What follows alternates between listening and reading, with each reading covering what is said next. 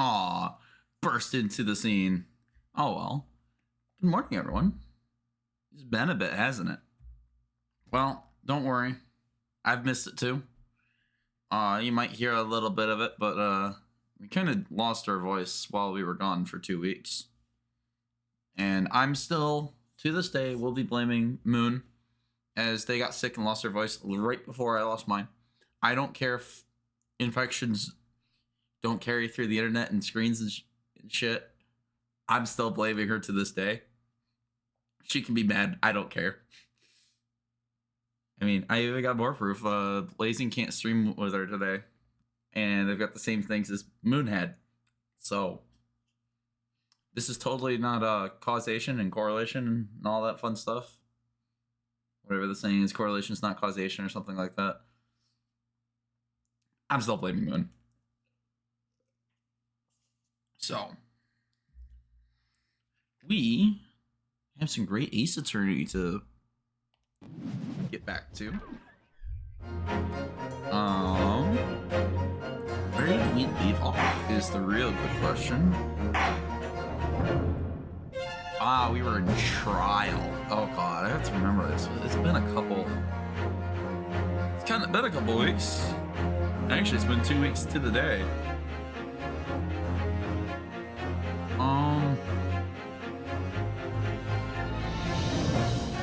Yeah, it has. I need to make one little edit to my macros for stream real quick. Then we're gonna hop into full stream. And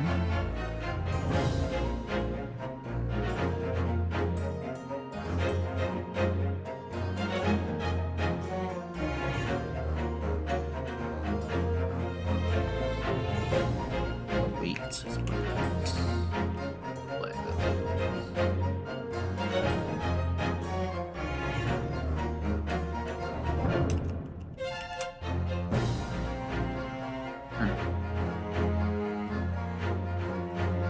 Alright, let's hop into this, shall we?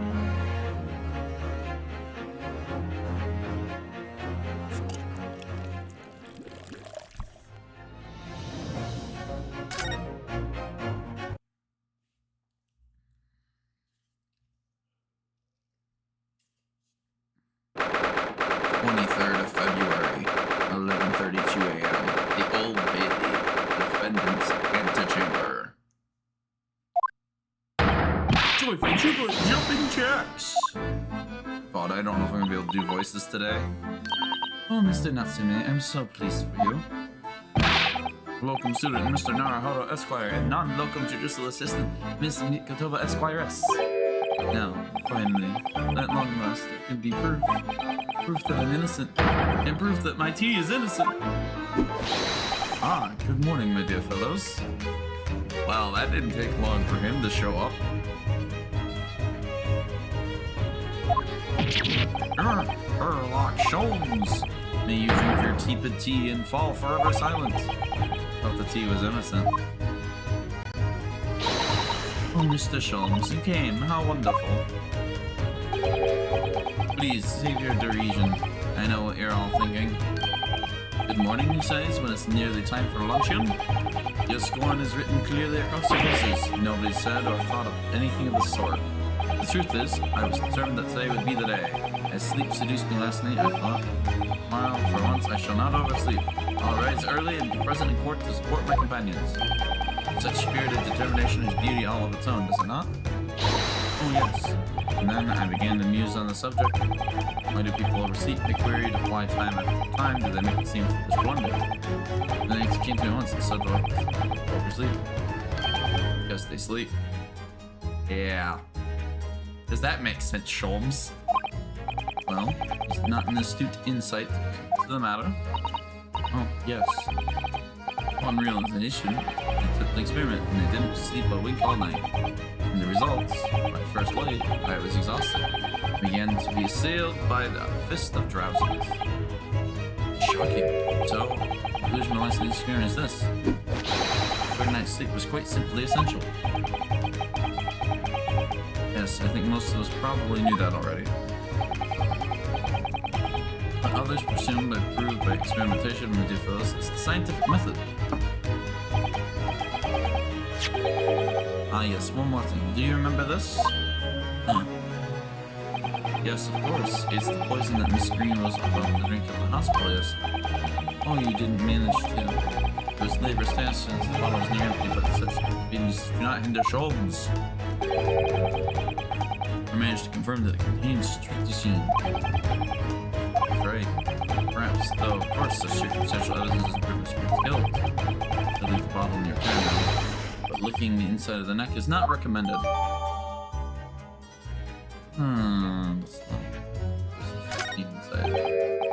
Ah, could I have a word? Gregson? How good of you to come. Forget it. Excuse me. Wait a minute, Inspector. I don't wish to make a nuisance of myself. The look on your face, I say it's someone else who is making a nuisance of himself. My dear Inspector, please speak freely. Pretend I'm not here. Believe me, if I could do that, life would be a whole lot simpler. Do you have the results, Inspector, from the investigation of Mr. Shamspeare's room? Not yet. Shouldn't be long now, though. No, I'm here about something else. The dead convict, actually. You mean the man from the newspaper article we discovered in Mr. Shamspeare's room? A man by the name of, yes, Selden. I went through the archives at the yard and dug up the fellow's file. There's something here that, well, caught my eye. Caught your eye? What, Inspector? What? I copied out the route in parts for you so you can read it yourself. Yeah, well, offender's file's been added to the record. Newspaper article of dying illness in prison. Yes, I can. 18 counts of burglary, 6 counts of suspected murder. Died of natural causes while in prison. His almost only cellmate. The estimated 1,000 pounds worth of loot he stole remains unrecovered. Manchester Strange Waves Prisons announced the death of convicted murderer and burglar Selden.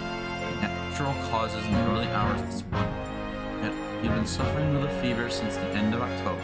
Alerted by the shouts of his fellow cellmate, medical staff arrived to find him already dead. Of course, capital punishment could be carried out. Not much to go off of there. That means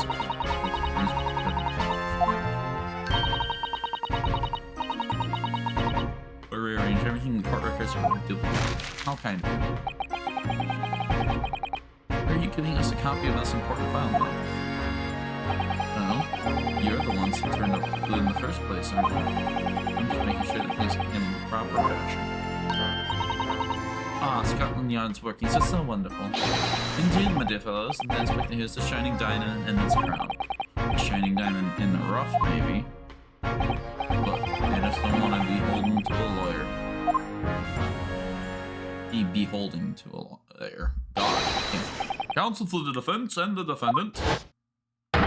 Court proceedings are about to resume. Make your way to the courtroom at once. Well, shall leave you then. You're listening with interest from the public gallery, not nodding off at all. Certainly not. Thank you, Mr. Sholmes. I'm rather tired of seeing Mr. Mustache and flood of tears, but best of luck. Welcome, student, Mr. Nara, Esquire. Yes, Mr. Natsume? It's time, isn't it? Yes, this is it. Miss Olive Green and Mr. William Shakespeare. It's going to be the final battle. I won't really have saved Sosuke's until I've exposed the whole truth of everything that's been going on. It's coming to a head now. Do it, Yunosuke. Have to.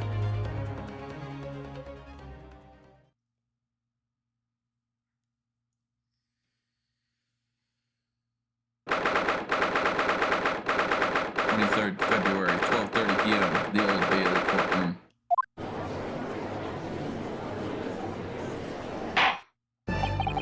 In the name of Her Majesty the Queen, I hereby declare this court to be in session again now. Why am I being yippied at?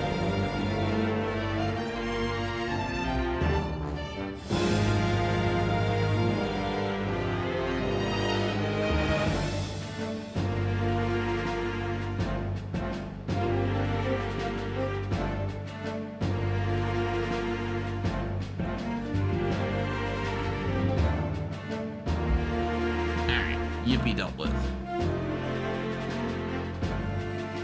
Your name, Majesty the Queen, hereby declare this court to be in session again.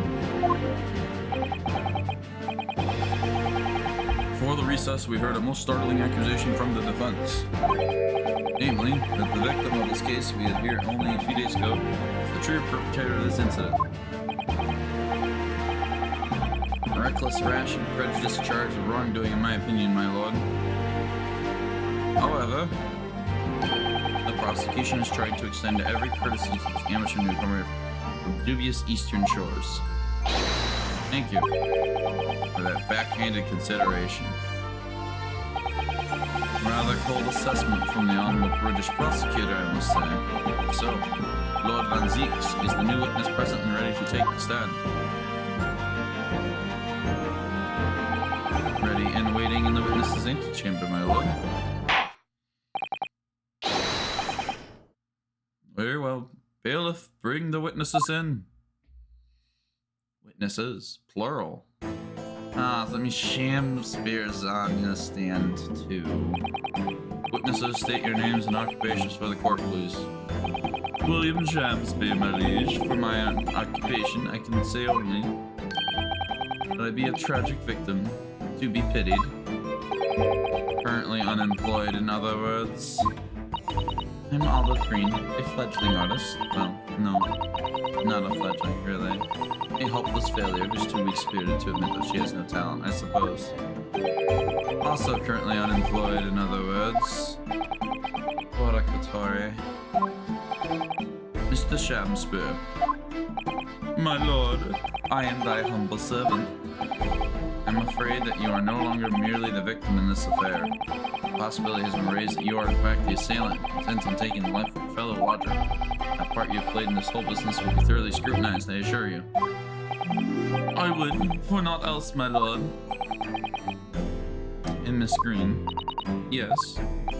You are aware of the reason why you've been summoned to this courtroom today, I presume? Yes, the officer did explain. He said I poisoned this ridiculous buffoon. And, do you accept the charge, Miss Green? I don't know anything about any poisoning. And I don't know anything about this man. That we know is a lie. Come, lady, die to live. Verily, I know not thy prickly pea-pigmented personage. God. I can't wait for this to be over with. I don't have to deal with Shakespeare ever again. Very well, let us proceed with the matter at hand. That being, to ascertain whether or not Miss Green has any involvement in this affair. It's all very strange. Very strange indeed. Why would you suspect me? We're definitely hearing these two voices as I see fit, because everything's up and down. I barely ever go into the East End anyway. It so happens that I passed by the neighborhood 6 days ago, that's all. And on the night this man was poisoned, I was still in the hospital fighting for my life. Yes, having been unfortunately caught up in the incident on the street outside of the Garrett household. An incident that rendered you unconscious for some 3 days. Struck in the middle of my back by a knife through no fault of my own. Now I'm under suspicion. What other irrelevant things might I be suspected of? It's all very disturbing. Your energies may be better spent worrying about random knife attacks, I feel, Miss Green. At this point in time, all that appears to connect you to Mr. Shamesbury's lodging is the Briar Road incident 6 days ago. That's why. We would like you to testify formally now about exactly what happened. Oh no. The incident 6 days ago? You mean you want me to relive that awful accident? Fortunately, yes. Please tell the court what happened that day. And of course, we will be interested to hear from you and about your movements that day too, Mr. Shakespeare. But what happened 6 days ago has nothing to do with me being poisoned. Let us proceed then. The witnesses will present their formal testimonies to the court on the subject of the incident that took place on Briar Road the evening of the 17th of February. Oh boy. Oh nope, I can't intonate that high. Damn it. No Mickey Mouse for you guys. It was 6 days ago, about 5 p.m. I was walking along the snow when I suddenly was stabbed in the back. Coincidentally, I happened to be just outside the house where the men in this case have their lodgings. I was at the tavern on the eve of which thou speakest, where I had bespoke my supper. It was the first time I had been in the area. I had a little matter to attend to, that's all. Anyway, I was admitted straight to the hospital, so I knew nothing about all of this business. Yes, a second incident inside a week was aptly described as the haunted lodgings. One can only presume that this is a most unfortunate coincidence. Meanwhile, you say you were not in your room, Mr. Shakespeare? It was the following morning when I did awaken that I learned of the dire events. Mary, what a commotion the officers of law make on the floor above mine. Some was arrested on suspicion of attempted murder. As suspected, there is nothing to accuse the witnesses. But happenstance. Wow, that was a big yawn. It's true. It does seem as though they are unrelated at first glance. I'm not so sure. Something lurking in the shadows here. I feel certain. This is my one and only chance to expose it. Counsel, you may now cross-examine the two witnesses if you wish. Yes, my lord. Stormtrooper.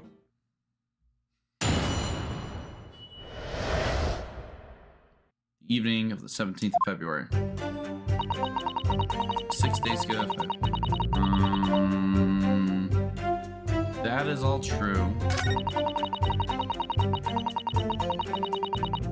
Hold it! Yeah. Me. Art school you attend. What's it called? Yes, it's the Thorndike Academy of Fine Arts. Our name is Mr. Sholmes, that's just in the vicinity of Brixton Road. Some sense stops away from the scene of the underground. I believe you mentioned before that you also live on Brixton Road, is that right? So why then would you have been walking along Briar Road in the middle of the East End? Because, oh yes, of course. Make a nice picture. Witness is a student of art. City-dwelling artists can't all paint grand urban vistas. That's right. The crumbling look of that part of town. Perhaps quaint would have been a less grating term. Yeah, she's definitely hiding something. Yeah. She's not going to be forthcoming with the truth. She's trying to hide why she was there that evening. And there's a reason for not wanting us to know. That's the key to this. You, Mr. Shakespeare, on the evening of the incident 6 days ago. Tell before it works, yeah. It would be my pleasure, sire. Tavern on the evening. Hold it! Tavern, you say? Which one? Was the Slug and Salad where it tarry? 'Tis a jewel in the East End. And a little unexpected, I feel. What do you mean, Lord Van Zeeks? Slug and Salad offers unusually fine dining for the local. Not an establishment you expect to be patronized by a man with not even a crumb of bread in his room. True. Menuless premium crusted bread and glasses of water in different levels of cloudiness. I would have expected grubbery in the local vicinity to be more appropriate for your meals. Watery soup and mushy peas, or rather, soupy water and pearl pea-like mush. All equally appetizing. I just wanted some water in a different pub for once. What's wrong with that? How different can water really be? Or perhaps there's a more plausible explanation.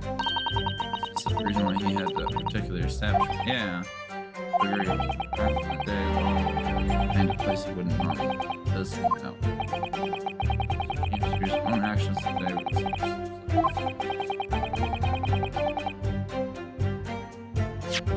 We have the other half of the water.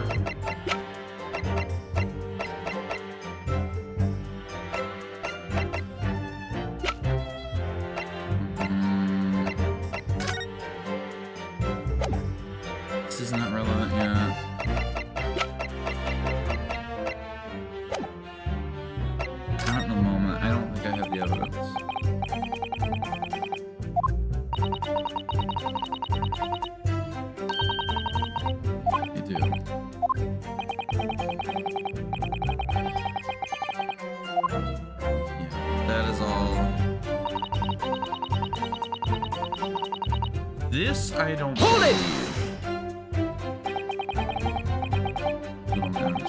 Elaborate. Nothing really, it's not worth mentioning. Remember you mentioned it to us yesterday at the hospital. Related to the card that you were holding?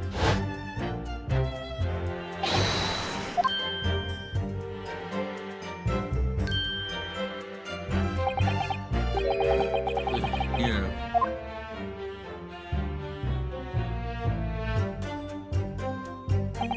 From memory, I believe the card contained a note that read, and information regarding the death of Duncan Ross. What does that matter? It says nothing. What?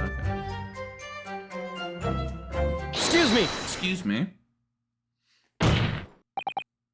Mr. Shamspeare, do you have something to share with the court? To be or not to be, that is the question.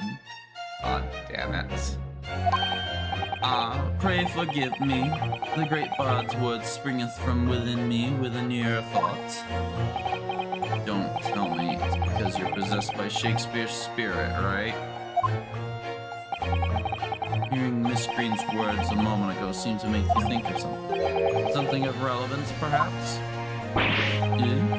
Well, nay, sire, 'twas nothing at all.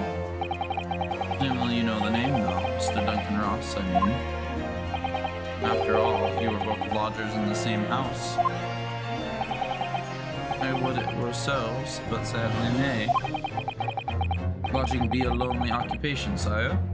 My lodging fellows be rarely known to me. You haven't heard of him, even though he passed away in the room just one floor above yours? Miss Green. Me, my lord? Have I done something wrong? The card that was mentioned before containing the note, do you have it upon your person? I do, yes. I don't need it anymore. In fact, I should throw it away, really. Before you dispose of it, the court will take it as evidence, please. There's the other half.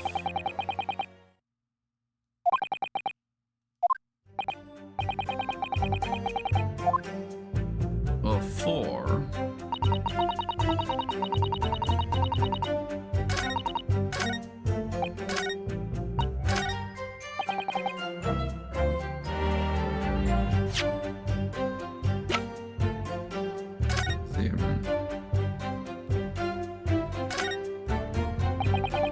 Has been ripped open rather curiously, hasn't it? Yeah. The envelope was torn. It needs to be shaped somewhere else. Oh, you don't mean this piece of evidence. Exactly. That's it. Trying to match them up. Yep. It's a clean match.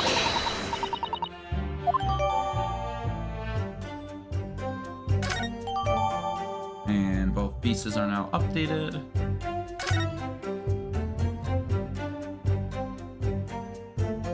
I just wanted to visit the note, but I guess that's not relevant here. Hold it! Press here again.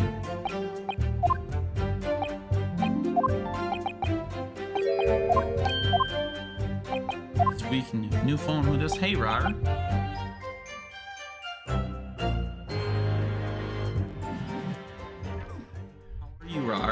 We're just playing some Ace Attorney today. Still don't have really much of a voice. This is the wrong pick and pick screen too. And like always, we break it. There we go. We're back.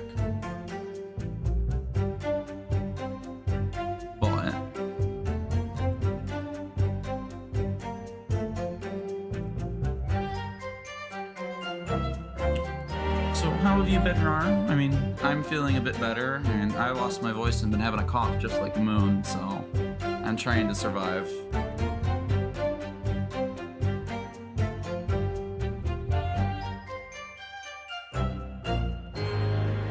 Oh, the slug and salad is very look at all this. I believe this is the one. Here, this is the one where we can push further with evidence, right?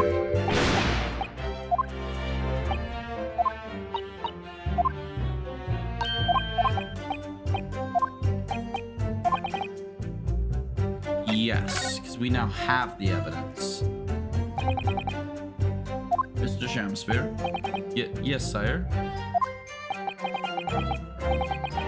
On the day in question, is it not the case when you visit the Slug and Salad place you want to patronize? For a very particular reason? I don't know what you're talking about. Praise if has some speakest. Very well. I'll present the court with evidence. Evidence that explains why you made the salad that day, namely...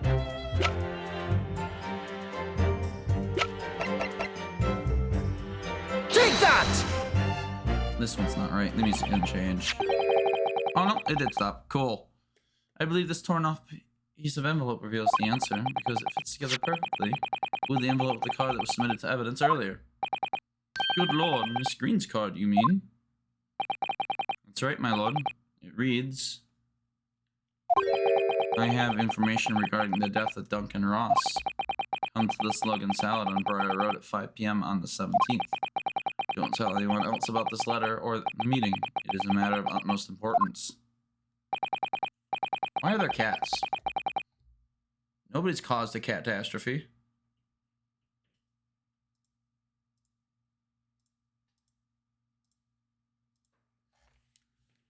Oh, the cats shall go.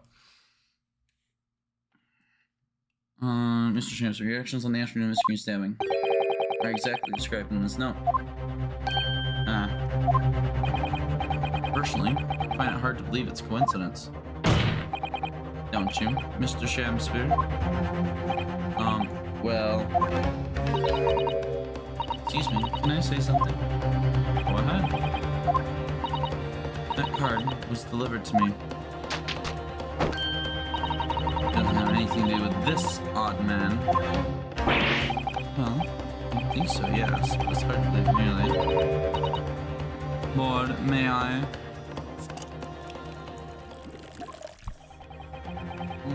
May you what, Miss Green? I'd like to make something very clear about that card. Very well. You may amend your testimony to include details about the particular note. We're getting somewhere, finally. This note's delivered to me at my address. It's nothing odd man. I meant to press that, not continue.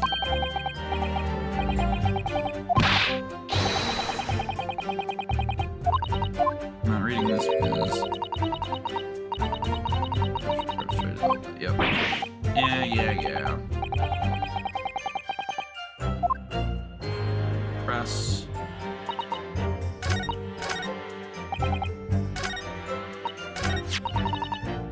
Hold it! Press. You said you received it the day before the incident, didn't you? Yes, that's right. There needs to be no indication of the sender's name or address on the envelope. It was in my letterbox, and that's all I know. I'm afraid I have no idea who sent it. Information regarding the death of Duncan Ross. Who is this Duncan Ross, please? A friend of mine. He attended the same art school as I do. He passed away in a tragic accident a month ago now. I wasn't sure what to make of that note, but to be honest, in the end I decided to go. You found out what the information was? Of course I didn't. You're not thinking straight. Whilst on her way there, she was stabbed in the back. As my learned friend hopefully remembers. Ah, yes, of course. I made it.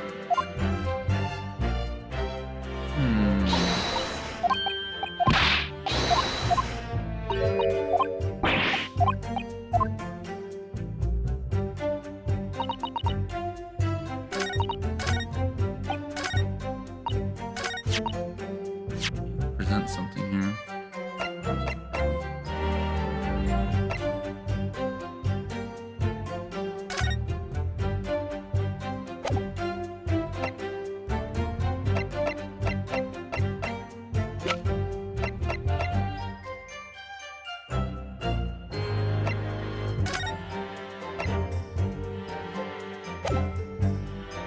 Maybe something here. I feel like we could present the torn off envelope here because he has. Objection! Yeah, because he has the other half of it. Exactly 1 week ago now. This note was delivered to you at your address. Upon carrying out the instructions in the note, you found yourself in the hospital. Yes, I did. It's terrible, everything that's happened to me. Yes, it is terrible. If it's all true, that is. Ruh-roh. Suspicion. Drama. What do you mean? Screen. Have a look at this, please. It's the torn off end of an envelope. Oh, is it? It so happens that it fits together perfectly with the envelope that you received. Where did you find that? In Mr. Shamspeare's room. In my room? Yes. Mr. Shamspeare, do you perhaps remember this note from somewhere? Well... Your actions that afternoon follows the instructions in the note to the letter. To the Slug and Salad on Pryor Road at 5 p.m. on the 17th. And so that's exactly where you went. Ruh-roh. Let me ask you again, Mr. Shamspeare. You already knew about this note, didn't you? And you, Miss Green. What did I do? This torn off envelope proves the note was originally in Mr. Shamspeare's room. How does it come to be in your possession? I don't have the first idea. I'm just a fledgling artist after all. There's only one explanation. You broke into Mr. Shamspeare's room and stole it. You did what? Sorry? Thou hast what? You broke, thou were in my room? What on earth? What do you want with me? It would seem that both witnesses need to testify again. You're running out of gas, Mr. Shamspeare. Miss Green. Yes. Also, you have the court's sympathy, I'm sure, for the suffering endured in recent events. Anyone found to be giving false testimony in a court of law will be duly punished. Please bear that in mind. Yes, I know. Very well then, witnesses. Give formal testimony again now. On the subject of this curious anomaly regarding the note Miss Green claims to have received. Oh boy.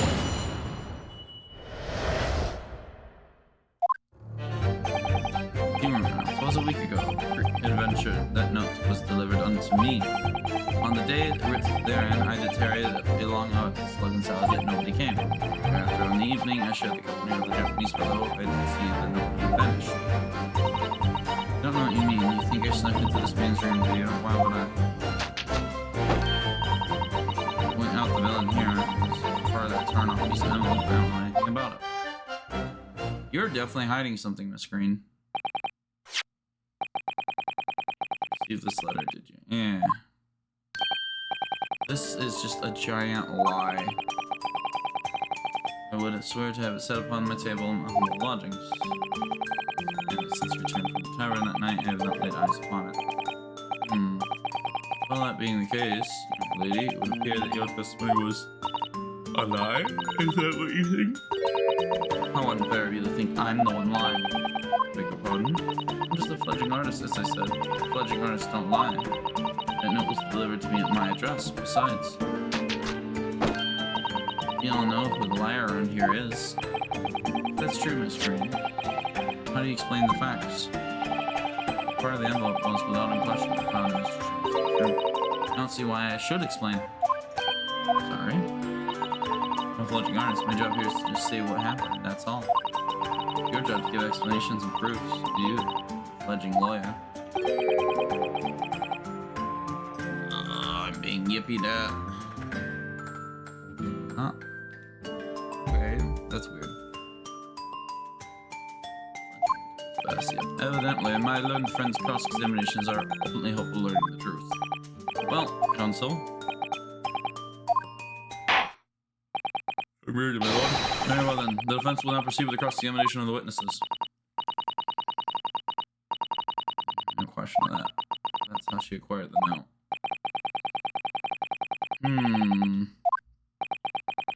Not a pretty one. Where is this going then? For once, I'm behind. I don't know where this is going. Hold it! Check any light on the content to note at all? Nay, sire. It's the strangest to a foreign tongue. Even knowledge of literature has created his mind with very Mr. Duncan Ross had lodgings at the same household. In fact, he was your neighbor. I'm sure that you knew him, didn't you? Black. Choices betwixt, they knew him and they knew him not. And as for foreboding, they of course declare we were some small measured acquaintance. But your claims that you followed the notes instructions of this zealot. Presumably, there's nothing new in your knowledge of literature. Mary, not better me, sire, save for the lure of curiosity. So it's true, I compelled by my own eager heart to take myself to the tavern. Yet in the end, my curiosity was not satiated.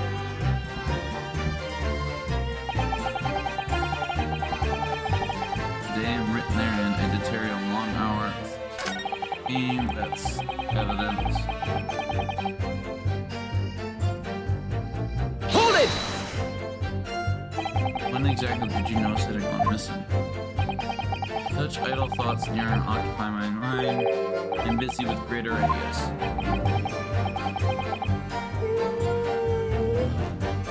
Why am I so tired? Not plenty of sleep. In other words, you didn't notice. Several days passed between your outing at the tavern. It would appear that the note disappeared sometime in that interval. Such idle thoughts near occupy my mind. I'm busy with greater ideas. Yet during that time, the screen was comatose in the hospital. She could not, really, she could not understand. Yes, of course. Well, some sort of misunderstanding, isn't it? Isn't it, Mr. Prosecutor, sir? You have so far failed to give a satisfactory explanation of how you came by the note. I am not here to advocate for your defense, madam. I will tell our inconsistencies in your story. Do well to remember that. Oh, dearie me. What Van Zeke's getting at?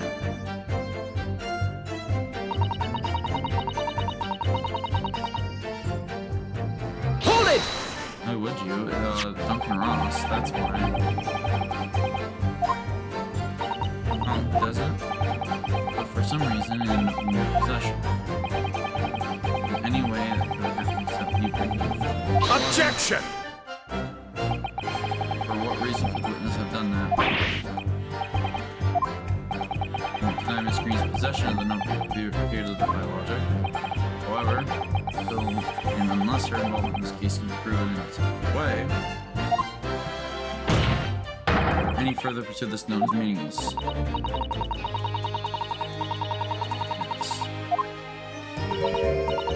no obvious reason.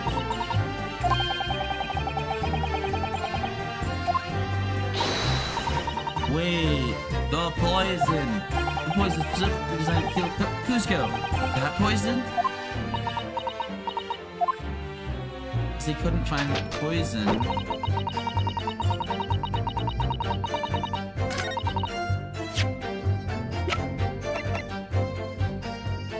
Because the poison was never found in his room. Objection! In the hospital, we saw you with this bottle. Although the contents spilt during the course of our meeting, a small quantity remained. According to the defense's independent analysis, Mr. Schultz's chemistry said, the liquid was still in the bottle was identified as strychnine. Whatever. The poison that's used in this case. Very same poison afflicted Mr. Shamspeare. The screen broke into this man's lodgings for one reason and one reason alone. Cover the end of the pipe that feeds the gas lamp in Mr. Shamspeare's room with poison. In B, you broke into my room too. It may seem incredible to the court. Yeah, exactly. But From the remaining clues, there's only one logical conclusion that we can reach. The person who attempted to take Mr. Shamspeare's life with poison was you, Miss Olive Green. Oh dear, oh dear, oh dear me.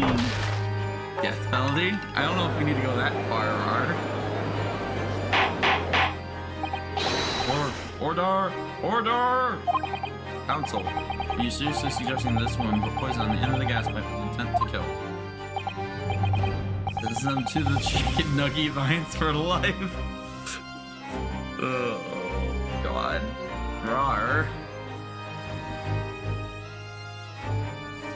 You're gonna make mine chicken nuggets from a mine.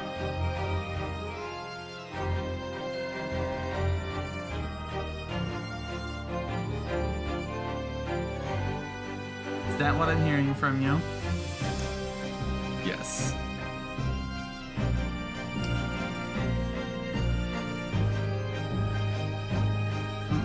Where's Moon's Discord server? Images.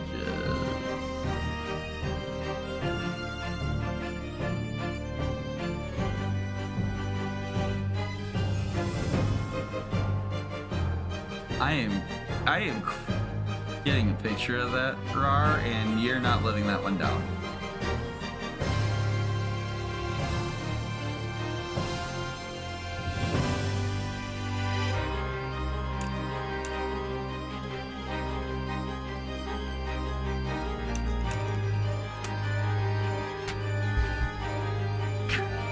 There you go. Yes, my lord, there's no other way to explain the facts. Miss Green did indeed set this odious trap 6 days ago, and the victim had put his mouth on the pipe the very evening as expected.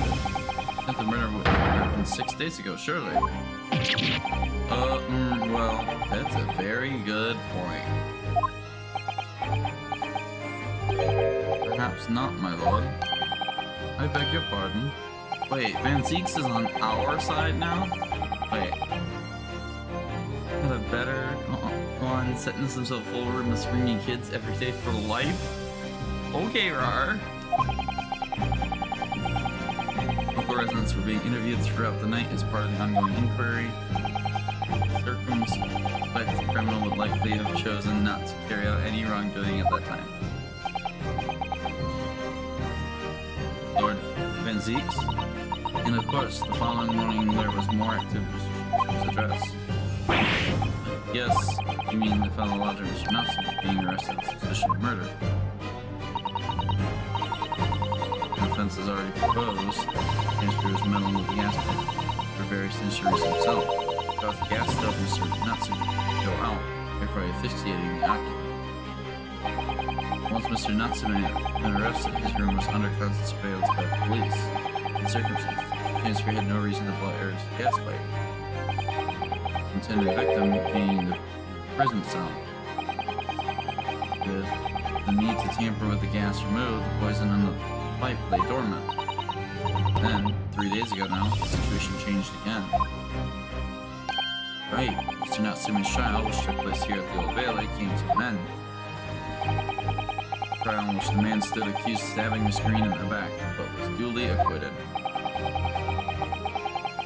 Resulted in Mr. Natsume returning to his lodging for the first time in 2 days.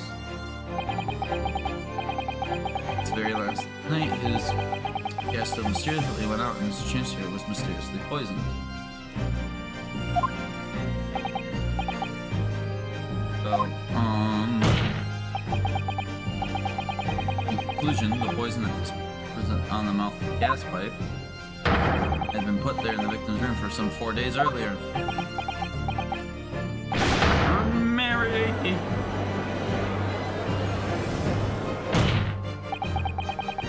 The new understanding becomes clear that this letter was all part of the plan. What plan?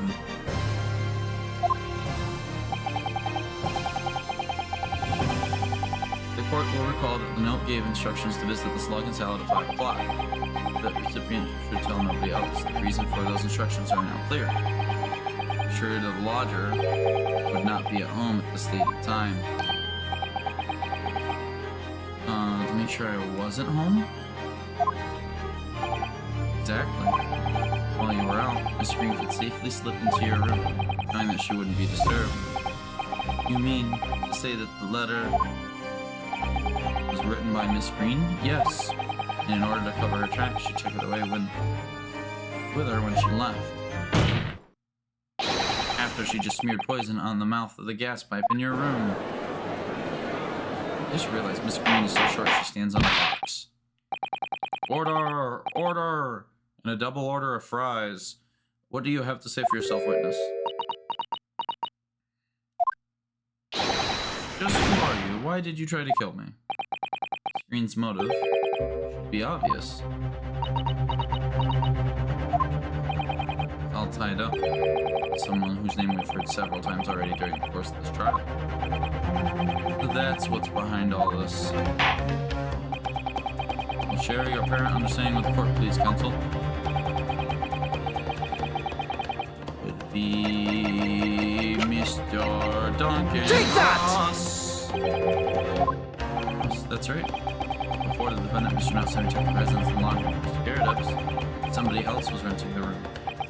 Mr. Duncan Ross. I knew I heard the name somewhere else. It was all over the papers a month ago.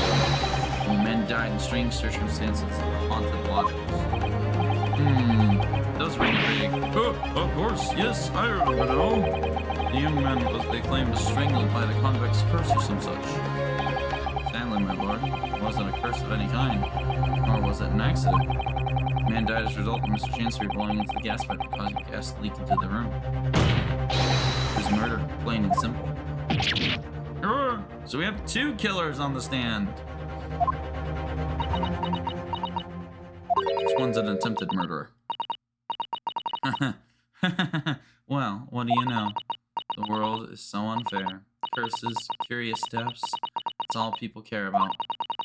It's an interesting story. They want to know. It doesn't cross their minds that real people are involved. And once they're bored, just 1 month later, once the story's lost its appeal, everyone's forgotten him. You mean you. Duncan was... Mr. Ross was Miss Green's fiancé. Fiancé? You may have not known until now who Miss Green really is, Mr. Shamspeare. She's known exactly who you are all along, because you're her sworn enemy, the murderer who took the life of the man she was to marry. Mary? Miss Green, is that not the case? That in order to exact revenge on Mr. Shamspeare, you smeared poison over the end of the gas pipe? She doesn't want to answer. This is all quite extraordinary. And correct to my understanding, and you now accuse both parties, counsel? Each on different counts of murder? Yes, my lord. That's correct. Objection! How did I know? Feeling so deeply, fears that my fledgling learned friend, taking in a lungful of dubious gas that's causing his judgment to be clouded. What? Why would Mr. Shamspeare want to kill these lodgers, as you say? You have completely failed to provide a motive to substantiate your accusation against the man. Yes, that's right, Mr. Reaper, my liege. I have been slighted. Just lies, all lies, I deny every utterance. And you'll have to forgive me, Mr. Naruhodo, sir. I don't intend to admit to anything either. Miss Green, I'm sure that you'll think I'm being very rude, but I'm not going to be sent to the gallows for the like of this scoundrel. I guess, yeah. This is, back when capital punishment was used for murder. Objection! Regularly. You broke the man's room. You didn't do this for poison, then what was your reason? Thought I'd have a look around, that's all. Sorry. You're right. I suspected him. I thought perhaps I might find some evidence or something in his room. Evidence that it was him who took Duncan's life. Oh vileness, oh villainy, oh tyranny, oh rotundity of woman. But in any case, when I leave my room, I do turn the key in the lock. This whole place is falling apart. The locks on the doors are no different. I can show me what's how to unlock the door. With some Turks and a piece of wire. Oh awfulness, oh artfulness, oh tyranny, oh profanity of woman. You will consider your trespassing on some future occasion. For now, tell the court what you found, what evidence your search revealed. No, I spotted the note I sent him lying on the floor. When I went to pick it up, I noticed something. One of the floorboards was loose, and underneath it, I discovered a secret hiding place. Yes, we also discovered that hiding place. Instead, we found a newspaper cutting, photograph, and empty tin box. Ah, yes. Well, the thing is, when I found it, the box wasn't empty. What? There's something in it? Yes. This rather nice key. What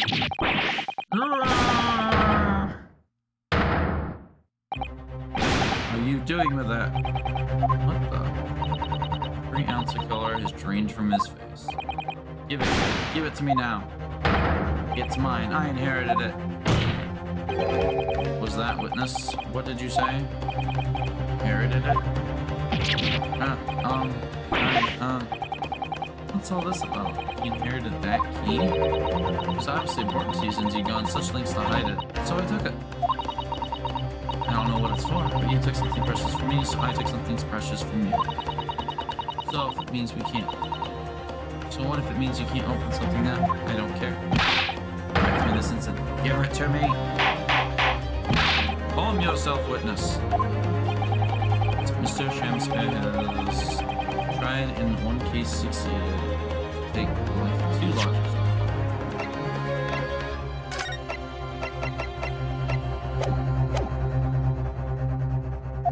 Yes, his motive for doing so is the key to everything that's happened.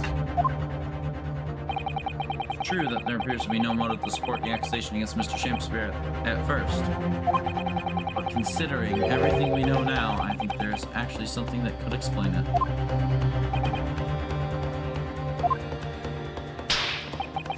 We need to recall every piece of evidence at our disposal. Everything we've seen and heard. I'm sure I just caught a glimpse of the link that runs through all these events. In that case, counsel, I must demand that you present evidence to the court in support of your claim. What is it that you say to explain the motivation for Mr. Shamspear's alleged crimes? It's this, right?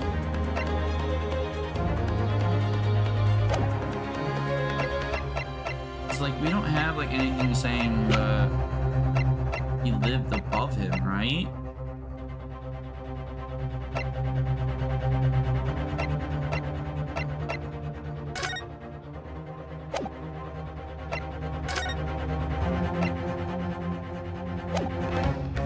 It has to be. There's no other new evidence.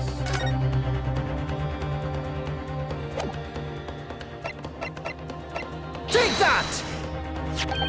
That's an official police report, is it not? Selden file. How did you get all of that? It says Selden. Now, the sadly deceased Mr. Ross and the defendant Natsume have only one link with him. The fact that they had lodgings in the same room. Yes, we know this, certainly. The room that was formerly occupied by Selden. Until, that is, he was arrested by Scotland Yard for his involvement in multiple burglaries. I see. And it so happens that the convict Selden left behind one very substantial mystery when he died. Some 1,000 pounds worth of loot that he stole, which as yet remains to be found. Yes, of course, it's coming back to me now. It is file here. 1,000 pounds lost in route to hell. That was how the papers summed it up. It seems that one particular fellow inmate was with the convict in his final moments. It's hard to imagine Selden trusting an inmate with the most closely guarded secret, the location of the stolen loot, and perhaps a key to unlock whatever container the valuables were in.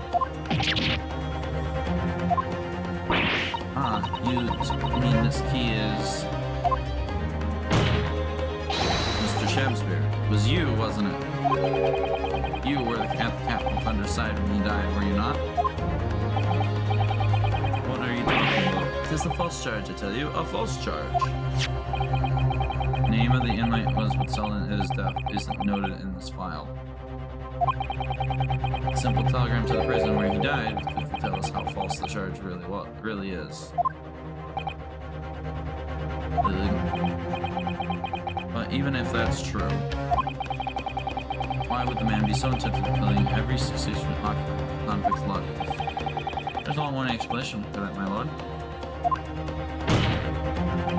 It was in that very room that Selden hid his loot.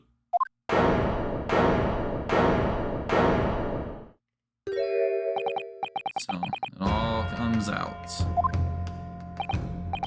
And I have established that all of Mr. Chancery's interests start to make perfect sense.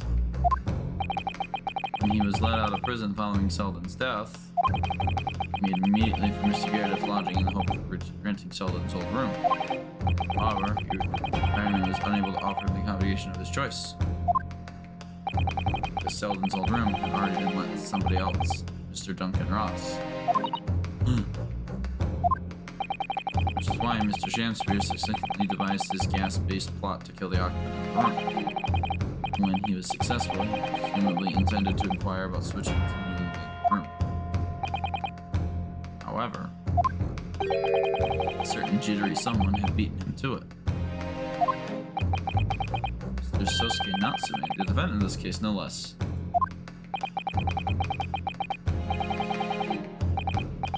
You decided to use the play against gas engines. Yeah.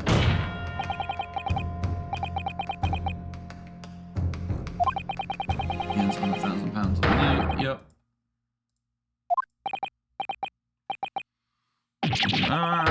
Yep. We figured out his motives.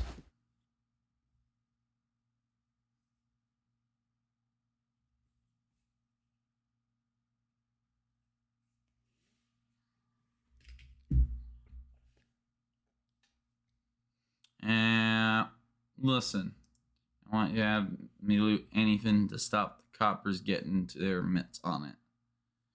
Oh boy, it's hidden in the room where I was lodging when they got me. Here's the key to it. Always stay one step ahead, mate. See you in hell, I guess. Yep.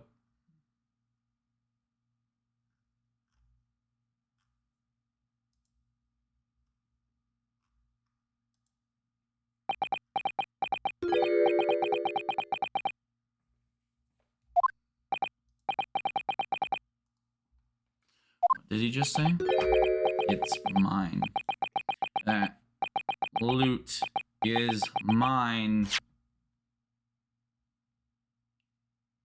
Yeah.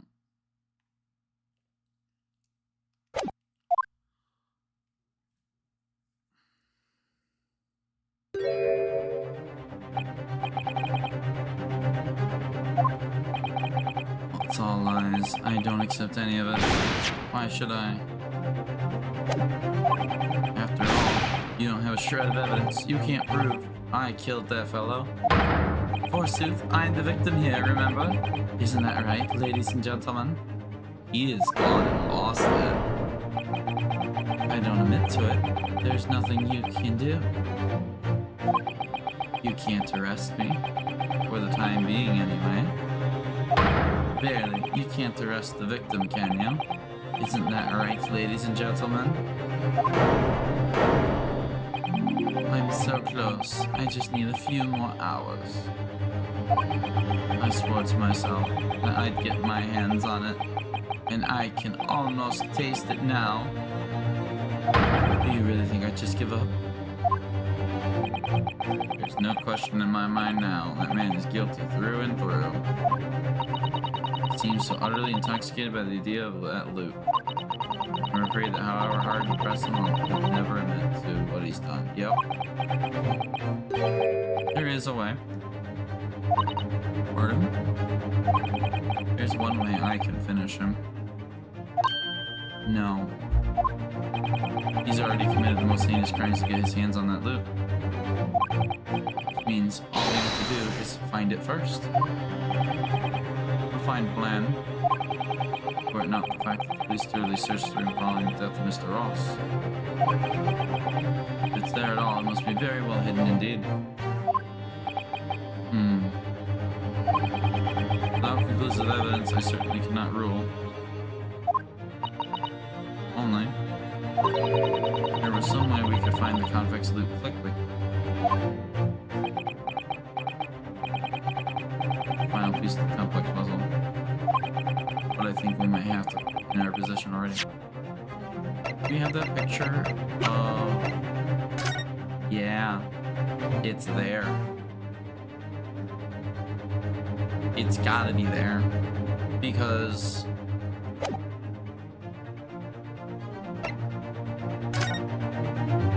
there's nothing else that really proves anything. Or rather, I think we may have lost something to help us find where it's hidden.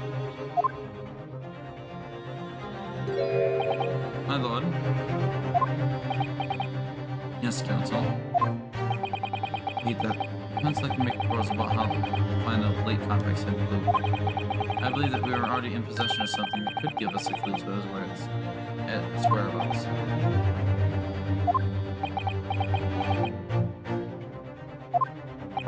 It's our last chance, so it has to be worth a gamble. Besides, we've used the same technique once already, and it definitely paid off then. Very well then. Counsel, let the court hear your idea. What do you propose we can use in order to locate the hiding place at the deceased convict's home?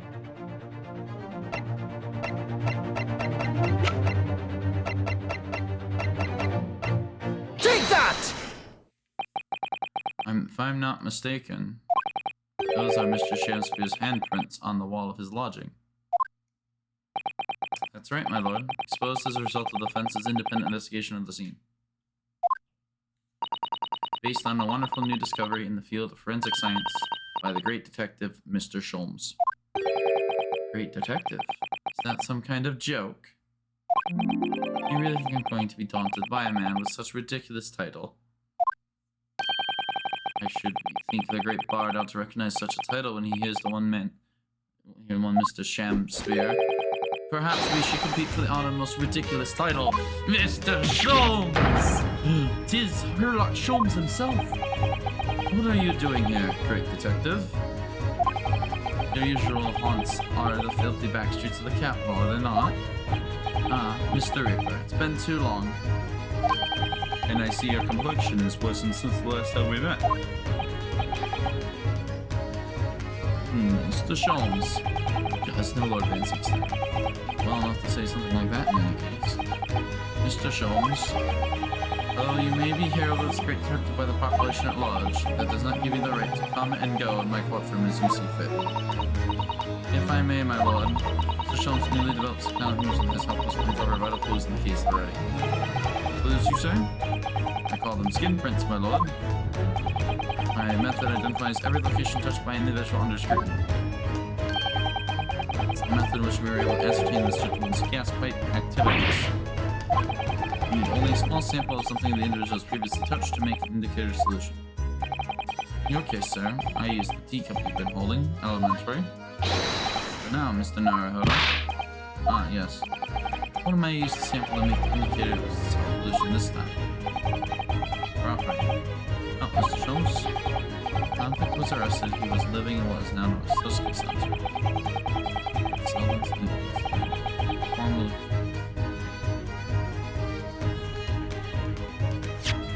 Evidence or a person? I don't think we have an evidence.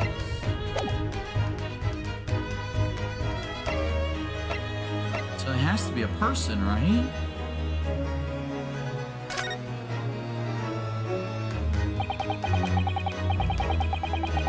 Need something to sell in order to make computer plans. Clue. And something that has to be in the possession of somebody at the civil court record. On my word, Mr. Naruhodo, your powers of reasoning appeared upon the... Which particular person do you have in mind? From whom wish we can take possession of the convict's Selden. Oh wait, Miss Green. It's his key. Take that! Miss Green. Me? What do you want with me? The key around your neck, if you please. Sorry? That key belonged to Selden. There will be remnants of secretions from the man's skin on the surface that we can use. Very true. That is the sample we need. Using it can't create an indicator for the solution required for Mr. Sholm's skin print seeker. And find out exactly what Selden touched in the room when he used to brand.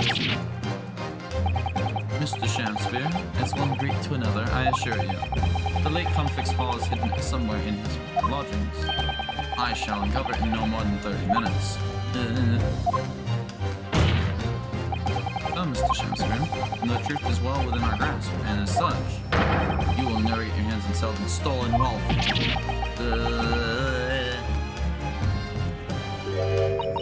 In that case, I'll gladly let Mr. Sholmes have this key. No, give the key to me, the detective. Let's have it. It's over, Mr. Shamspeare. No. You're out of options now. There's only one thing left for you to do. Admit your guilt. Whoa. Oh, shameful spear, despair, be thy name. Why is there confetti?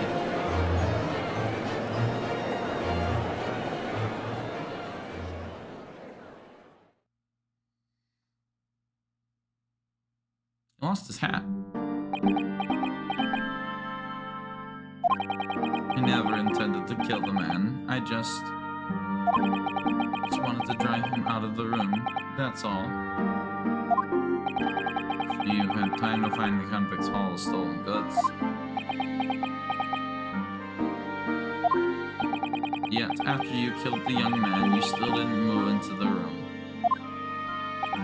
I asked the landlord, of course. I pleaded with him, but he refused. Why? I was 3 months behind with the rent, for one thing. I really had a lot to put up with. And he had the gas repair work done immediately afterwards, putting the room out of action for a while. And then, this Japanese man swooped in at just the right moment to sign the new lease. Mr. Natsume, what unfortunate timing. Then, 5 days ago, after the incident on Briar Road when the Japanese fellow got himself arrested, I thought I'd finally have my chance, but it wasn't to be. No, the scene was sealed off and guarded by the police night and day. If I remember rightly, Mr. Sholmes spent most of the day in there reading books. Didn't even enter the room, let alone search for the loot. That's why, on the day Mr. Natsume was acquitted and returned to his room, he once again tried just to keep blowing air into the gas pipe that feeds the stove in his room. Unbeknownst to you, however, that action would lead you into a deadly trap.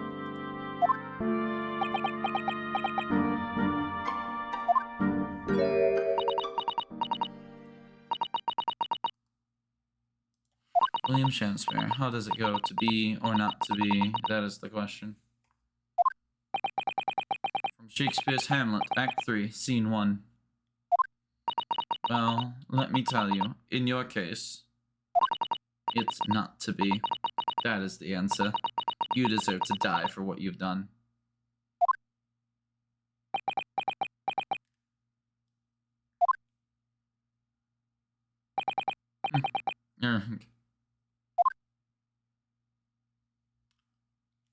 I still don't believe that Shamspears is his actual name.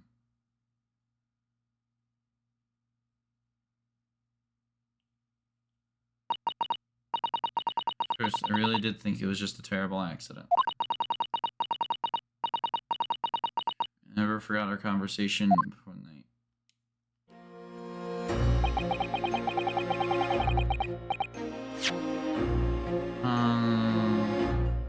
The night before Duncan died. Gas supply in my new lodgings are a complete disaster. All of gas supply. Yes, still always seems to go out in the middle of the night for some reason. No joke. They say it's the convict's curse. Oh, Duncan, please don't stay there. I don't care how cheap it is. Alright then, if that's important to you. I'll start looking for a new place. There are spare rooms at my house. Why don't you leave that horrible room tonight? No, I better not. We said that we'd wait until we graduate before we told our parents, remember? That was the last time we even spoke. Very night. I fell victim to the gas.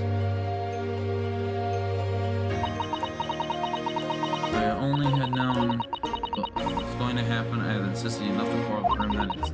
Instead, all I've been left with is bitter regret. I stopped going to school. Something kept driving me back to the house on Briar Road.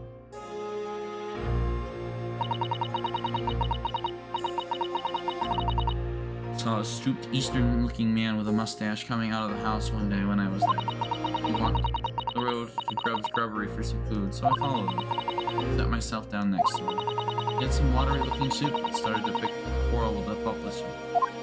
This place is cursed, I tell you, cursed! The ghost of that convict who used to live there, trying to suffocate me! I wake up in the middle of the night, freezing to death because the stove had gone out. The roof is full of gas, and I can hardly breathe. Pipes have been checked. Problem there. It's like I'm the problem. That's what they're thinking. How could that be? Duncan was gone, and now this man almost suffered the same fate. Could it really be a curse? Then I remembered. A rumor had about how the gas companies go around investigating gas installations. Rumor?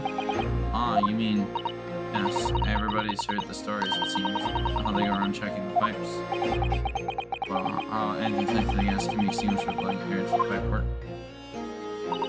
That's when it started. A little flicker of doubt in the back of my mind just wouldn't go away. Was it really an accident, though?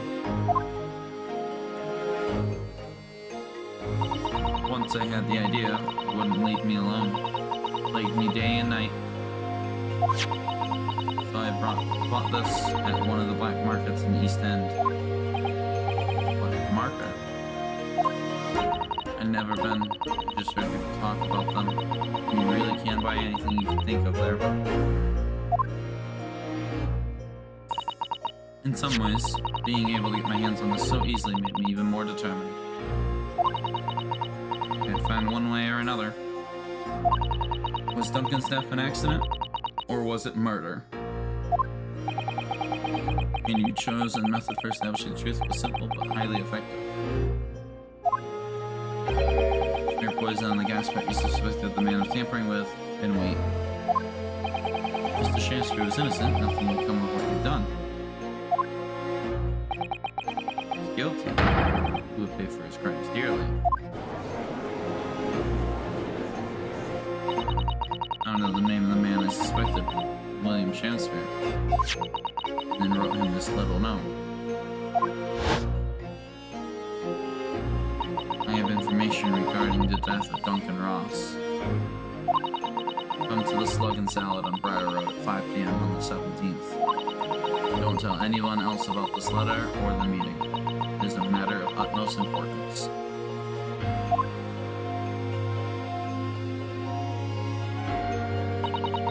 If he doesn't, I knew that would worry him enough to be sure to go, so I would see if it worked. Of course, Mr. Shakespeare followed the instructions to the letter.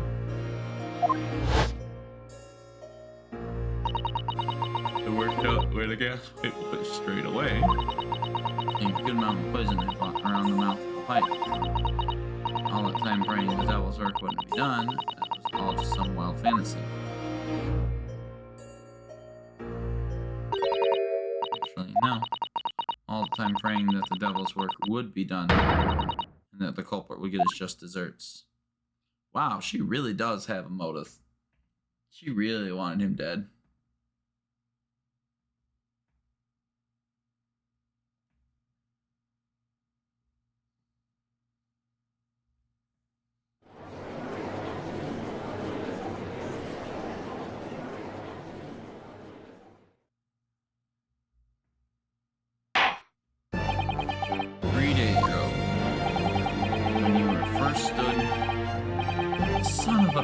I behind again? Because we just started today, Hawk. That's why you're behind again. We're at like the tail end of the second case. How have you been, man? I hope you enjoyed your time visiting me. I know I had a blast.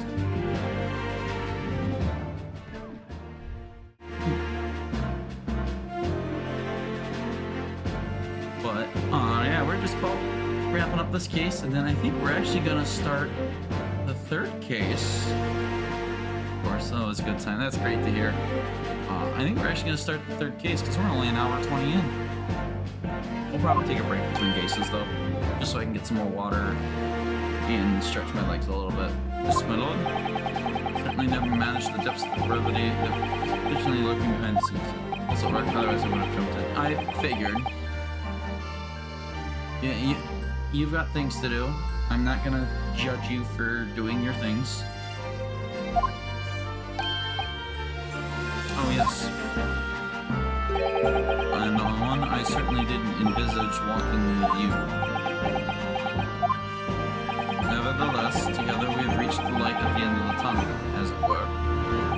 Miss Green? Yes, my lord? You will henceforth be stripped of your freedom as punishment for the attempted murder of Mr. William Shakespeare. Yes, no. And you, Mr. Shakespeare, you will be tried for the murder of Mr. Dr. Ross and Cold Boy, and the suspected attempted murder of Mr. Sosuke Natsume here present.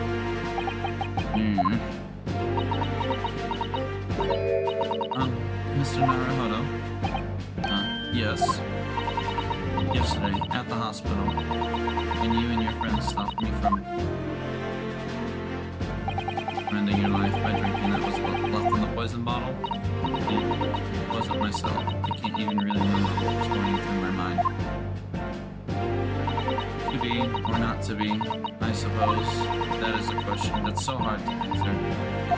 Can we stop quoting Shakespeare for like 5 minutes?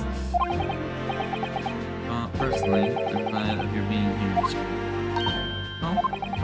I believe that it's a blessing Mr. Shakespeare didn't die when he ingested the poison. For your sake, at the very least.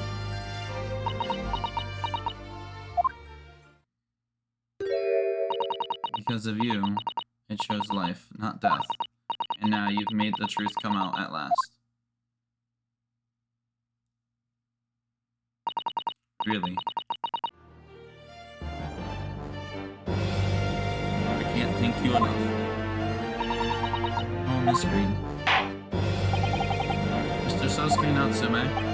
Yes, my lord? The court declares that you are exonerated from all blame in this matter. Accordingly, I would call upon the ladies and gentlemen of the jury to present the verdict as not guilty. They are in full agreement, my lord. In that case, I hereby declare the defendant not guilty.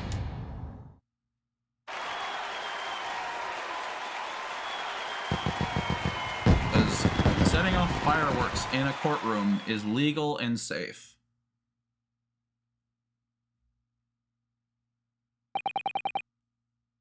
Court is adjourned. Case closed. Bring in the dancing lobsters. Thanks, Rar. 23rd February, 3:24 p.m. The Old Bailey, defendant's antechamber. Oh, yes. Yes, at last. Divine justice duly done. Divine justice? My dear fellow, if there were any divine justice in this world, you would shave that mustache. No! This has nothing to do with my mustache. Some say that a luxuriant mustache is a sign of physical prowess, Mr. Jones. Welcome, student Mr. Naruhodo Esquire. Once again, you've saved me from doom. I'm very happy to have been able to help Mr. Natsume. Congratulations on your acquittal. Your second in almost many days. I was first acquainted with and gained affection for English literature whilst in our great homeland empire. And then, by a twist of fate, I was brought to the land that bore the fruit of that literature. Only, The city of bricks and mortar became my prison. Try as I might, I never found my feet here. In the end, I confined myself to my room and lived life through friendly old books. It's such a difficult time, haven't you? But a week ago now. I dragged you out of that dark and dingy room of yours, did I not? You did. And I've seen more of life in this week than all of my years to date. And for the first time, I feel I've begun to see the true face of the English that's so far been hiding from me behind the wall of fog.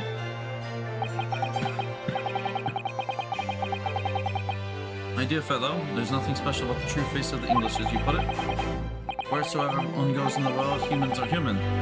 There are a few genuine differences. Yes, I think you're right. I finally started to see that, and I've come to understand something. I worked out why I was attracted to English literature in the first place. It made me see that whatever our nationality, we humans all have the same hopes and fears. We're all just doing the best to live. All said, I have come to feel the same way. Made a decision too. I'm going to cut short my study tour here and return to Japan. What? Just when we became friends here in England. What a terrible shame. Oh, I know. It does tug at my heartstrings. It really does. But I've decided that I'd like to take everything I've learned here in Britain and write something of my own. Novel of sorts, I suppose. Oh my, so you'll be creating your own literature of sorts, meh?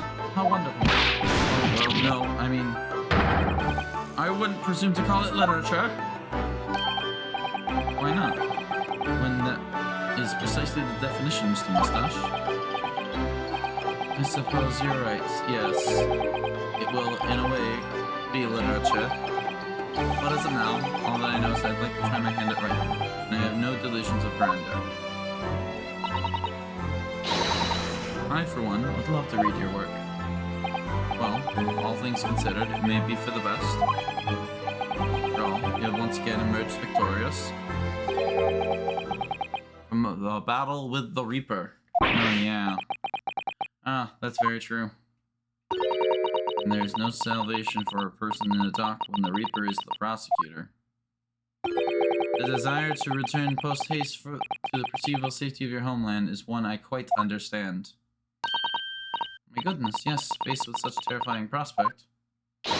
Nobody would consider that cowardly, I'm quite sure.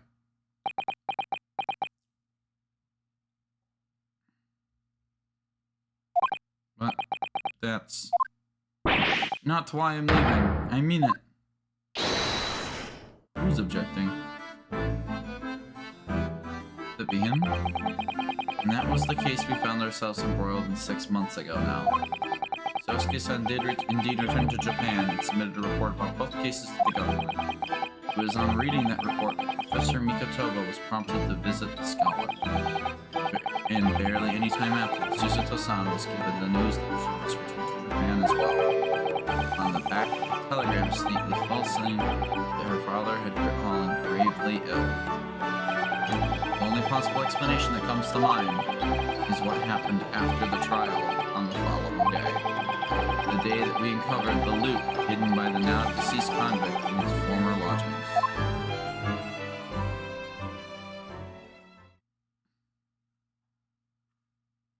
Oh, we actually get to see. 24th February, 10:13 a.m., Mr. Natsume's room. Well done, Mr. Jones. How simply marvelous of you. Cover the secret hiding place in just one day. Wasn't it supposed to take 30 minutes? As I believe I told you, my dear fellow, skin print can be useful in situations. Wouldn't you agree, Gregson?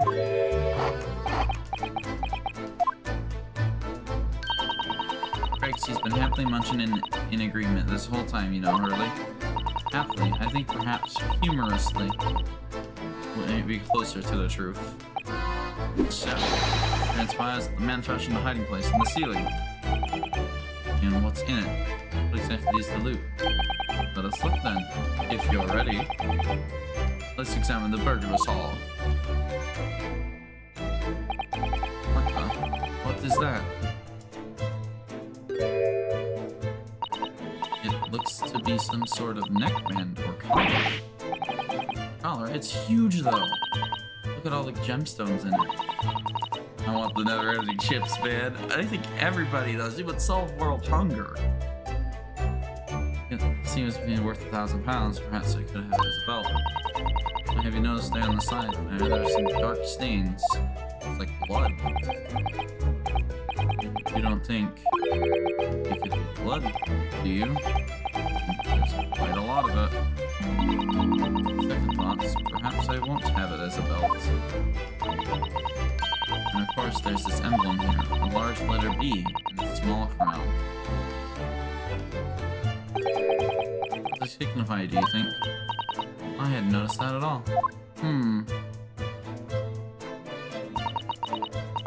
I feel I've seen that emblem somewhere before, you know? Put it at bed. That's enough of that, I think. What? What's the matter, Mr. Sholmes? All that color is drained from his face. Well, Inspector, I believe you ought to be taking this, oughtn't you? It would be valuable evidence, after all. It must be kept safely under lock and key. Yes. Get your grubby hands off that, you lot, and hand it over now. What is this collar or belt for? I've never seen a collar that large. All those jewels certainly look to be extremely valuable. It's not likely to sit out to most people, at least not once I noticed it. Those dark marks on the inside of the collar, those stains, could they really have been blood?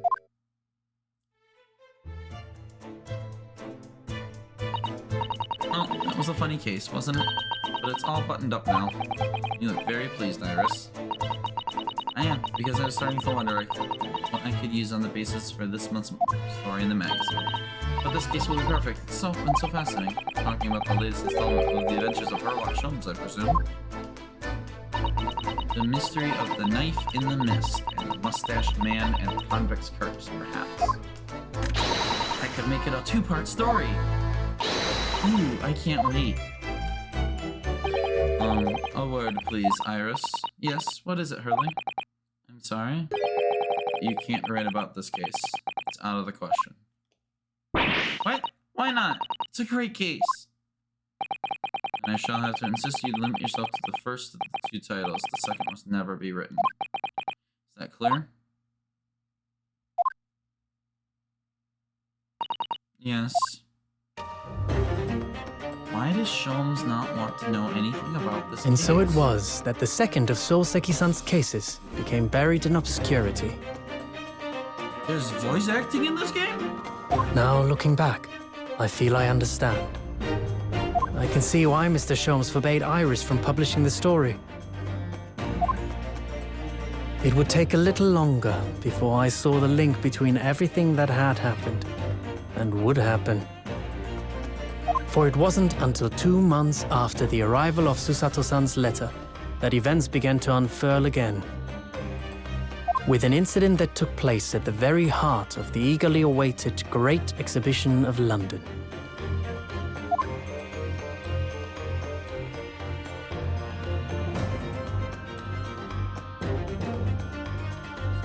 And, well, this just got interesting.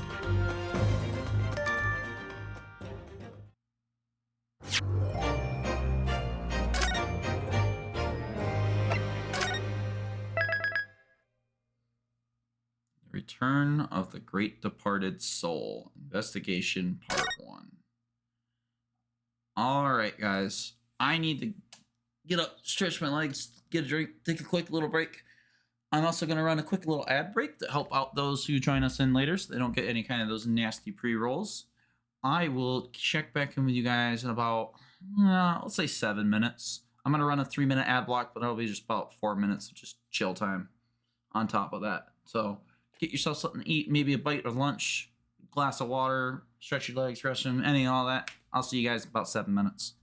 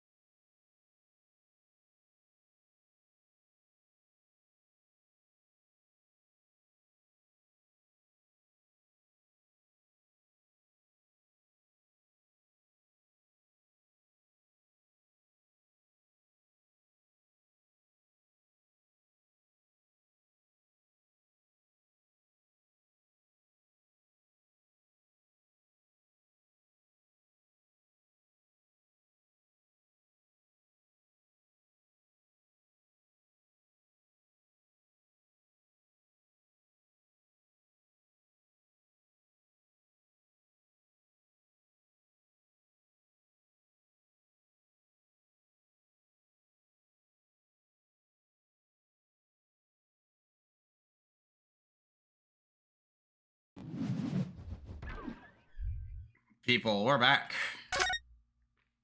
And we don't need to overwrite the save. I also don't know why the remove command's not working, but oh well, it's not the end of the world. So, we are going to continue to episode 3, The Return of the Great Departed Soul. This looks like the world, yeah, this looks like the World's Fair. Yeah, you've got, yeah, it really is the World's Fair. Let us go. Let us proceed.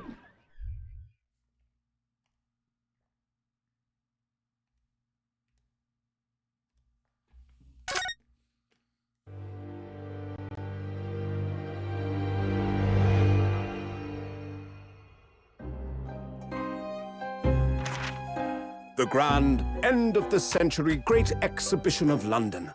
Surely there is not a soul who has failed to hear of it.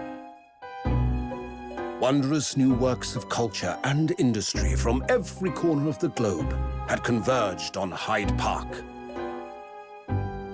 welcoming over 50 million visitors. The last great hurrah of this century. Astonished and delighted people of all nations, and ended on a note of resounding success. But as regards to the terrible catastrophe that occurred during the festivities, very few are aware my friend Mr. Herlock Sholmes had a hand in unraveling the matter. For from the shadows, it was he who earnestly unearthed the facts of the case. And like the centerpiece of the great exhibition, which rose high into the skies of Hyde Park, Sholmes's brilliant deductions, as clear and lofty as the crystal tower itself, brought the truth to light. Interesting. This just got very, very interesting. We're here at the showground of the Great Exhibition, which is absolutely packed with people. The weather is unusually fine, and we're about to witness a most extraordinary scientific experiment. Ladies and gentlemen, the 20th century will see steam engines and electrical power dominate the world. Horse-drawn carts will give way to the motor car. Ships will sprout wings and take to the skies. And today, we showcase even more advanced technology, a glimpse into the future.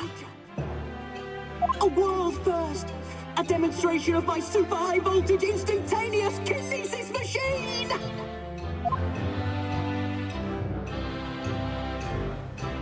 A man will literally be disassembled by a pulse of high voltage electricity and beamed to another location. Whereupon his body will be reassembled by a series of complex calculations exactly as it was before.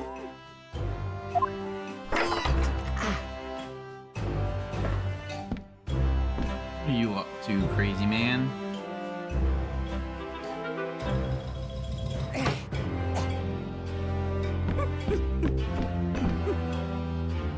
In but a few moments from now, this gentleman will, in the blink of an eye, complete an incredible journey through the air. To arrive an instant later on the Crystal Tower behind you! He's crazy. This one, yes. Woo!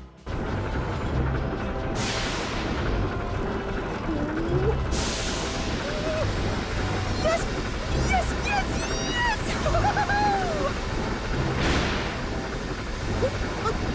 No! Please! That's not what I wanted! Watch him be dead.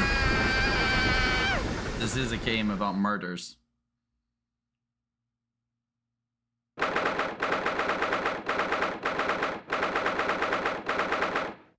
Sholmes is sweet. Bruno, Sky. Bruno, are you listening? Oh, sorry. What is it, Iris? What's the matter with you? You've been miles away all morning. Didn't you like what I cooked for breakfast? Oh no, that's not it at all. What are you talking about again? Today's paper. It's full of news about the Great Exhibition again. Ah yes, the Great Exhibition. I'd like to go sometime.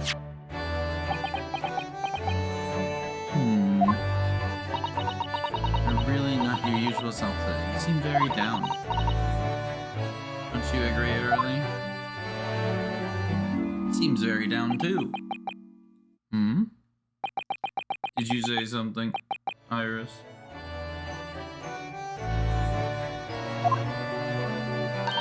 Oh gosh, you're even more down.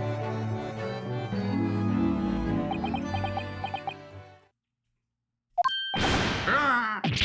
When did you arrive, Mr. Naruhodo? I've been here for about half an hour already. We had breakfast together. What? Why didn't you mention it before? Thought you might have known I was here, you know, because breakfast? Iris is quite right. You're clearly lacking in vim. So much that I didn't notice your presence. Thanks.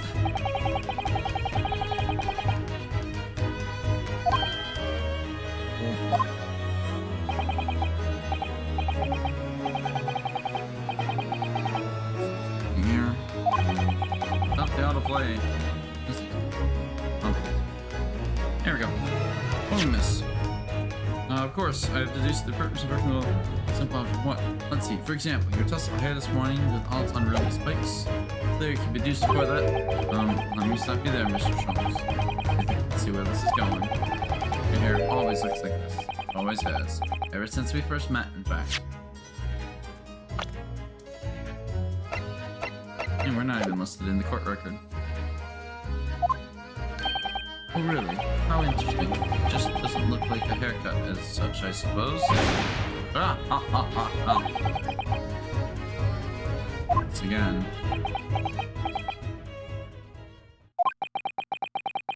Crossed my mind recently that it's been 6 months now.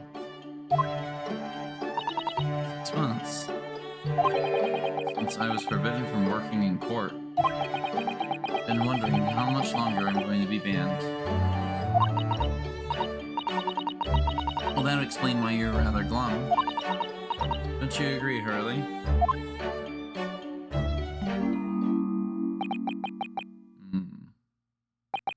Did you say something, Iris? Ah, back to moping.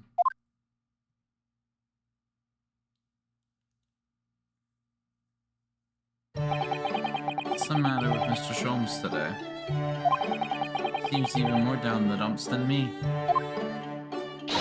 I know, and the Great Exhibition has opened, and you think he'd be excited. Oh, why don't we go see it together? I want to, of course I do, but I can't. Not for the time being. Why not? Why not? Why not? Because I'm the greatest detective after all. You're embroiled in some tricky case that you can't be distracted from. Is that it? I don't remember hearing that you're working on a case, Hurley.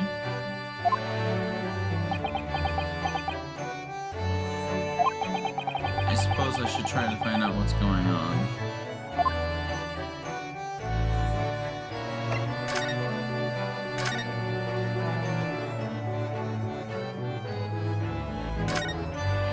Every time I look at that machine, I can't help thinking what a monstrosity is. What's it called again? The Great Analytoscope. It can analyze absolutely anything, you know? It does seem incredible. At the same time, incredibly useless. Ah, but it looks impressive, doesn't it? That's what makes it very useful. How does that make it useful? Because it means you can pawn it for lots of money. Pawnbrokers always make idle remarks like, what an incredible looking machine. Huh. So Hurley often takes it to the pawn shop where he's a little short. Sounds like this pulls its weight around here more than I realized. Having its weight pulled around.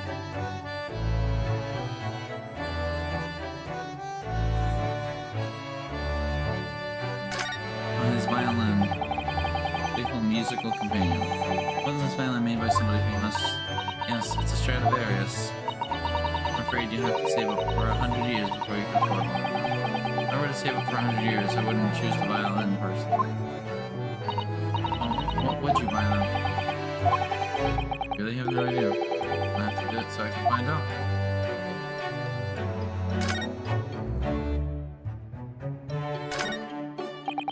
I love a good fire in the colder months, watching the flames flickering, dancing pots. Relaxing. Hanging out the chimney isn't real relaxing. No, getting covered in soot isn't my idea of fun. You know, really decided when he was going to clean out himself last year. And guess what happened, can't you? He got himself stuck inside the flue. Very slim man, I admit. There are limits to where a fully grown man can fit. Every time he dozes off by the fire, he has nightmares about it. Oh yes, the huge metal chest with a lace cloth laid on it, being used as a table for coffee. Very sturdy, that's for sure, firmly locked shut. That chest contains my father's detailed records of Riley's many cases. Yes, so I've been led to believe, though personally I've never actually seen inside. That's the way it will stay. Those papers are secret between Daddy and me. No opening it uninvited, you might find yourself being bitten. Is there a beast inside there or something? That or she might bite you. Ah, yes, these are different pieces of evidence for cases that Mr. Schultz has solved very interesting. Trouble is, really forgets things so quickly. He never remembers why these things are relevant. The other day, for example, he saw the orange pips that were there and decided to plant them in the garden. Pips. Yeah, they're all sprouted now. We have 5 new little plants. Oh, I don't know what case they were from, but if Mr. Schultz can get oranges to grow outside in England, he should change his profession.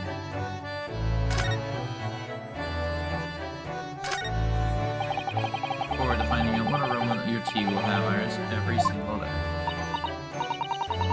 Oh well, I infuse a different concoction of herbs from the garden every time, so it's never the same twice. If you call it concoction, it sounds more like a science experiment than something for tea time. Oh yes, that's because different blends can have very different properties. Some calm you down, some make you feel jolly, some give you energy. Today's particular blend is something quite special. You're really in for a treat. That sounds ominous.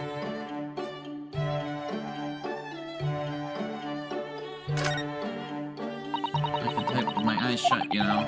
Believe it, when a deadline's approaching, you sound like a Gatling gun. Reminds me of a dream I had the other day. Such a funny one. Woke me, actually. I was typing for a whole hour in the pitch black, but I didn't make a single mistake. That's incredible. Then, when it got light, I found that there wasn't any paper in the machine. Now I wonder if it had actually been typing at all. I may have just fallen asleep on the job. There was something you got for leak investigating the room before talking. Do be careful, Reno. You mustn't try the contents of any of those bottles. Even if you remember. I wouldn't just consider that. Not a child, you know. Well, I wish I could say the same for Hurley. The other day, he polished a full bottle of one of my alkaloids. What? Said he was hungry. I'll be extra careful.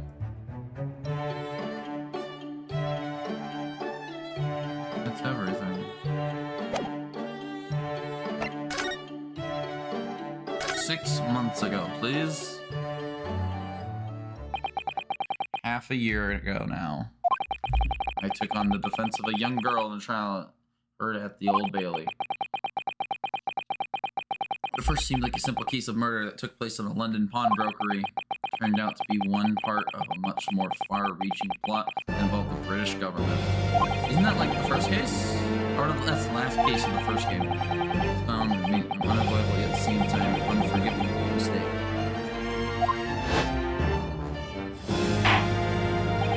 Words fail me. The situation is utterly deplorable. Mr. Naruhodo. Yes, my lord. I will decide upon your fate following the conclusion of this trial. Of course, my lord.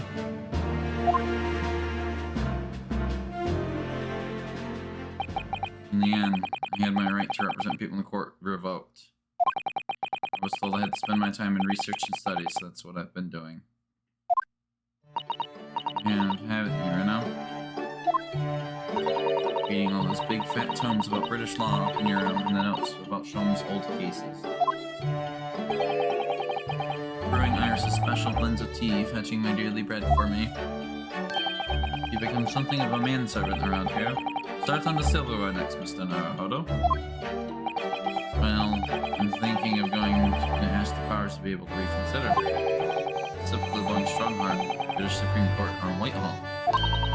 Lord Strongheart? The delightful Lord Chief Justice, not my favorite fellow. He's not mine either, but he's the man I have to talk to. He's the only one who can grant permission for me to start working in the courts again. I'm working to become the best lawyer I could. I can't do that just sitting around here. The Great Exhibition. The whole of London has been swept up in this great exhibition, hasn't it? The most advanced science, the most modern technology, the finest works of art and feats of engineering. The next 6 months, our capital will be showcasing these things, and the world will be watching. Oh, do you know what I'd like to do? I'd like to look down on London to one of those lovely balloons. Look down on? Do you mean those things? Fly? Yes, of course. They fly high in the sky and don't even need wings to do it. All you need is hot air. But how? How does hot air have anything to do with flying? It makes no sense. I can't understand it at all. Yet you're a lawyer. It's true of a lot of these scientific discoveries. Most people can't understand them at first. And in 100 years' time, all these things will be common knowledge. That's true. I suppose they might be. Mind you, some of the science being demonstrated seems very questionable. Something went wrong on the opening stage yesterday. Apparently there was a huge explosion. Still, I wish I had seen it though. Let's see how some of these scam experiments really are. This is the innocent 10-year-old girl. See, every page of this paper carries some article about the Great Exhibition. The brighter things shine, the darker the shadows that are cast behind them. Yep. Suddenly I'll find myself drawn to the darkness. The impenetrable, that is my proper atmosphere.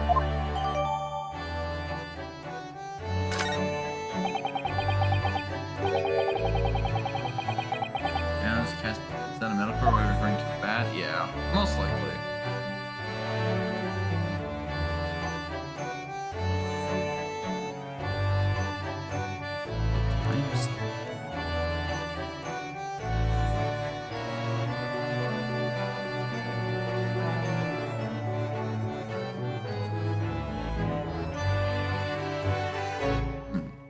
Your gloomy mood, Mr. Sholmes. Are you investigating a particularly tricky case at the moment, Mr. Sholmes? You could say that, I suppose. Nothing more to add. That's not like you.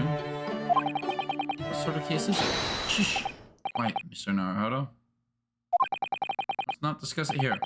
You never know who might be listening. You're acting very strangely, Harley. What do you mean, Iris? Well, usually, the more mysterious and complicated cases, the better Hurley's mood. It really is a case that's bothering you. It is. Iris, please, you mustn't exercise your astute powers of observation and deduction on me without invitation. Remember what I always say, put yourself in the shoes of the individual about whom you're making deductions. Say that, do you? You, Mr. Sholmes? Never mind. Once I've had a cup of tea, I must make my way once to the crime scene. That was a deep sigh.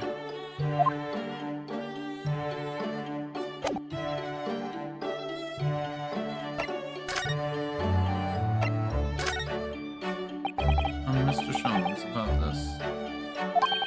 My dear fellow, without wishing to sound rude, I'm currently in the middle of a very important, perhaps some of the more convenient time. Is there a set time for your important links, or are they all an all-day affair? Just so I know. Move. Like a tea or something? Something we're Can't move.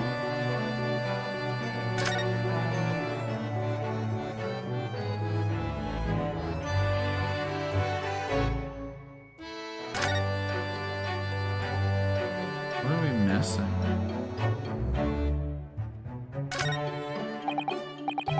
Paper, scientific informants. Shells are stuffed with the guns. This is still would be able to help some. Susie might not be able to see on this, but she wouldn't dare touch those shelves. Why not? Everything's intricate balance really spends ages on it. If you touch one thing, the whole lot would come tumbling down. Susie knows it was very delicate arrangement right from the outset. It's not like a meeting of great minds. The truth is, Mr. Stone just needs to tidy up. Look at the hen R, but it's not lighting up.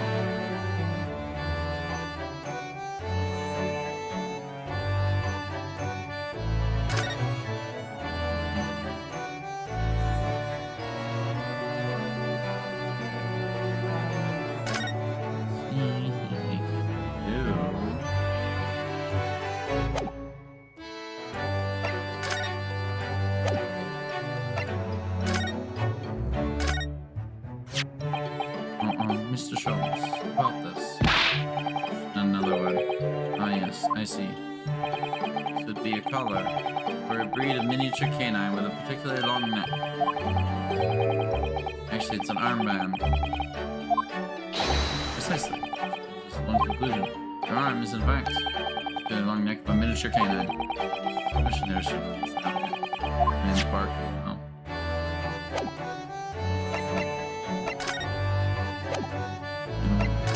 Something we're missing to look at.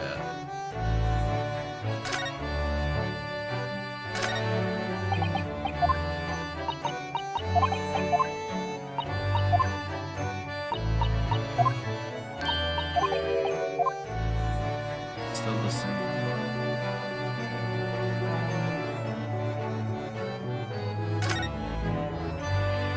There's gotta be something we're missing.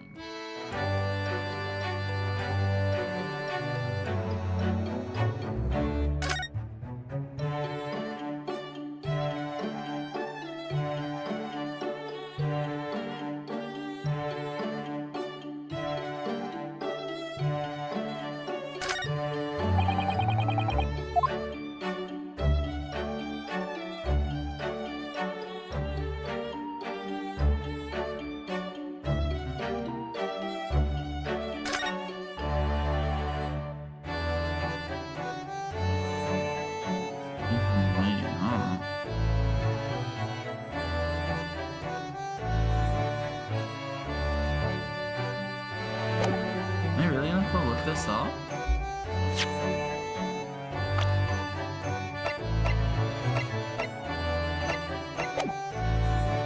I am, because, like, nothing's highlighting.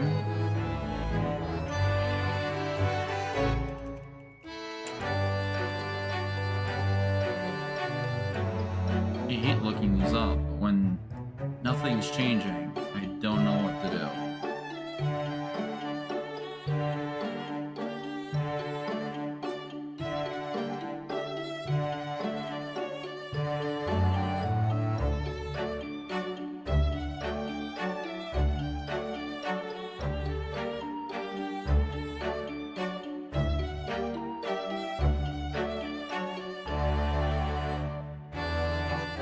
The team we had.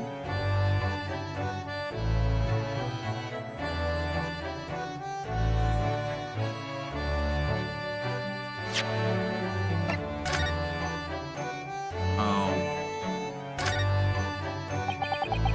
You know, always look at your evidence, people.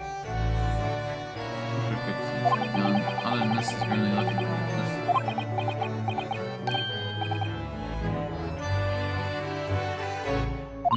What's the matter, no?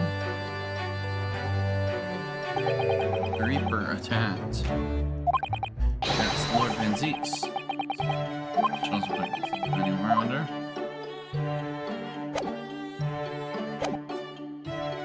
Now we can present it.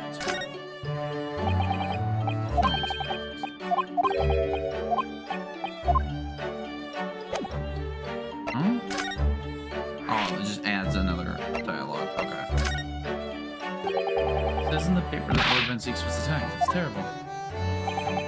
You know the legend of the Reaper at the Bailey, of course, don't you? Only too well, in fact. Prosecutor Barak von Zeeks.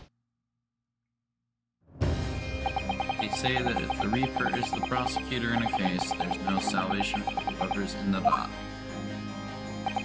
Even if the defendant is found not guilty. Once the Reaper has someone in its sights, one way or another, that person's time left on this earth will be short.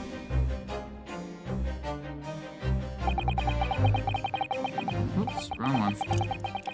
That one. Almost put us back to BRB.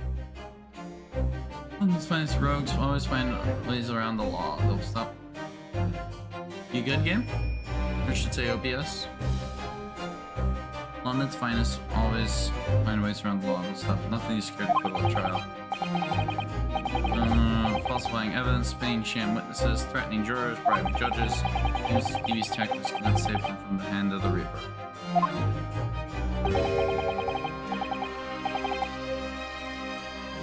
Experience yourself. Yeah, I've seen the Reaper's retribution at work.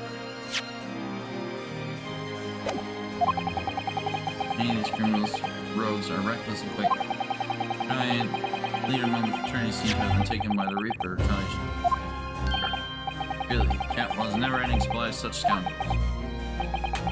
So, do you mean Lord Van Zeeks has been attacked like this before? This isn't the first time?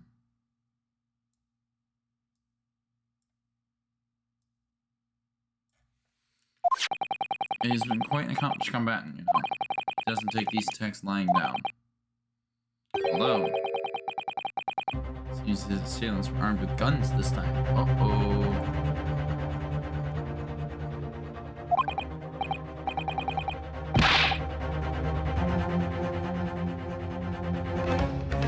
Oh my goodness, is he alright then? Is Lord Van Zeeks hurt?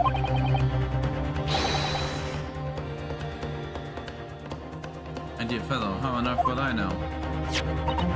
Well, in the article here it says, as to what Lord Van Zeeks and his condition, all will be revealed in tomorrow's morning edition. Oh, I see. Well, we shall pay patient then. No. I cannot wait until morning. In that case, you shall have to inquire with somebody in the know. Strongheart, perhaps?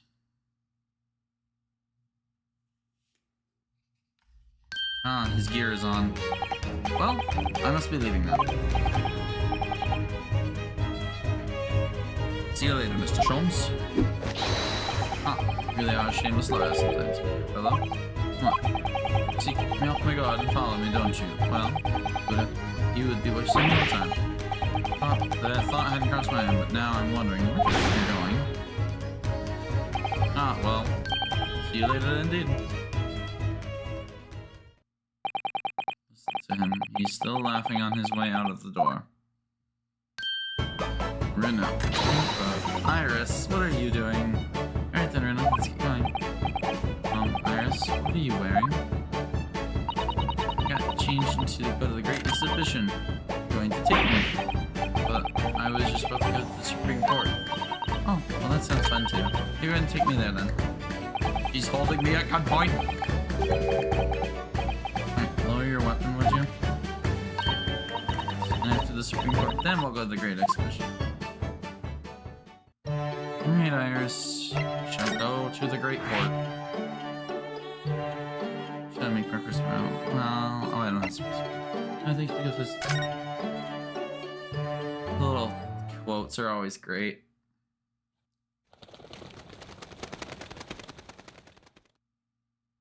22nd October, British Supreme Court, Lord Chief Justice's office. 6 months now since I was last year.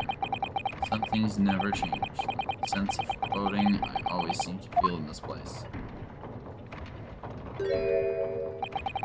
Doesn't seem to be bothering Iris at all, though. She's happily reading over there. Oh, I love this place. I always find so many interesting books here. Of course, I was forgetting that you've been here before. The time we came here 6 months ago. And Suzuta-san was given the news that she was to return to Japan. Ah, I understand. You wish to speak with me. Mr. Strongheart. Lord Strongheart. Has you been keeping well? Let's see. Since you arrived and requested an audience, it's been 4 hours, 32 minutes, 26 seconds. I've kept you waiting a while. My apologies. No, not at all. I like nothing more than standing around staring into space. Good to know. To know that doesn't appear to bother him at all. Male Strongheart, Lord's Chief Justice of London. He's the man who allowed me to start practicing as a defense lawyer when I arrived in Britain as a student. He'd only savor the air for one moment in this grand office to understand his preeminent status. As you will be aware, the Great Exhibition of London is now underway at last. We're extremely busy as a result, policing the grounds, guarding the new technologies, dealing with the petty crime, and furthermore, as of next month, we shall open the International Forensic Science Symposium. Oh, I've not heard about that. Investigating authorities from 40 countries around the globe will be taking part, including from your own land. Forensic science is the future. The world must embrace it. As we're hosting Nation, I have much to do. It is my highest priority. Others must wait for my attention as a result, so be it. It's nice to know where I stand. So, you wish to consult with me? Yes. I can very well imagine what this is about. Thank you for agreeing to this meeting below. Once again in court. Today. Actually, something else playing on my mind. Just take a deep breath and come out with it. Converse. Mission to work. Came here today to ask you for your permission. Go on. 6 months ago, my right to work in court as a lawyer was revoked, and I was told to spend my time studying. Obviously, I'm very sorry for what happened. The thing is, it made me understand what it really means to defend somebody under the rules of the foreign justice system. I desperately want to have another go. Please permit me to enter the courtroom again.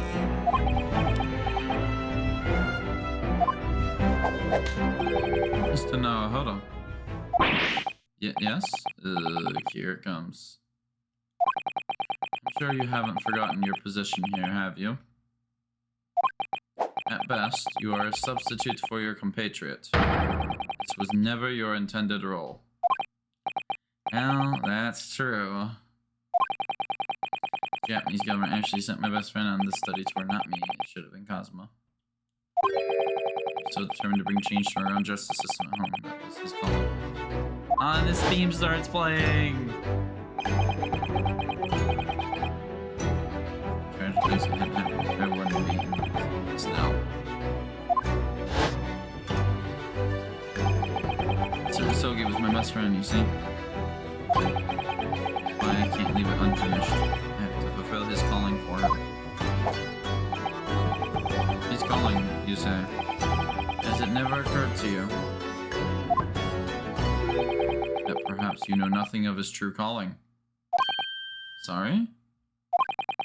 The mission in which what you, young law student, was charged. What do you suppose it really was? What do you mean? Mission? It's not making any sense.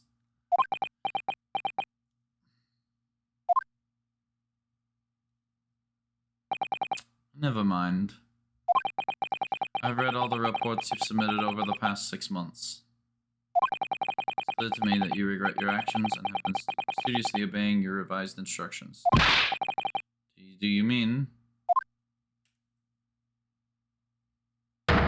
As of this moment, I reinstate your license to practice law here in Great Britain. Huzzah! Thank you. Thank you so much. It's wonderful news here now. In fact, I believe I have the perfect case to mark your comeback. A curious affair. Consider it, I hope. Please tell me more. Forensic Science Symposium. Also, it's a conference. is...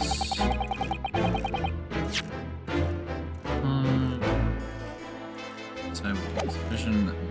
And next month, the largest and most important of them will take place last. The International Forensic Science Symposium. Criminal investigation needs to embrace scientific methods, doesn't it? Exactly.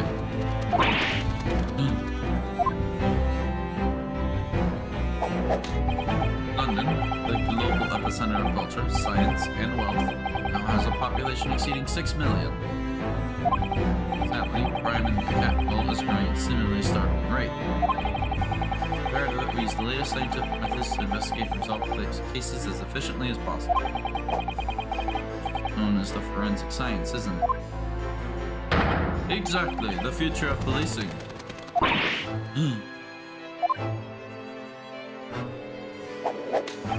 Regrettably, however, Britain is currently dragging its feet when it comes to adoption of forensic methods. Oh dear, that's alarming. Exactly, it's extremely alarming.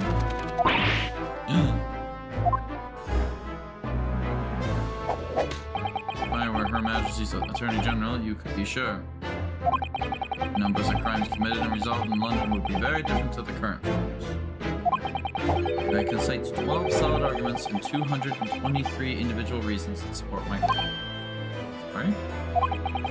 By way of apology for being here earlier, I shall detail everyone now. What? How fascinating.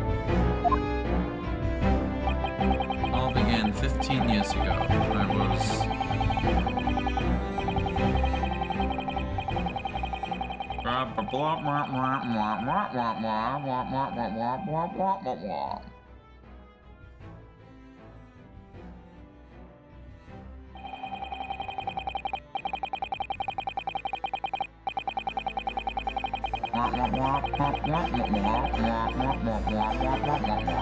And more or less lots of experience on the matter.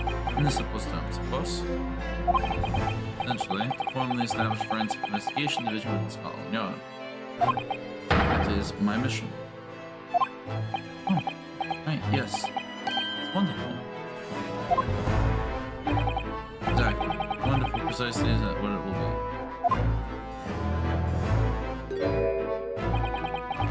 Paying attention at all. She's got her nose in another book now.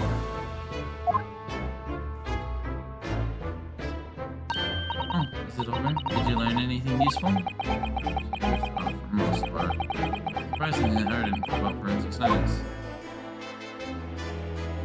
And a curious affair. Described it as a curious affair. That's right, I believe it was reported in the press. Are you aware that there was a serious accident at the Great Exhibition yesterday? Oh, no. Yes, I read about it. A professor from Germany trying to carry out a crazy experiment. Let me see, how was it described? Super high voltage instantaneous kinesis, I think? Instantaneous kinesis, as in moving things with a click of the fingers? That's right. It's just what my herbal blends need, a dash of devil-may-care. Whatever the serious accident was exactly, it's clearly captured Iris's imagination. It's unfortunate business. The large explosion engulfed the public. Experimentation stage and a man lost his life. Certain Mr. Odie Assman. Yes. Large explosion.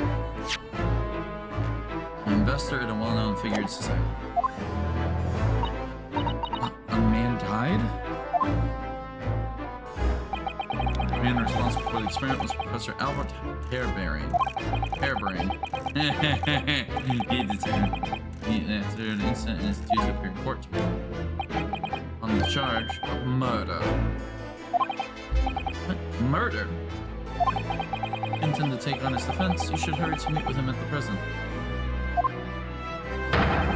There's very little time left for you to carry out any kind of investigation. Great exhibition. Scientific experiment gone wrong. And murder? I feel out of my depth before I even started. Still, we should go to the prison straight away then and try to meet with this German professor. You think? I agree, Iris. Ah, yes. One more thing about the case. There's a connection with our mutual acquaintance, the Reaper. Oh, Lord Van Zeeks? Oh.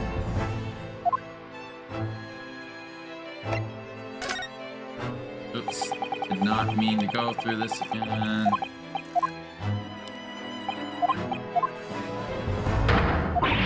Yeah, get to go through all this again.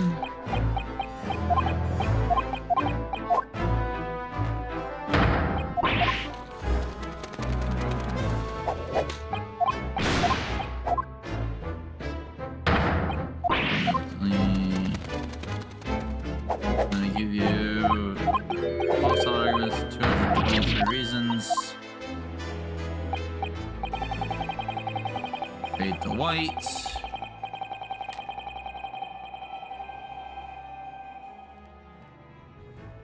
I was kind of hoping you'd give me more information about the Reaper.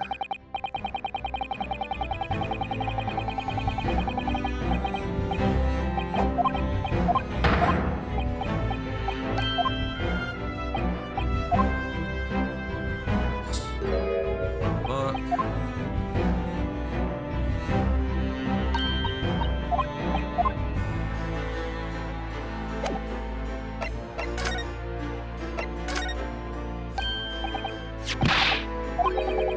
Romance against the Great Exhibition, of course.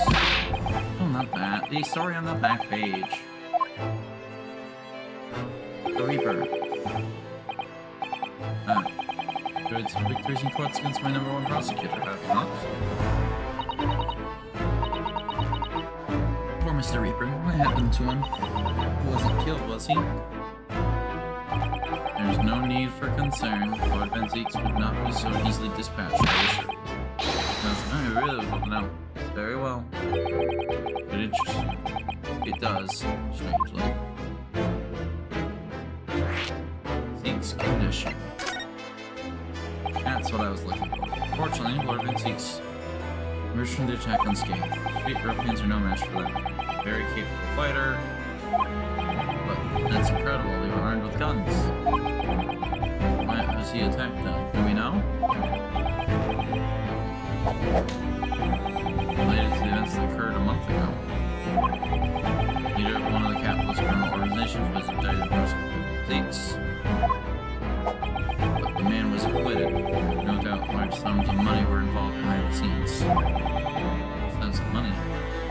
Yeah, bribery. Horrible situation made the juries were bribed, it seems. Yep. Or despite winning his freedom. The man in question met a dramatic end yesterday. You're not suggesting that it was the work of the Reaper, surely? The victim's henchmen certainly seem to think so. It was by the name of Asman, Mr. Odie Asman. Did you say Asman? The man who perished. Maybe died in a big explosion. Yeah.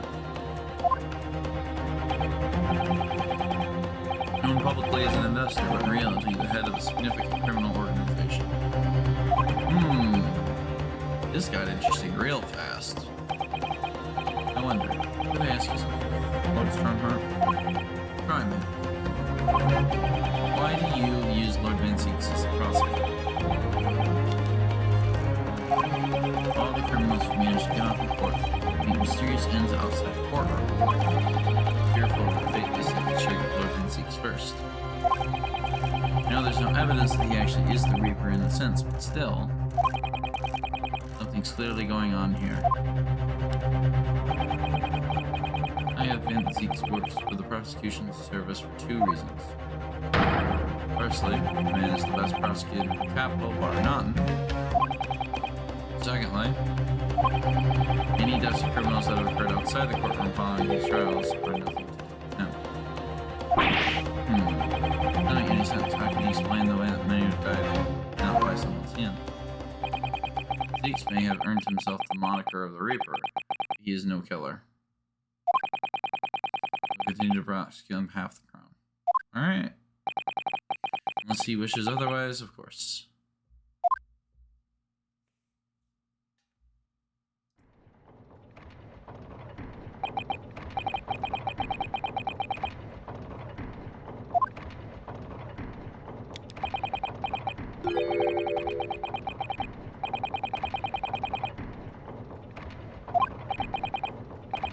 is late. That's...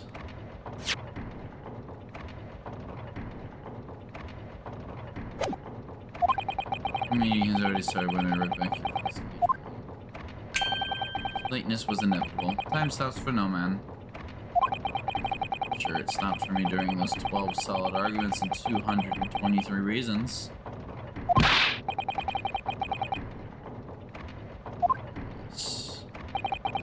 I would assume he's at his office.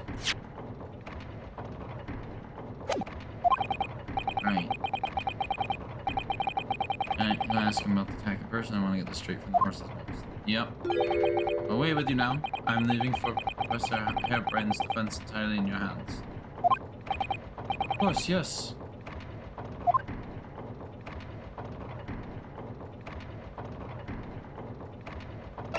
Alvy? An indication has been added. Prison and the prosecutor's office. We need to go speak to the prison first.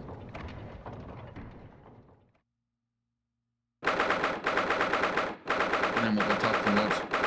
Yeah, he is busy in hell. He's got the whole fucking World's Fair to deal with. He's got that, and he's got... There's some curled up in the ball in the back corner. Look! What's his name again? Professor Albert Hairbrain, wasn't it? Excuse me, Professor Hairbrain. Huh?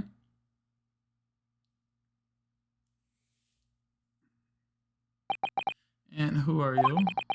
I'm Ryunosuke Naruhodo, defense lawyer. A lawyer? Was that something I said? Lawyer? You say? Would you be here about the experiments? Are you going to defend my hypothesis? Hypothesis? Yesterday's demonstration. The demonstration was magnificent. Demonstration was an out-and-out success by anyone's calculations. But despite that, no one listens. No liar believes in science. And explain they all leave at a high velocity.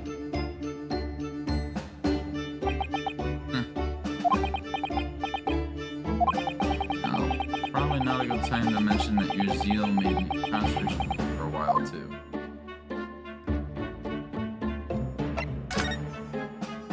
Yesterday's demonstration, please. You mentioned the demonstration yesterday. It was called a spectacular failure after all. A man died in the explosion, didn't it? Yes, you could interpret the result that way if you really wanted to. Well, I suppose the strictest sense. The experiment was a failure, but at the same time, it was a great success. I lost me. I saw it with my own eyes, right in front of me.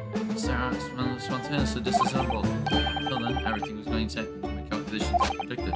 At that point, he should have been beamed to the Crystal Tower by instantaneous kinesis. However, the machine exploded and Mr. Aspen in fact perished.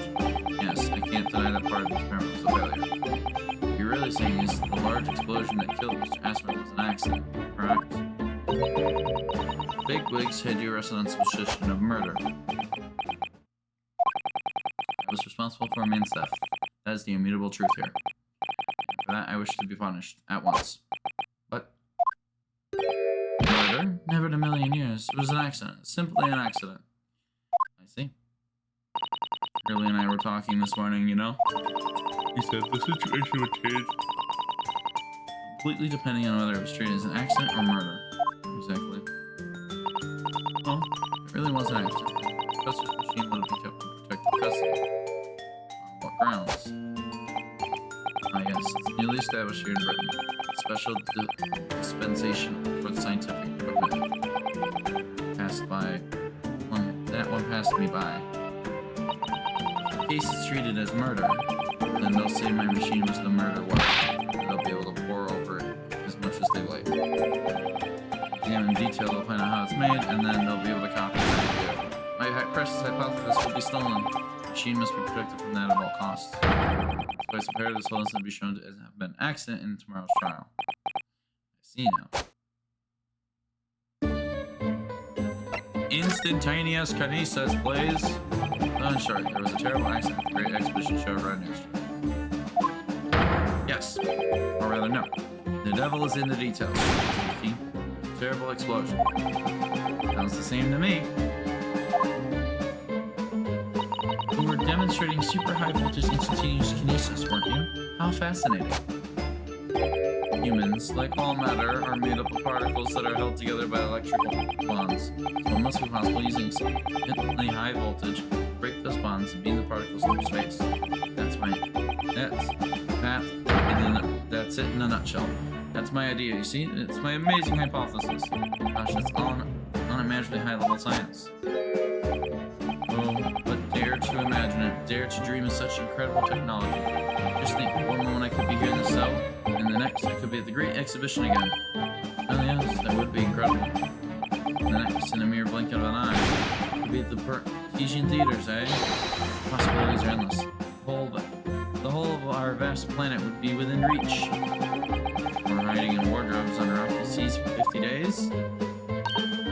I don't really see I like that. What do you mean, Iris? Well, you could travel anywhere in the world instantly. The planet wouldn't really seem vast anymore, would it? I feel like it had shrunk. My word, that's exactly right. What are the implications? What does this mean? Oops, I got the Professor Bunny brain really worried about the look of it. Really, this is yet another case of just because he can doesn't mean he should, I suppose. Point is, my calculations are flawless. The science works, but without a practical demonstration, it means nothing. That's always the fly in the ointment. Practical demonstrations cost a lot of money that young scientists like you don't have. That's exactly it. Yes. Hurley's always complaining about it. He says the government should invest more in science. Well, anyway, I bumped into him at the right time. Met the well-known investor, Mr. Assman, the victim who died in yesterday's terrible accident. So what do you know about the victim, good sir? The full name of the victim was Mr. Odie Assman, wasn't it? What was your exact relationship with the man? He first visited me in a laboratory in Germany a year ago now.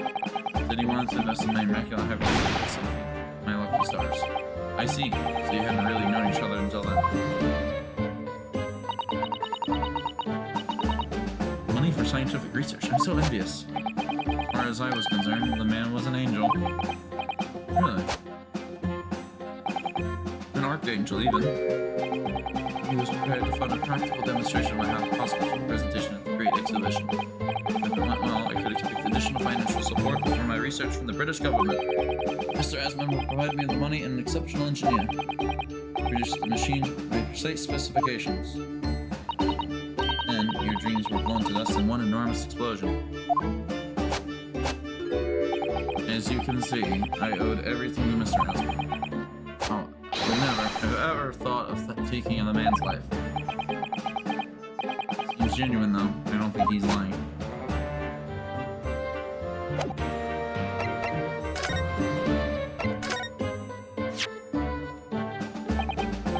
How could this have happened? I just feel awful, as well as this man losing his life. The crystal tower was greatly damaged, too. I know what happened. It must have been that. The day before the demonstration, I had my usual meal at Frankfurter's at the hotel restaurant. When I paid the bill, they gave me 3 shillings too much in change. Instead of saying anything, I just let the coins into my pocket. Still there now. Divine retribution for my wrongdoing. That's what this is. I can see some very illogical anecdotes, long and illogical. Alright, let's go talk to the prosecutor. These chambers are very elegant. Wait, let me put this on pause to go for a quick tangent. Alright, so we have this nice, very elegant looking offices. Now take the, actually it'd be better if we do it this way. Now take the professor from Spy Family and make him Lord Van Zeeks. Like, put him in this office. He would have a field day here. All right, moving along. I just turned my camera off. Doesn't matter. We're going back to the scene. Alright. Yes, we know the battery is low. Mr. Elegant himself? Yes. Yes, this is exactly the point I'm getting at.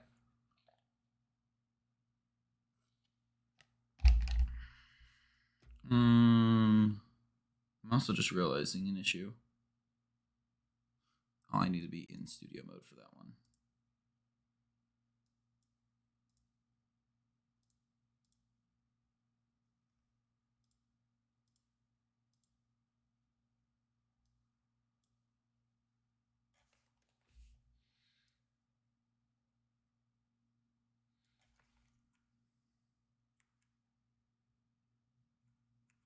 Don't mind people being avatars being moved along.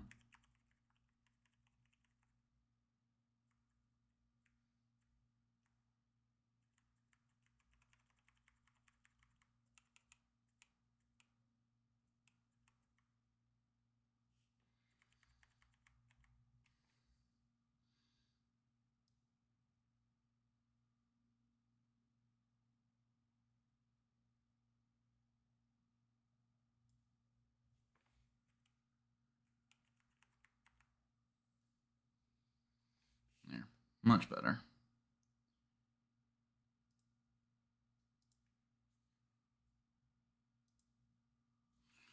Oh, so this is the legendary Reaper's office.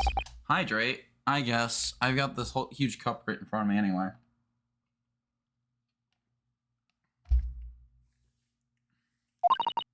Burn. It seems to chill down your spine, doesn't it? What an amazingly deathly atmosphere. Oh, is that?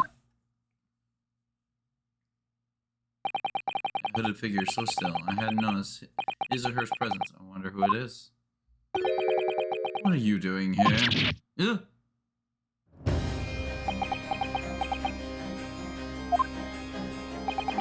He's as unwelcoming as I thought he'd be. Actually, maybe even more so. Oh, I want to see her well. I am. Who's the person over by the wall being punished? Oh, for something about it. No punishment is taking place here. That's my apprentice. He's sitting there in his own free will. No, you had an apprentice. The same person who's pictured in the newspaper. Very able in combat. A requisite skill for anyone under my tutelage. Are you referring to the attack on the Reaper that was reported in the papers? Reaper? I'd be interested to know the Reaper's true identity myself. Assuming that it is such a favorite fit. Being generously inhabits our great courtrooms.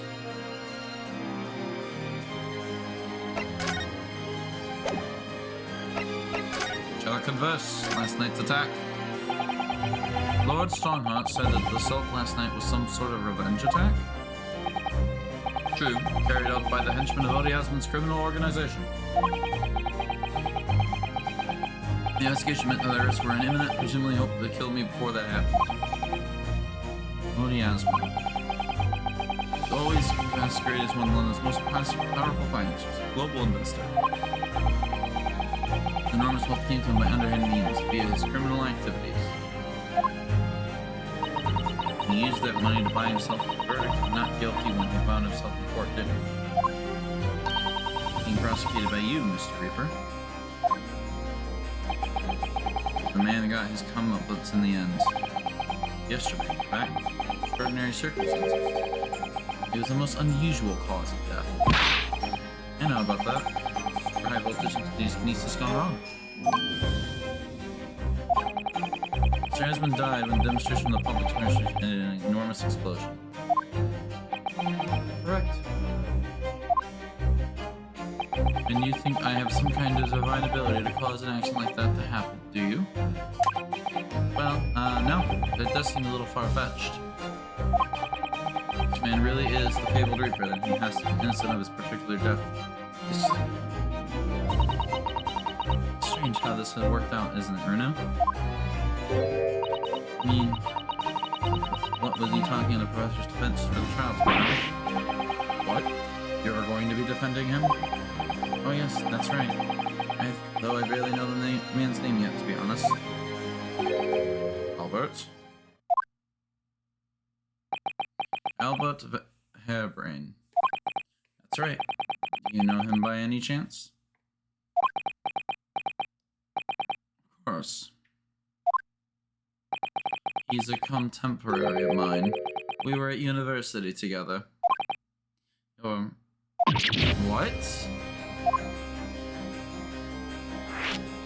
Temporary, please. Was the B button. I understand that Professor Hairbrain was from Germany, though. Hairbrain's from a respectable British family. After graduating from the University of London, he moved to Germany to carry out research. That's all. We were students together. I was in the Faculty of Law, of course, and he's in Science, so our paths really crossed. Curiously, we got along, though we've not met since my university days. Certainly didn't expect our next encounter to take this form. With you, of all people, representing him. Only if I make it out of this office alive. Actually been charged with murder, it seems. Yes, I know. Because the prosecution will be handled by me. Oh. You made it sound as if you and Professor had been friends. We are friends. It's true. Then why would you do this? If Reaper's prosecuted, then there's nothing else you can do to save him. He's doomed.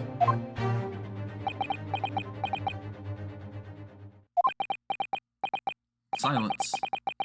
What's he thinking?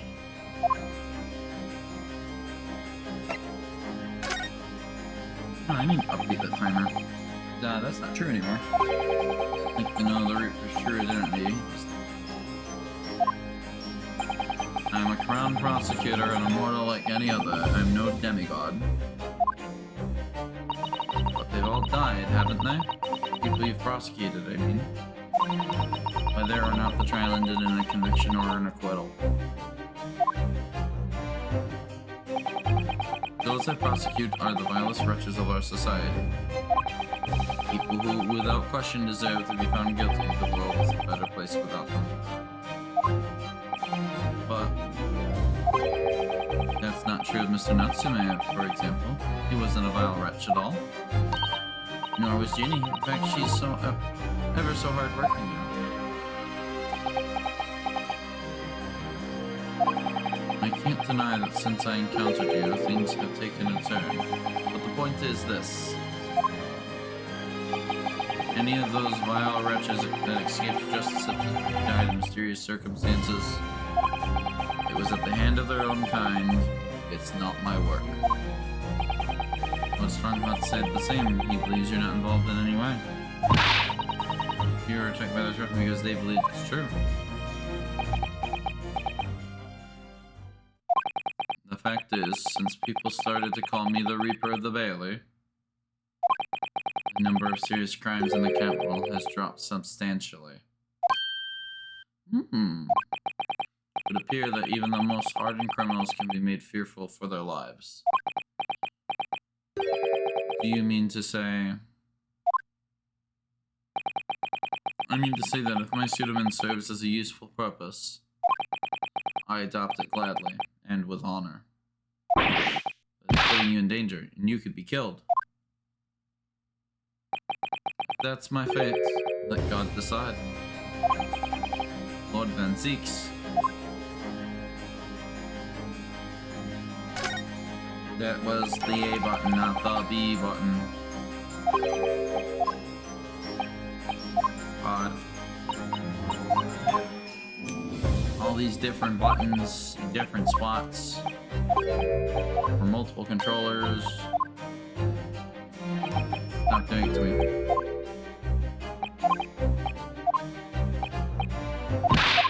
Hoping we can get through day one investigation before ending this one.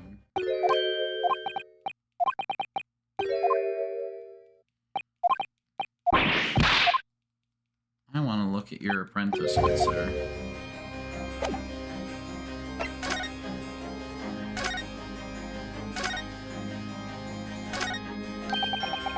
Really looks like a punishment to me.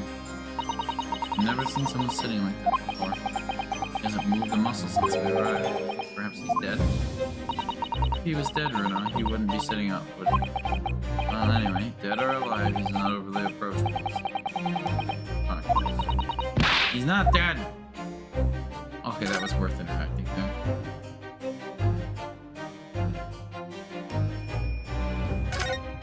Oh. Ooh, look! It's a scale model of the Great Exhibition Showground.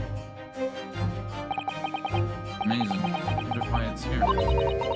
Did it take his mind off the sadness? Too busy to attend in person? Or perhaps he's too embarrassed to queue up for a ticket. Surely it's obvious I'm using it as an investigative aid. You have no business of painting others overly reserved. I really didn't think you overhear that.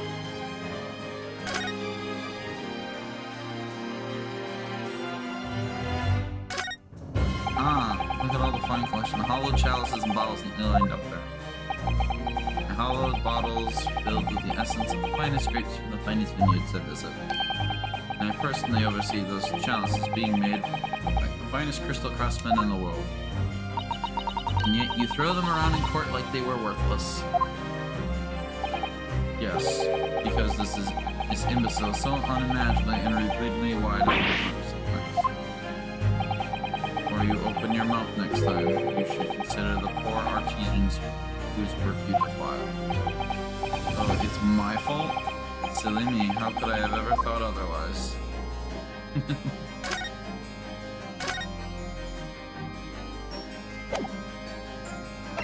Guess we just move.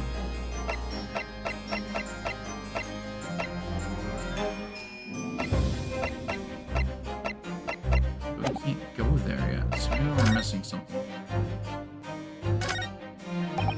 Where's Zeke's desk? Look, so stylish.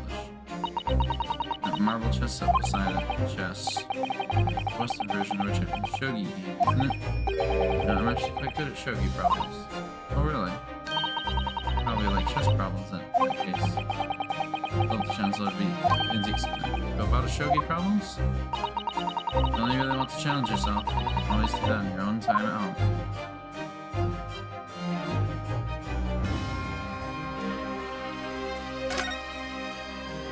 That him?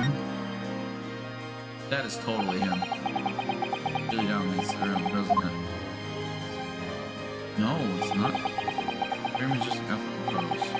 Sadly, our painting doesn't do a very job of capturing the advancing spatial features. Yes, you're right. I mean, it's not far off. The artist has exaggerated some of his hints. Ah, that reminds me. Third Emperor Napoleon of France ordered artists to be more attractive. Probably really not an attractive quality in person, is that? The portrait does not depict me. Really, that's immediately obvious. Who is it?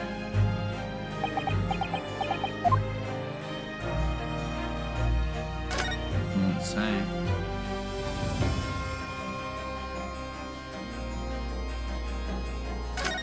Oh, there's an ancient cast lining the wall there. Cast in the Reaper's chamber? Or are they caskets? You don't think all those people who escaped conviction in court are lying inside them? Dead, dude. What ridiculous are you goes through your head? My collection of fine vintages. Oh yes, of course. Thank you for clearing that up. You and I were just musing to ourselves. Don't mind us, Mr. Reaper. I wouldn't if you hadn't invited yourselves into my office to talk nonsense within my earshot. I don't think there's anything here. Let's...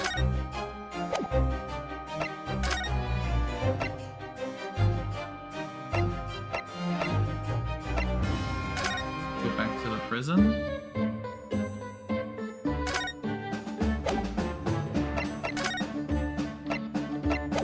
You have nothing new to present.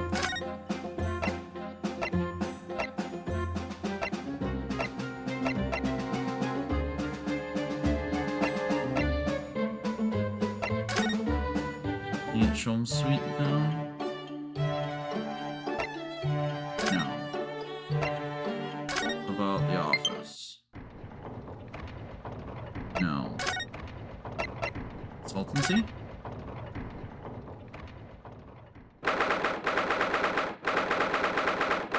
We need anything here, but we're gonna find out. Converse, what to do. I'm excited about the prospect of there has anything consultancy. Oh, it's not what it's called. It's fun there has legal consultancy.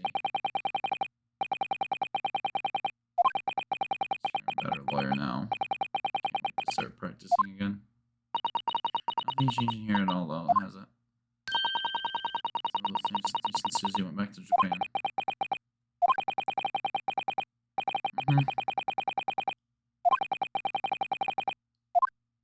Well then.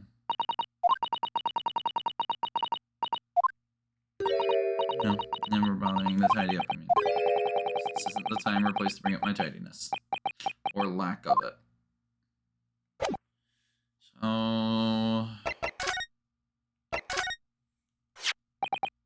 about this paper. Yes, it's about the Great Exhibition. That sounds like it could be quite dangerous.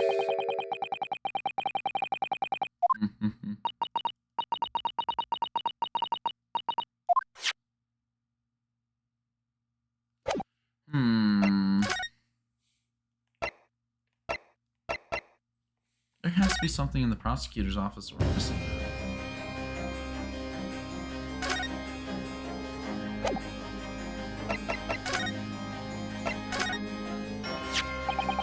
What is it? About the article in the paper.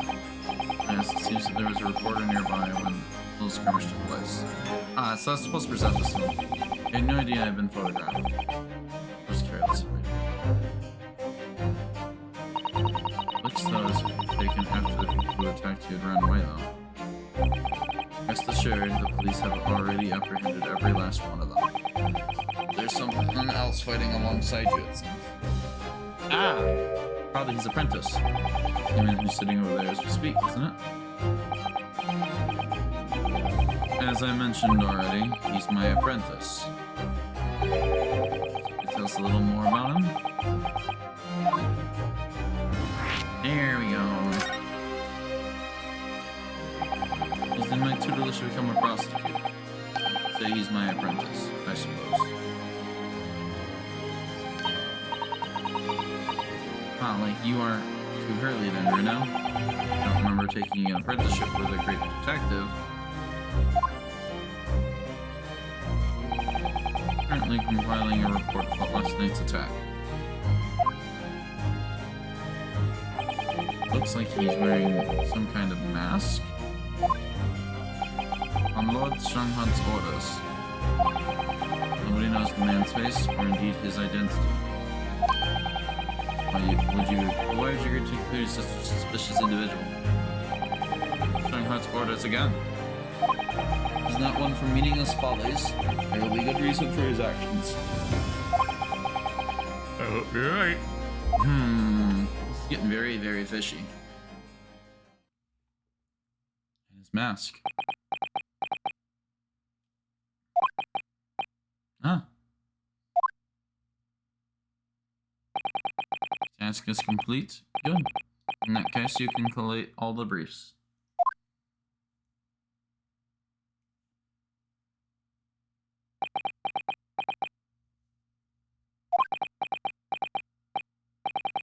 Nice to meet you.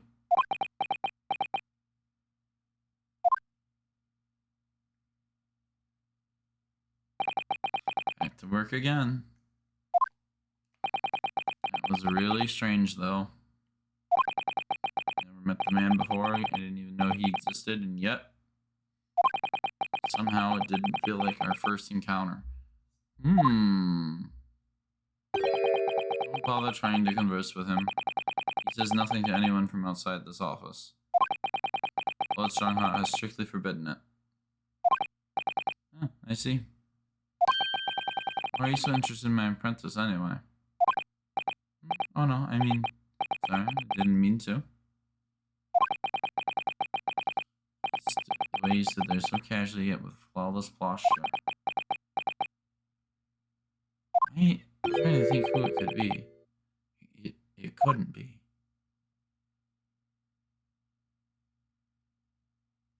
The game will eventually tell me, but I'm trying to think of who it is. Ah, yes, there's something I've been meaning to ask you. Oh, and what's that? The Nipponese man, is he faring well? Sorry? The one arrested twice in succession 6 months ago, with the stoop and the mustache and the jitters. Ah, Mr. Natsume. You mean? Not sure he'd be very pleased to find out you identified him from that list, no? He's fine, thank you. In fact, I received the letter from him by international post only the other day. I see.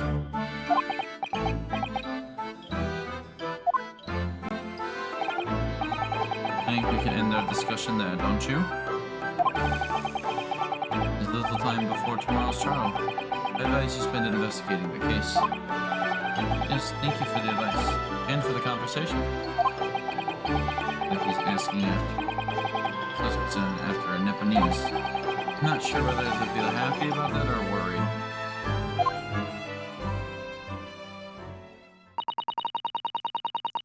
Never imagined a Reaper would be friends with a mad scientist, did you? To turn up for the bucks. Mad scientist. Ah, you mean Professor Harebrain? Yes, it might be worth quizzing him. But, yes, I agree. So it looks like we're going back to the prison.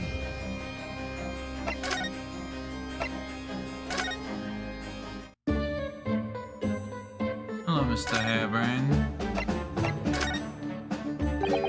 Anderson Lord Van Zeeks is a friend of yours from university days? Yes, that's right. He was studying law while I was studying science. Seemed like back then. Good question. Unassuming, gentlemanly, all-around nice fellow, really. Sorry, I think you misheard me.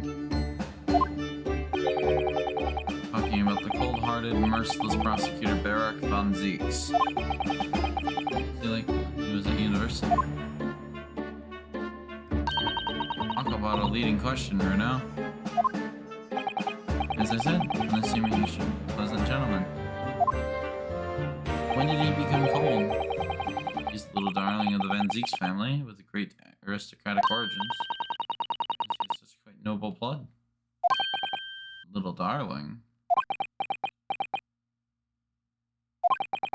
It was a bit of a shock when I came back to Britain and learned what he'd become. Reaper de Valley, no mas. Yes, that's right. I did hear, though, that there was a very big event in his life that completely changed him after graduation. Ooh, what sort of event?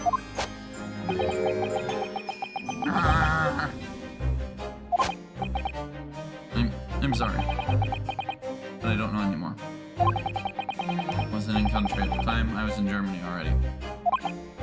Oh, yes, of course. He's heard all about the Reaper.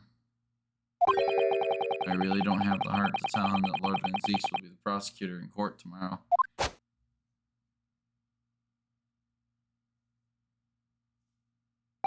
So, Professor, let me just make absolutely sure I've understood you properly. The huge explosion that occurred yesterday was an accident, you're saying? Yep. You had no intent to harm the victim, who was in fact the sole investor of your work. Is that correct? That is correct. It's 2 squared is 4. I swear it. Yes. I believe it's here's my machine. Yep. I was trying to blame us in all this, but still. I've never used my discoveries, my inventions to take a person's life, not in a centillion years. I'm a man of science. That's all I know. You have to believe me, please. Be sincere. Do you believe in my hypothesis? It's just the pursuit of the truth, you know. I've always believed that all my life.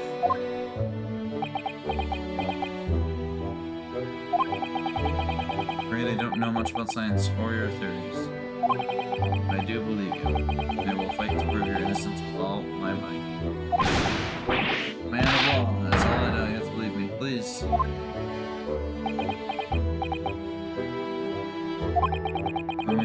When I went to live in Germany after I graduated, I learned something very important.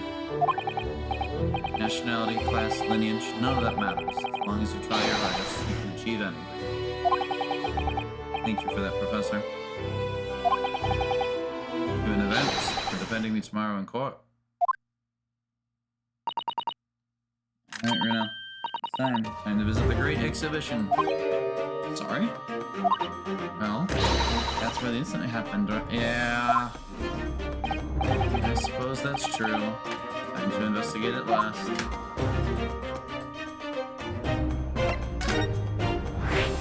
Location has been added.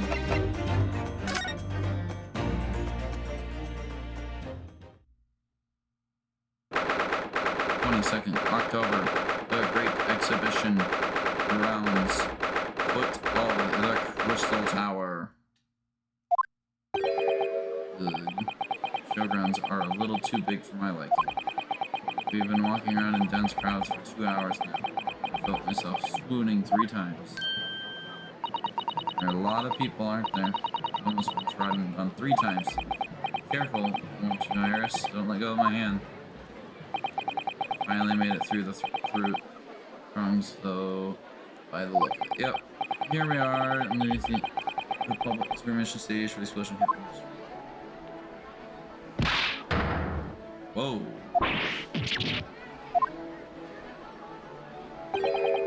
What's that? Voices from on the stage. It's like an argument. To the stage! Hey, I have had it with you. I'm warning you. I'll arrest you in a minute. Oh. It's Ginny! Oh yeah, go on then. Inspector, give it a shot. You ain't got no evidence and you know it. I know those voices. Yeah, cheeky little up on you, young lady, but night cells will teach you some manners. Just try it, I dare you. I want that bag of chips rammed down your throat. Yoo-hoo! Gregsy, what are you doing up there?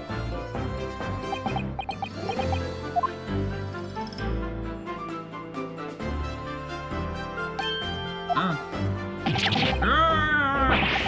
It's you, here, you're here, here you are, in your ladyship. He does have a soft spot for Iris. How are you, your ladyship? Doing pretty well, your ladyship? Does that make her 3 times a lady? Not well at all. It's far too busy everywhere. Wanted to ride in a balloon, but there was a 3-hour queue. Unbelievable. I'll go over you once, your ladyship. Flying as high as a kite in no time once I pull some strings for you. Elias Gregson, Inspector at Scotland Yard. Until recently, he was suspended from duty, but it would be years back next. He was suspended? Oh god, that's right. The whole 5th case was a shit show. We lost our ability to practice law. He got suspended. Oh, it's slowly coming back to me. Actually quite well known appearing. The Sherlock show. And for that reason, you can't say a word wrong so the story's off their hands. There are limits, surely. Or there should be. Watch it, sunshine. Sorry. Oh, gives then. Don't tell me you're on this case. Yes, I'm acting for the defense.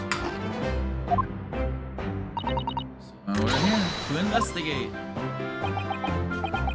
Dear me, that's the situation, is it? Is it really that troubling? It's merely 5 bob, is that all you got? You're a lawyer, ain't you? You seem to carry a bit more copper around in your pockets, Mr. Nara Odo. I love her, even though she's a pickpocket. Nice bit of spending money, that is. You can't. You can have it back, but I'll have to charge you for all bother. 3 bob. This is Gina Lestrade, pickpocket or diver, born and bred in the East End of London. In the case that led to my own suspension 6 months ago, this is the young girl I was defending in court. What's your problem, eh, Odo? Diving? Pickpocket? What's with all the names on? Want a bag of chips rammed down your throat and all, do ya? You were proud to be a diver, Gina. You were just arguing with Inspector Gregson about it, weren't you? Assumed you've been up to your usual tricks here at the showground.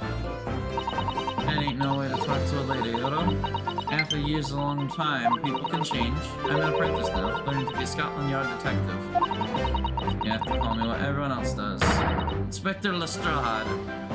Badge 997. Inspector? Badge is homemade, surely.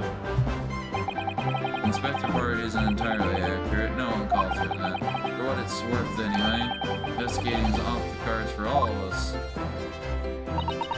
What's that supposed to mean? Right, well, I'll be back up top. You hold the fort down here, alright? Alright, sir. This raises a lot of questions. And we get her amazing theme, too. We'll talk to her. Here's some debris to look at. Oh, so somebody dropped something behind the tree. Dropped or hid. Is this some part of the machine that exploded? Maybe. Could have fallen from the platform above in the blast, perhaps. What's going on here? Nothing, nothing. It's just like this. Serious contraption.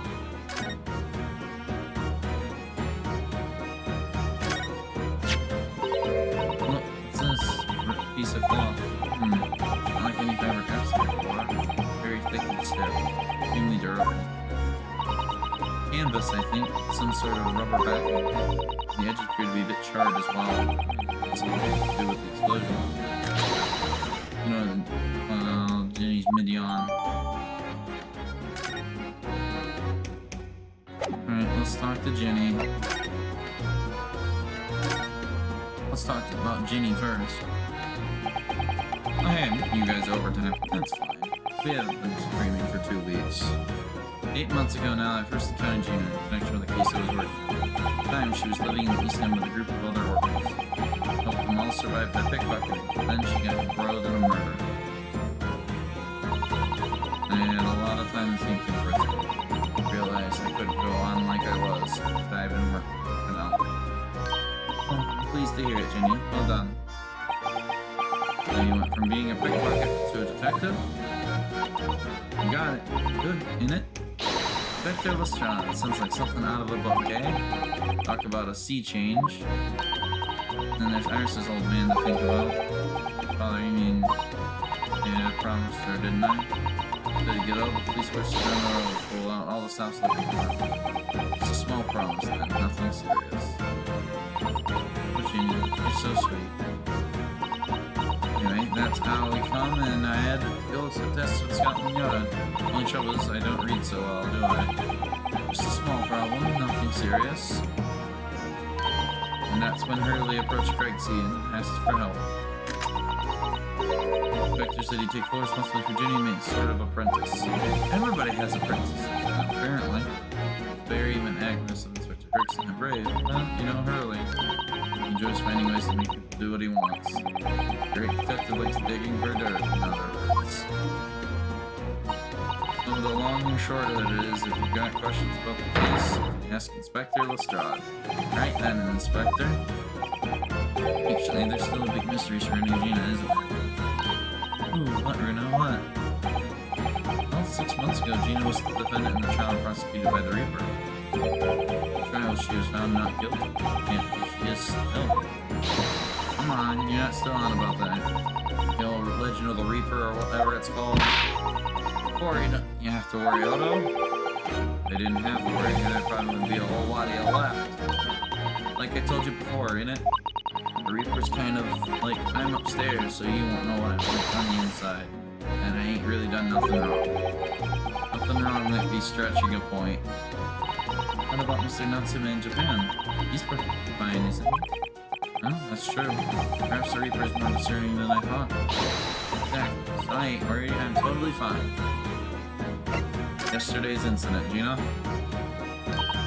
Poor, who's out of this world was. Brainy pulled a bunch of levers on his machine and suddenly started billowing smoke. Then it went pop. I've seen a better experiment area. Sorry? You mean you saw it, Ginny? Saw it with your own eyes? Yeah, of course. The boss was in charge here, ain't he? Everything running smooth, I mean. Expect the brakes, I suppose. Just do. So all I have to say is I'm on duty and I can do whatever I want to. Get this, I was up in one of them flying balloons when it happened, watching it from above. You're so lucky, Ginny. Maybe I should join Scotland Yard too. Yeah, do it. Yep, almost in its place already, right, Iris? You have no trouble at all. And it's settled. When do I start? No, you can't join Scotland Yard, Iris. We'll see. Anyway, what I don't understand is this. The machine exploded so spectacularly. How can Professor Bunny's brain be claiming the experiment was a success? Alright. Well, it was a success, in a way. But not kind of then. Successful experiments. Surely after the whole machine blew up, no one could call the experiment a success. Like I said, it did sort of work. I mean, yeah, there was a load of smoke and a whopping great bang. But where did you think they found the victim's body, eh? In the Crystal Tower over there. In the tower.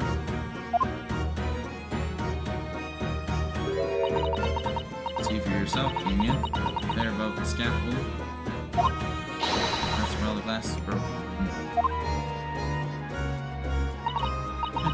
Gage want the victim he's gotten to start with. Really did get beamed through the air or whatever, landed all the way over there. Maybe the explosion just didn't send it through the glass? Kinda weird, didn't it? What? I don't believe it. I mean, I don't get the ins and outs of anything's possible, right? It's science. I'll tell you what, you can have this. It's the plan we experienced drove up the yard. Are you sure? Go on. I had 3 bob off you before, so fair's fair. I didn't actually give that to you, did I?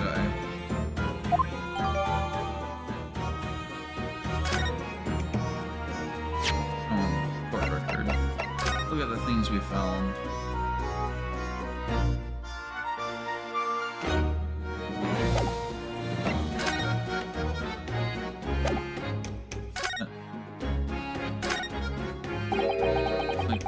Thick canvas with the thick rubber linings of sorts. Never seen anything like it. And Mr. Shum's methods make the use as part of a raincoat worn by someone who really didn't get wet. In return, it may have proven the first machine lightning. Or maybe not.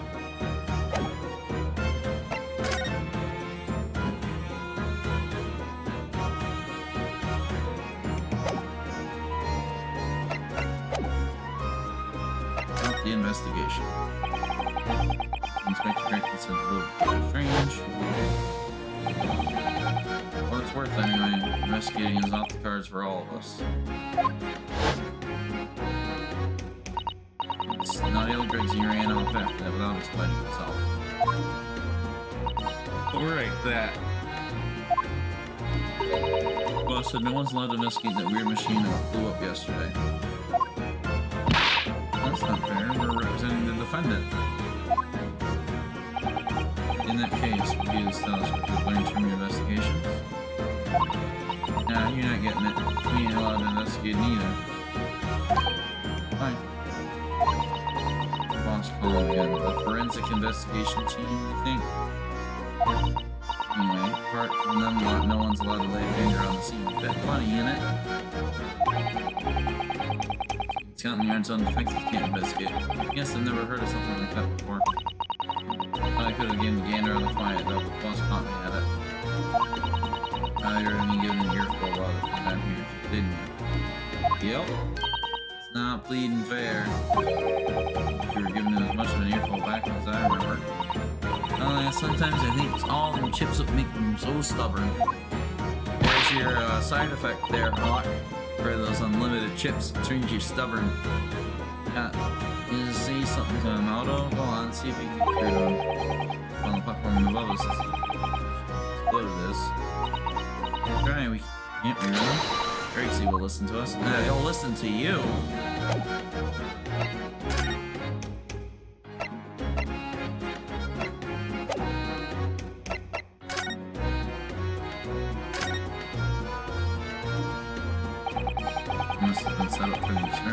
exposed. It's very high up. Up to 30 feet above the ground, apparently. This man just broke this out. I really understand feet very well. We don't use them in Japan. Oh, yes, I'm sorry. It's about 9 meters. As soon as you've been in London a year.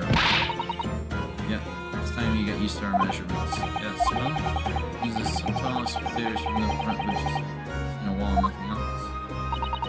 I only thought they'd secure the best spot to watch from. Say in Japan, the darkest spot is right under the lighthouse. That applies here too.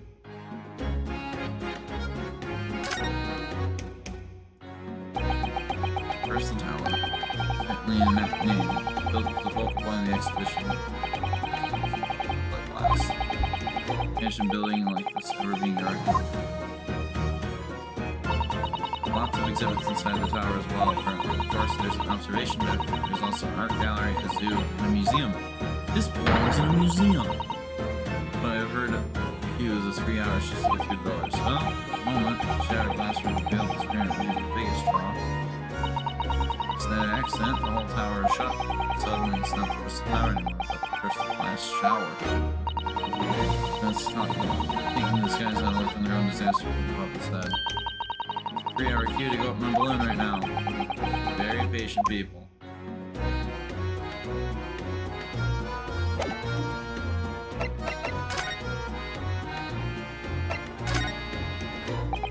You know, would you take a look at... Oh, where did it go?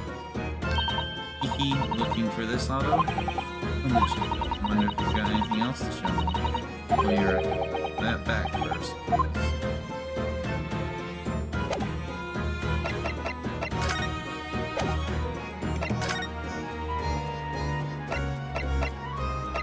Let me move it up.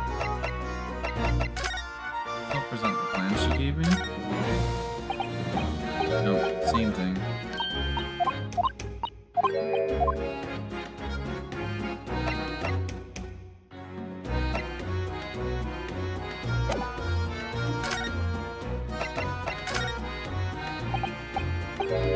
No. Nothing I present to her shows anything. Arrows? Oh, we can go up.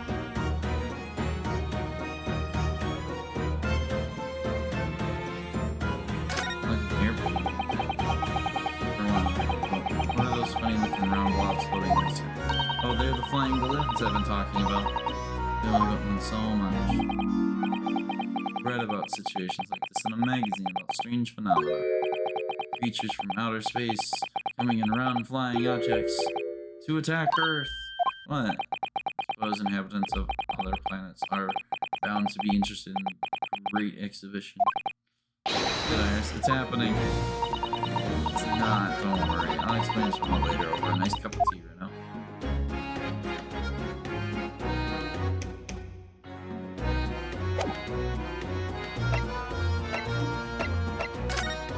I really don't have anything to pull off of. What am I missing?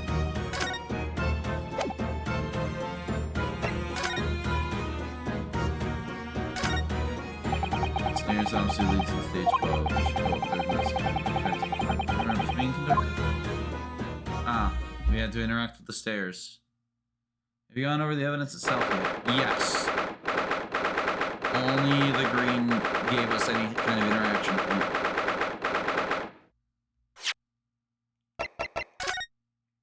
Which is the backside about it being charred. This is just a picture. And this is not giving me any kind of like... Oh! Interaction point. Ah, there's some sort of lever here. It's a crossbow! Looks like a cross between a bow and a gun. It's probably used for the same thing too.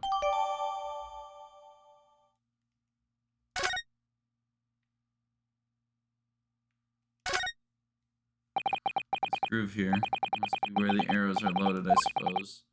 Okay, it's some sort of bow with an automatic firing mechanism. Like me who catches an ear with a bowstring. Heck, if I had one of these, maybe I could have beaten Cosmo in the archery training.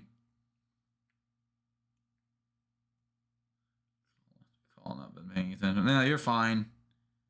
I literally just got proven wrong by you saying, have you checked the evidence? And I was going to prove you wrong, and I got proven wrong.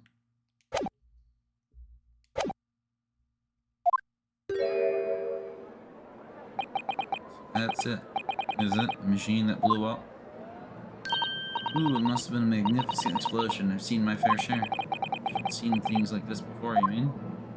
Of course, Hurley's always doing experiments that end in a bang. In fact, his own words, explosions are the very essence of chemistry. That might explain the smell of burning that frequently comes wafting up the stairs. One time, he made something that exploded with such force it took the roof off the building. Wish you'd been there to see it, Runa. It's hard to get too excited about that, given that I now live in the roof. Well, anyway, that's enough about that. Time to investigate.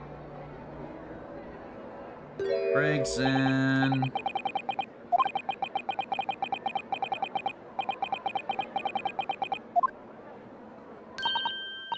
He just looks confused to me. Give us crap if we try to look at anything down here. I'm gonna talk to him first. Significantly and mercilessly. Someone stands in the middle of the machine to disassemble and beamed through the air. Yes, beamed. Not blasted. That's the point. Yes. That part's crucially, really. Something like that even possible, Iris? Oh, Bruno, I'm just a child. How should I know? A child when it suits you, I mean. From what I can tell, he threw to pull this over here. Stop! Don't touch that. That was practically instantaneous kinesis when the way you flew over just now, Regsy. Please, your ladyship. I didn't mean to startle you, but I can't let you touch anything. I'm sorry. Here's my latest special blend of makeup.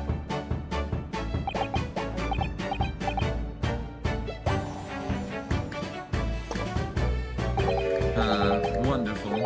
This stuff really is wonderful. Just like old times, this is.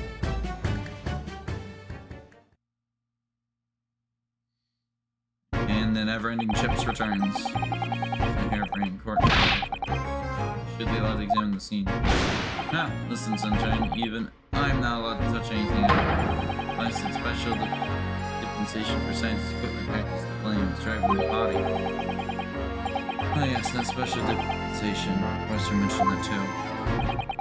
More red tapes. More red tape's all we need. I don't know what everyone thinks we're playing it sometimes. But we're allowed to just look, aren't we? I was forgetting he has a sauce. Yeah, he does. Eh? Clearly that's alright, isn't it, Grexy? Of course, your ladyship. Anything you say, your ladyship. Please don't get your dainty hands dirty, will you? Don't worry. We wouldn't dream of touching anything, would we, Rena? She really knows how to get what she wants. First, I'd like to converse with you. Government policy. Using high voltage equipment to show disassemble a man's body, and beam him across to the Crystal Tower? It's an extraordinary thing to attempt, especially in public. True, this is by far the most unusual experience planned for the exhibition, mind. To be honest, I am a bit surprised it was allowed.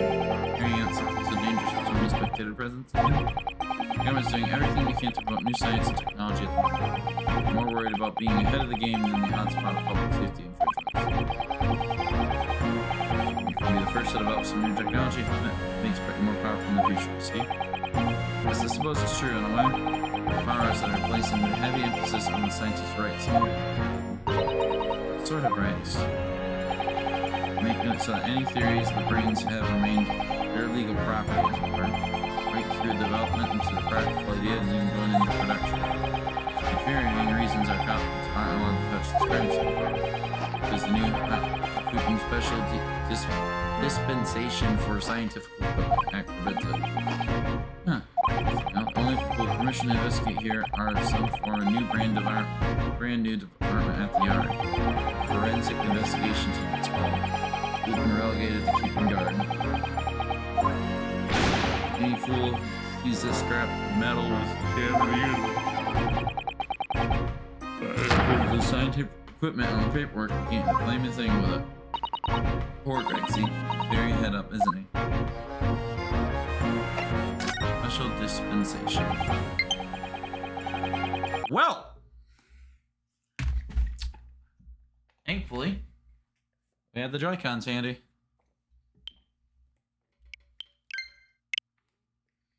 Remind me again, what's this new legal act that means we're not allowed to touch the scene here?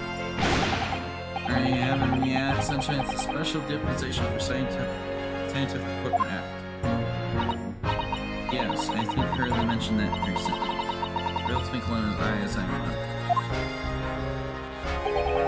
I'm sure he did, your ladyship. I'm sure he did. He passed especially for this great exhibition. Well, all scientists have to represent their ideas best.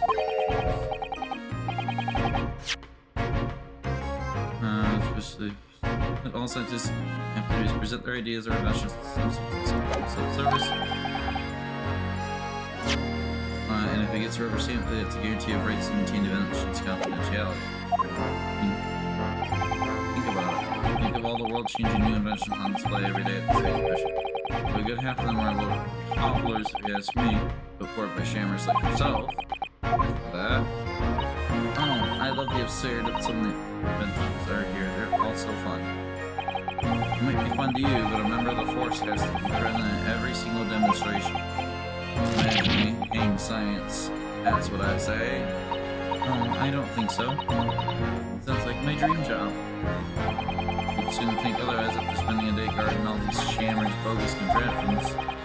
But if they're all bogus, how can anyone hope to demonstrate them? No point. Well, there is a point, sadly. Right? Thanks to another of our government's bright ideas, any theory or invention is deemed to show potential, the government hands out a research grant. Scientists get funding? Exactly, that's what they're all after. All these shammers coming from our mind to clog the Hyde Park. And who has to keep them all safe? Who has to smile politely and well? It's coppers, that's who. So you can see why I say it now, can't you? Hang science, hang it! Oh, maybe I can see your point. Professor Harebrain. Apparently, Professor Harebrain lives and works in Germany now. That's right. He moved to Britain especially for this great exhibition, as I understand it. Probably after one of the government's research grants. Actually, we learned something else about the professor earlier today. About his time in further education, turns out he was at university with someone we both know, Lord Van Zeeks. Yeah, what's that? That's news to me. But if the Zeeks is the prosecution and accused, and the professor fate is sealed, because the Reaper will get him in one way or another. Blimey, man's beyond me. I don't know what goes on in that head of his. Talking about Van Zeeks this morning, the paper range story, him being attacked. Heard that? Yep. Oh yes, but Mr. Reaper is completely fine. Yes, right. Glad to hear it. Still, the Reaper, huh? How long is that business gonna keep up? I wonder. The mystery of the Reaper. Victim in this case, the actor Mr. Osmond, was neither of the Reaper's victims or so I heard. Lord Barrack Van Zeeks is a top-class prosecutor, but even he can't always push the right verdict through. Sometimes justice can't win. Yes, I've heard about the jurors being bribed and evidence being falsified. And that's how the notion of the Reaper is about, isn't it? Obviously, Scotland Yard suspected Van Zeeks initially. I'll assume he was talking matters into his own hands, failed to seal the deal in court. Although the man himself denies that charge. Well, we've done a very thorough investigation, and the conclusion we've reached is that Lord Van Zeeks is no way related to the deaths of those people outside the courtroom. No question in my mind, they'd stake my reputation on it, I would. If that's true, then how do you explain it? All those defendants couldn't just have instantly died if nobody killed them. I know that, but I can't explain it. A mystery after all, isn't it? It's the whole point of the Reaper. Professor Harebrain mentioned something else. He said at University, Lord Van Zeeks was a totally different person. You what? He said it was after they both graduated, something happened to change the man. Do you have any idea what it was? No clue. Feeling. Look,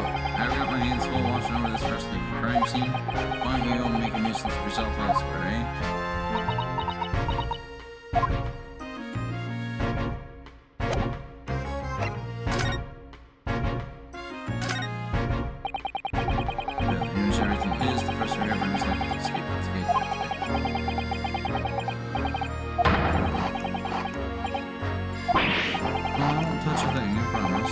Please, spare a thought for your digestion. Anyway, do you really think this machine could actually disassemble people like the Professor claims? Yeah, just looking totally incredulous. Give it a rest sometime. If we were allowed to examine all this bleeding scrap metal... Saw that glare from Iris. Can you answer that question? We can't, can we? Because of the annoying rules, exactly, the annoying, obstructive, flaming rules. Oh, look at the base of the machine. Yes. Wilson's kind of poking through the wire. Screwdriver.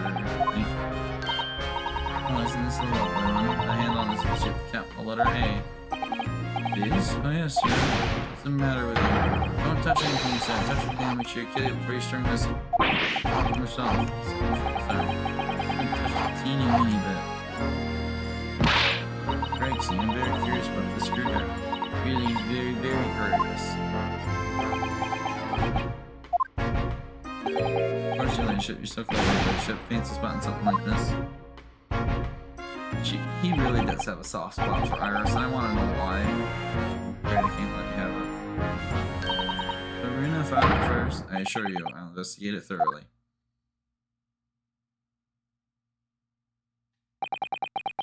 On off with it.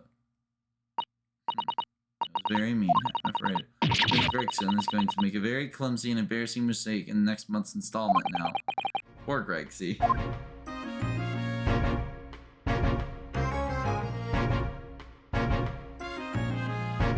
To investigate. All sorts of strange buildings and great conspiracy barrels. Seem to remember something similar being exhibited in Japan one time. Oh, in your country, you know? I do wish I could go see it. Particularly steely samurai was the president of one of Hurley's stories. See if I could get Hurley into a jam against one of those Barkitsu master ninjas. I might not find as many of those sorts of people around as you think. Well, that's all. But I do know Prosecutor was some Prawn Mage top knot you introduced her to. Prawn Mage? Really? You really think I could have my picture taken with him, do you? Assuming he's recovered from the trim. That's there we go. Yes.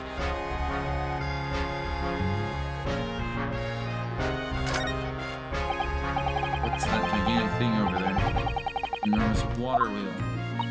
Ah, that's the Ferris wheel. Just right inside those little cabins, you see. Fine. Well, they rotate nice and slowly, so it's a wonderful way to see the surrounding scenery. It's turning, but it looks completely still. Yes, but that's because it's turning so slowly. One complete revolution takes about half an hour.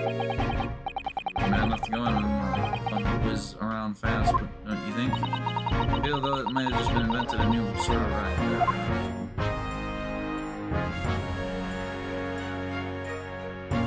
Can't see anything else up here. Oh, yeah, there is an up arrow. An amazing horn-shaped device pointing towards the crystal tower. I suppose the people assembled by the machine and they're shot out of that room to wherever they're going. I think it was supposed to shoot anything, you know? It was supposed to beam people at the crystal tower where they'd be reconstruction in the original form. Oh, I don't like the look of it. Amazing as it looks, the accident wouldn't have happened in the first place, of course. I suppose that's true, yes, but nothing ever goes according to plan, does it? Already talked about the...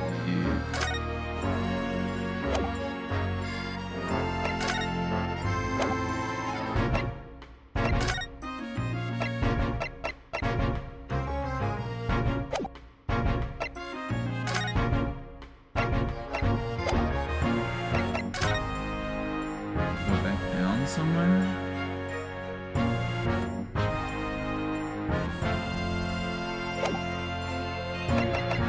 Guess I'll present this to him as well. Victor, have you read this paper? Yeah, it's human welcome aspect by this one position for getting attacked. Now, here one used to wake up to, wasn't it? Fred and Henry turned over for another 40 weeks. After that, I was late. Oh, I got a roasting from the super. Some mornings are like that, aren't they?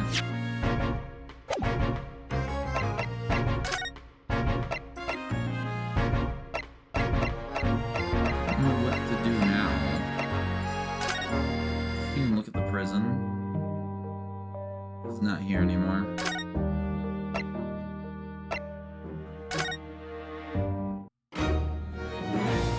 Hi, Gina.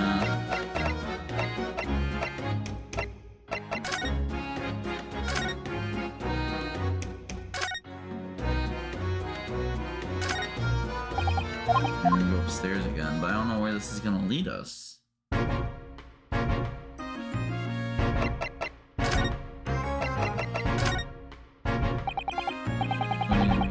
This is the generic.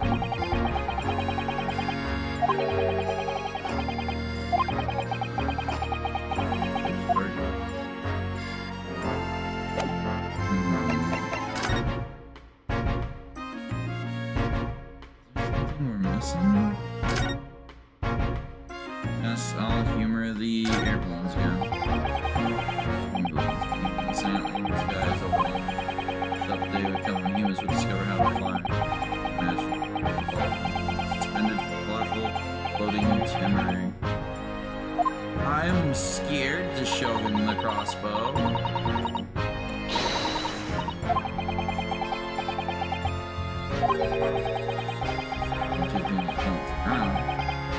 Here.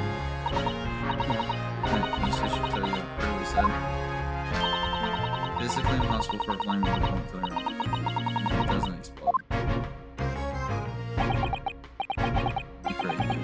Exploding from my plane.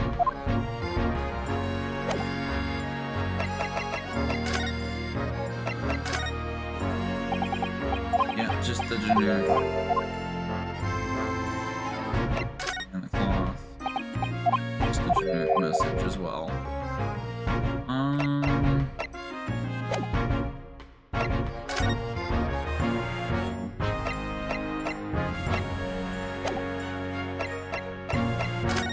Something we're missing for examining wise.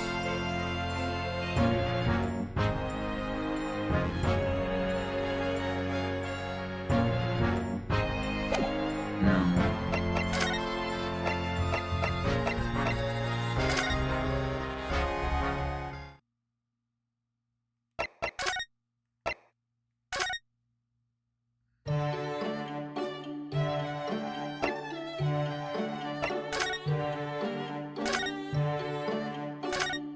Nothing new here.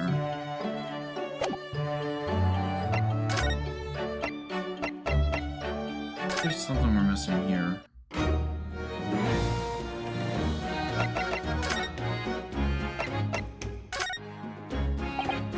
Yeah, this is just the generic.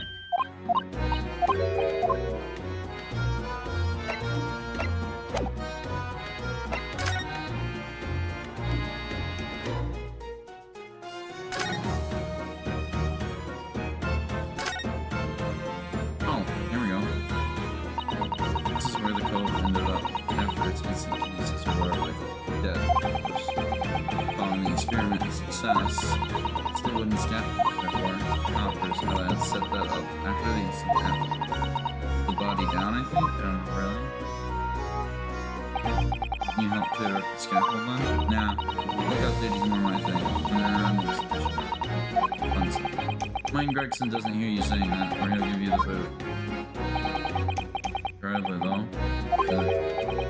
Could the victim really have bridged that gap by some sort of miscellaneous?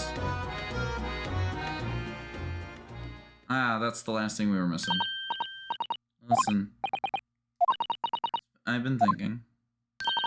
Curly might know something. So yeah. Mr. Reaper.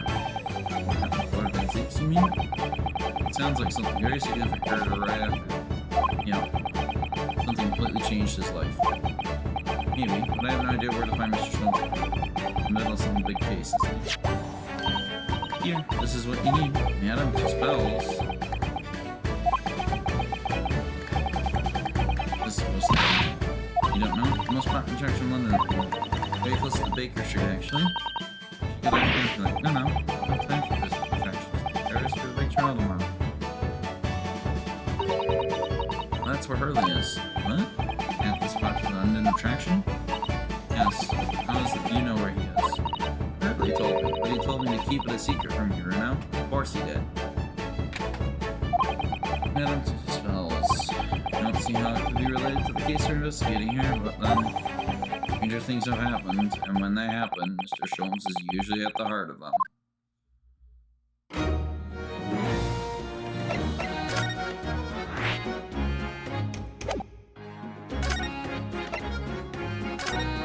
Yeah, Madame Isabel's Wax Museum. 22nd of October, Madame Tuspel's Museum of Waxworks.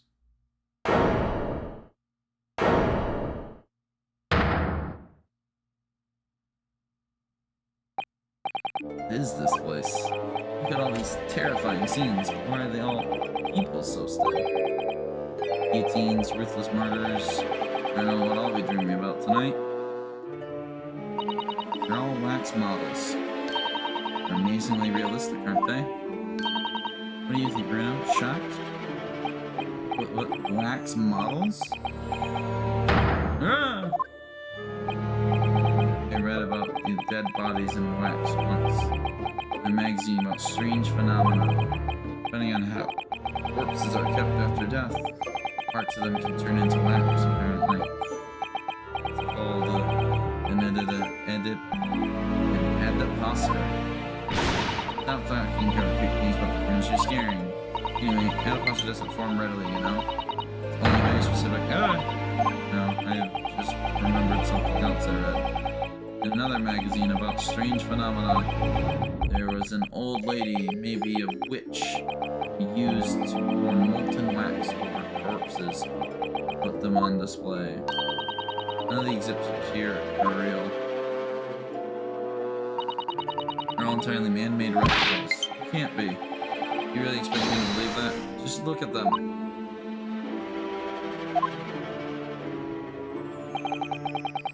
No way anybody can make models of people that are this realistic, and they're all such gruesome scenes. Wait. That one's not wax. No. I must be seeing things.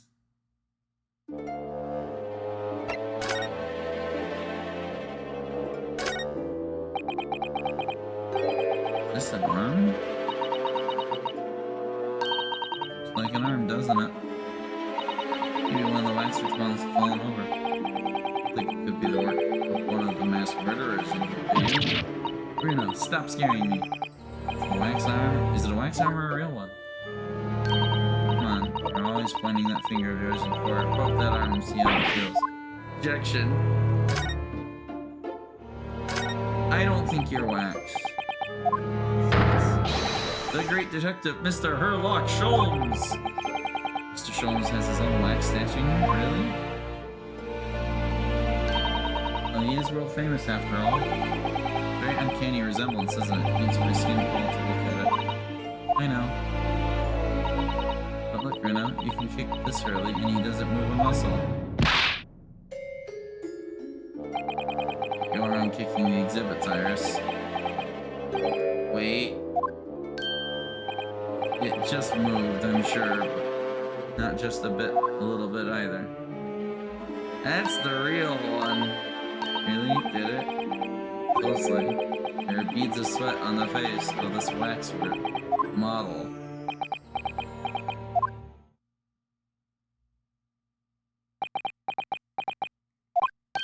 Shall we move on, Iris? Over there, look. There's a great murder scene to it. Much more. Hold it! My dear fellow, I take exception to recoiling in such a manner. I've seen something truly abhorrent. Mr. Sholmes? You knew it. Iris, what possessed you? Particularly for being divulging my temporary waxwork secrets, Mr. Naruto. Temporary waxwork? What do you mean? That kick, could you not have exercised a little more restraint? He winded me. Bruno has something he needs to ask you. Ah, a question? I thought you'd probably be getting bored, too. So here we are. Well, I can't deny that your timing was impeccable. A mere 2 minutes more of being stationary like that. My great brain, upon which all my success is built, had turned into wax. Goodness, we arrived in time.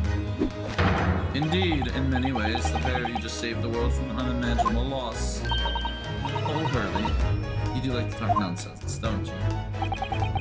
You could know something, it's true. About Lord Van Zeeks and whatever happened in the past to Jean.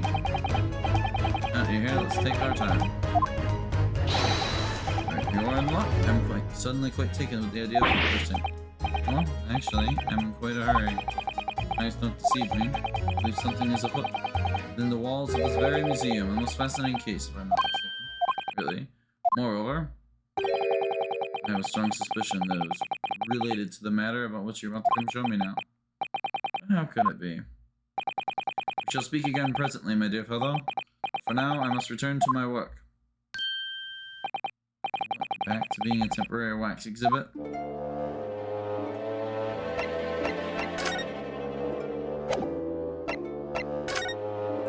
And 2 spells.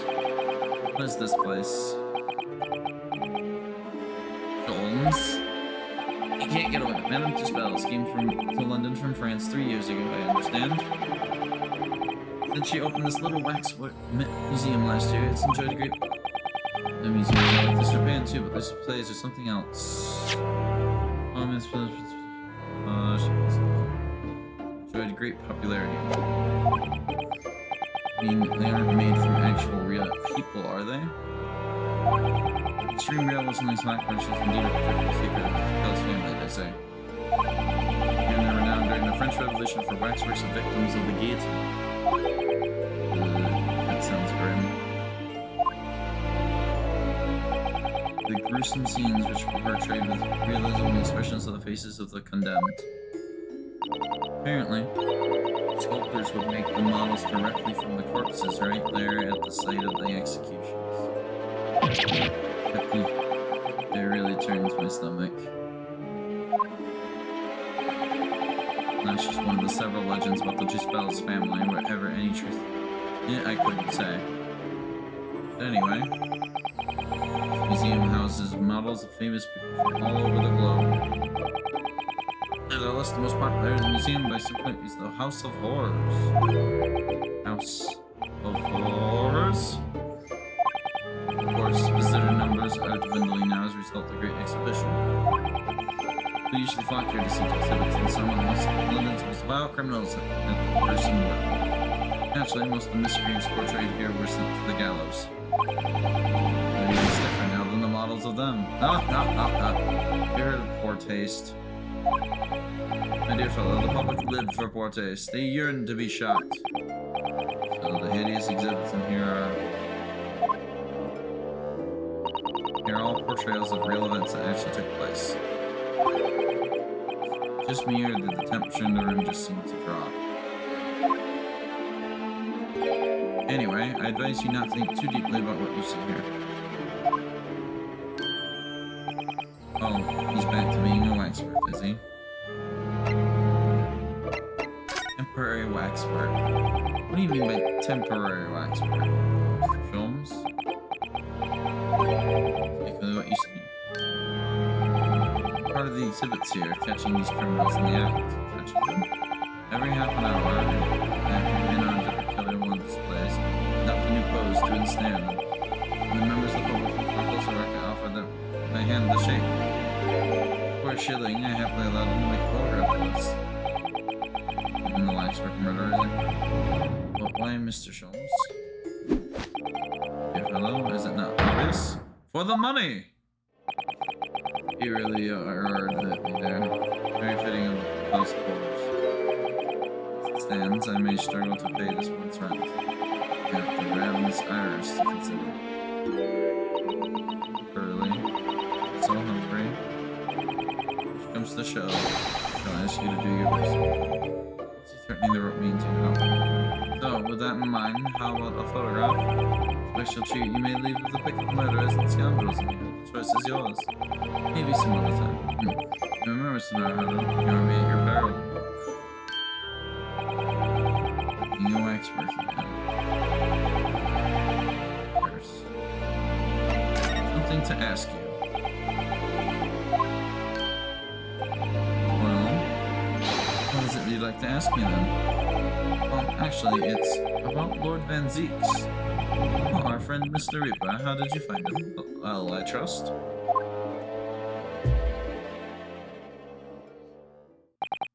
And so I filled Mr. Sholmes in about everything I've learnt. About Lord Van Zeeks and Professor Herobrine, and about the strange coincidence that they have been at the university together.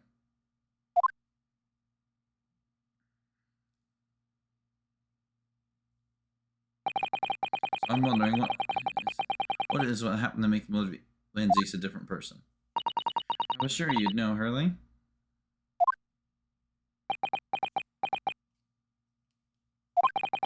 So there was something going on here in this exhibit hall before. That something was afoot. They say they believe it was related to what you wanted to ask about.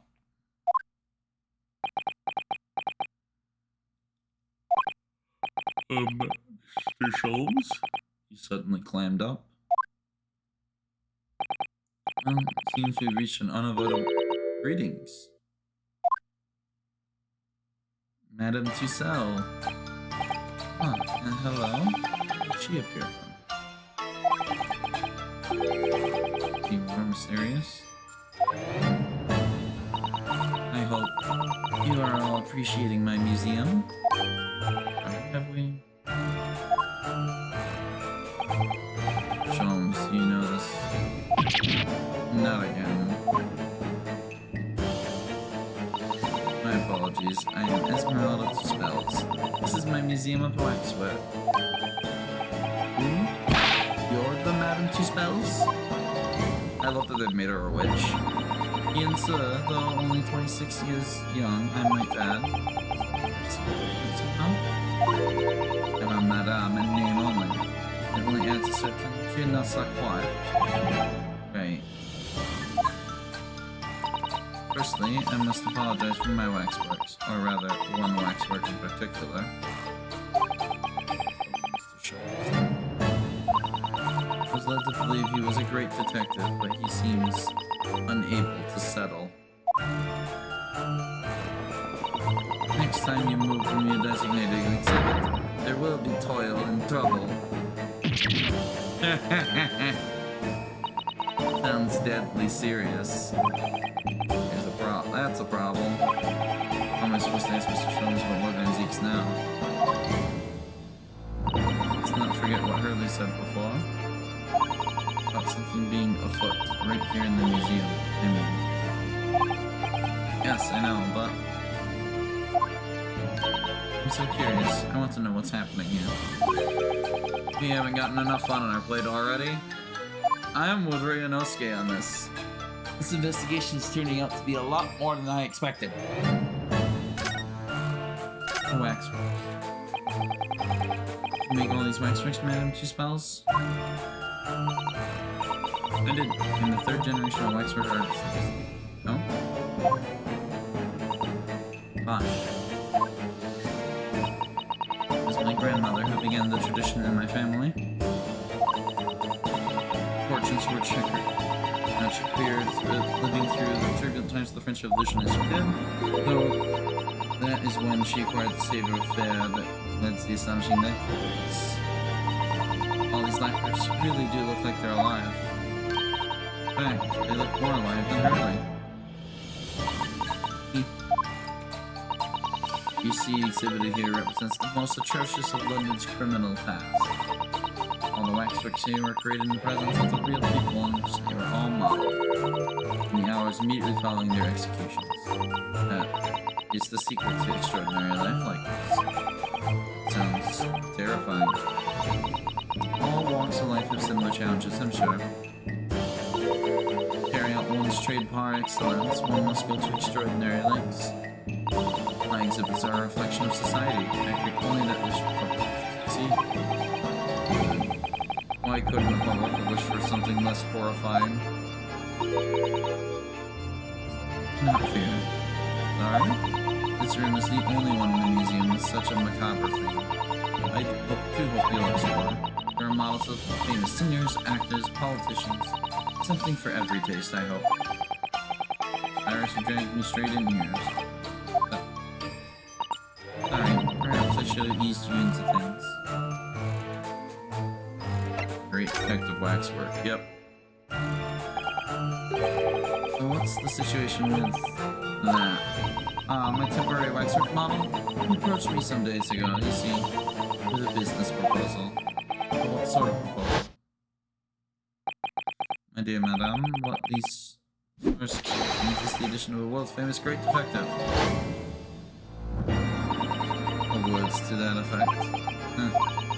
Naturally, I am well aware that Mr. Schultz is widely known in London as a talented detective.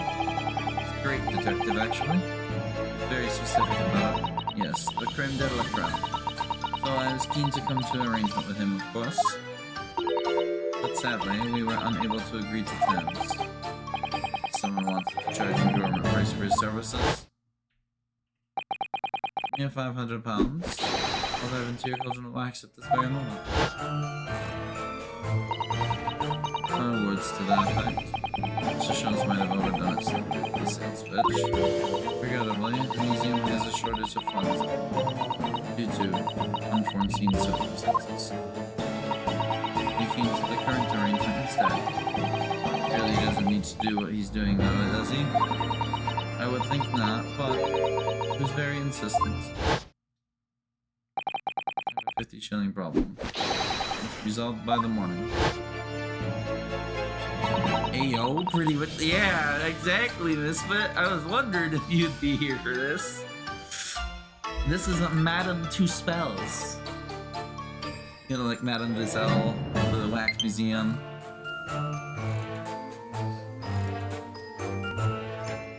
Here's some model ideas for you, Misfit, for the future. Is that pawnbroker? What is? You must have something to redeem. Is the consulting detective not going so well? Something afoot. I wonder, can I ask you something? Ian son, I'm just curious. Anything going on in the museum at the moment, like some kind of incident, perhaps?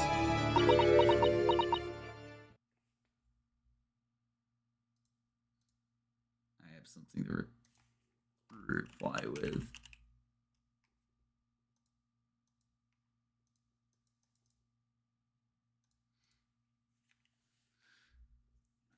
Let there be wiggles. Nah, we're fine. I don't know what you're talking about, Hawk. Totally not on our second set of controller for the stream already. Well, it was temporary waxwork over who mentioned it to me a little. Oh, he's disappeared. Wax model is a work of art, not some tawdry object for trade. Huh. There you are. Even the exhibit again when you should be working. Do you wish to be melted down? My dear Madame Tispels, save your reprimands, so there are more pressing concerns. The wax can wait. It's our ideas about your current problem. They must throw into the melting pot instead. Personally, I would advise you not to involve the police. Why ever not? Strangle away is the sheet. Because you have at your disposal a great detective whose service may employ at a mere 50 shillings. Please be aware, I prefer no. I insist upon payment in advance. Very well. Let's see if the great detective is able to live up to his name, shall we? Before I engage my analytical processes, I must ask you to clarify something. What, pray, is behind the curtain? That is the Two Spells special exhibit. There's an extra charge this year. The special exhibit in the House of Horrors. Special killer then, I presume. Would it like to be so kind to draw back the curtain, I wonder? Absolutely none. There's nothing you missed behind there. Nothing you missed, madame? There's an arm! What about the arm protruding ominously from under the curtain? I encourage you to allow me to see what lies beyond before the situation worsens. Very well. We'll draw back the curtains, but only a soupçon. I can't French.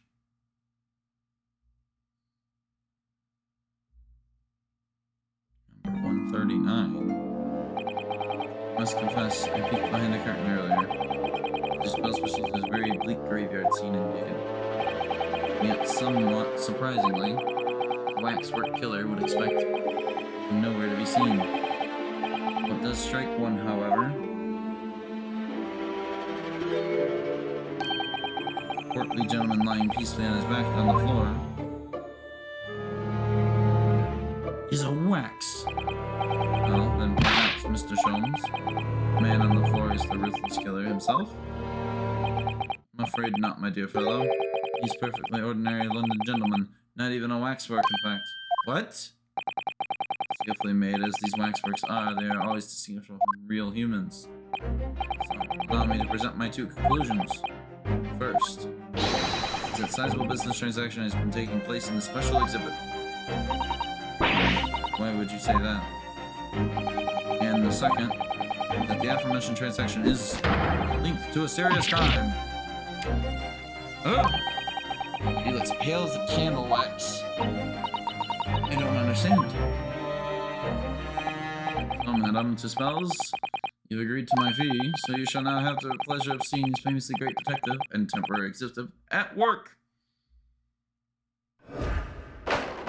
Ah yes, finally a deduction.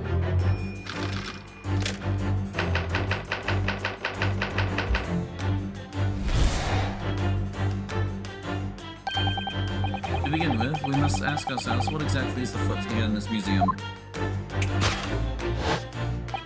The answer is revealed by the bundle of banknotes protruding helpfully from your bag. In my estimation, some £200. That is all my own money. So what does this large sum of money reveal? Not as much as the involuntary glance you cast would seem, Madame Dispels. The answer lies in the way your eyes now lie fall.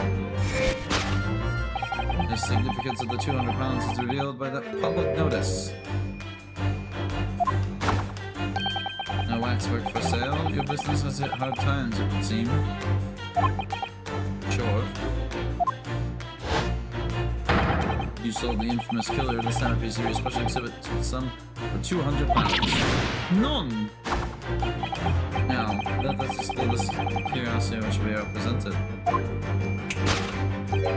Who is the poorly gentleman stretched out so peacefully on the floor? It would appear the man has suffered a severe shock, cause of which is clearly known to you. Oh. Unfortunately, madame, keeping secrets does not appear to be your forte. What dealt to the man such a shocking blow was, of course, the £200. It appeared that the twisted gentleman around the little finger most effectively. What are you suggesting? He rashly agreed to purchase the waxwork for £200. Only when he came to hand the money over, it did not occur to him what extraordinary amount he was paying. The money was no longer in his hands. And the result? The scene we see before us. He collapsed in shock. Makes no sense.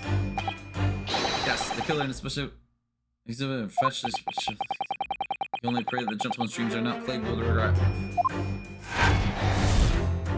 Sold for cash.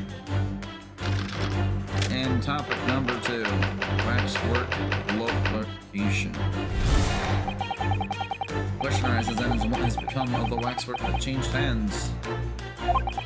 Let us consider that problem for a moment. You cannot possibly. What immediately strikes me about this conundrum is the young man standing over here. Is this so? Behind the answer, we only to observe his neckerchief, such as worn by policemen as deciding to follow members of the force. Crime is being perpetrated. Yes, this man is undercover policeman, currently investigating this museum. You know him well. In fact, it's Sergeant John Flay. What are you talking about? The man's quite celebrity. He received triple accolades at last year's policing awards.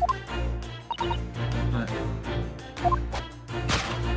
next to him turn our attention to the old man's hat performing that particular unsightly visage.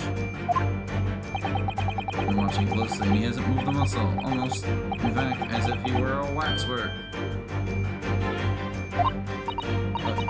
But your reaction only confirms my suspicions, madame. I noticed the evidence, of course. Observe! Telltale signs prove that not this old man's a waxwork. It's the obvious price tag. Only 3 pence. Damn, that's cheap. 3 pence? That's a cool price, you might say. Perhaps the going rate of aging waxworks is riddled with cracks. You sold the portly gentleman for an exorbitant £200. Sort of plucky behavior that here attracted attention at Scotland Yard, isn't that so, madame? I do not.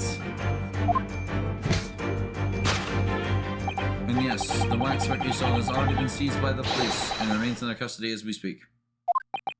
The old man must be reunited with his grave in the special exhibit and not a moment too soon.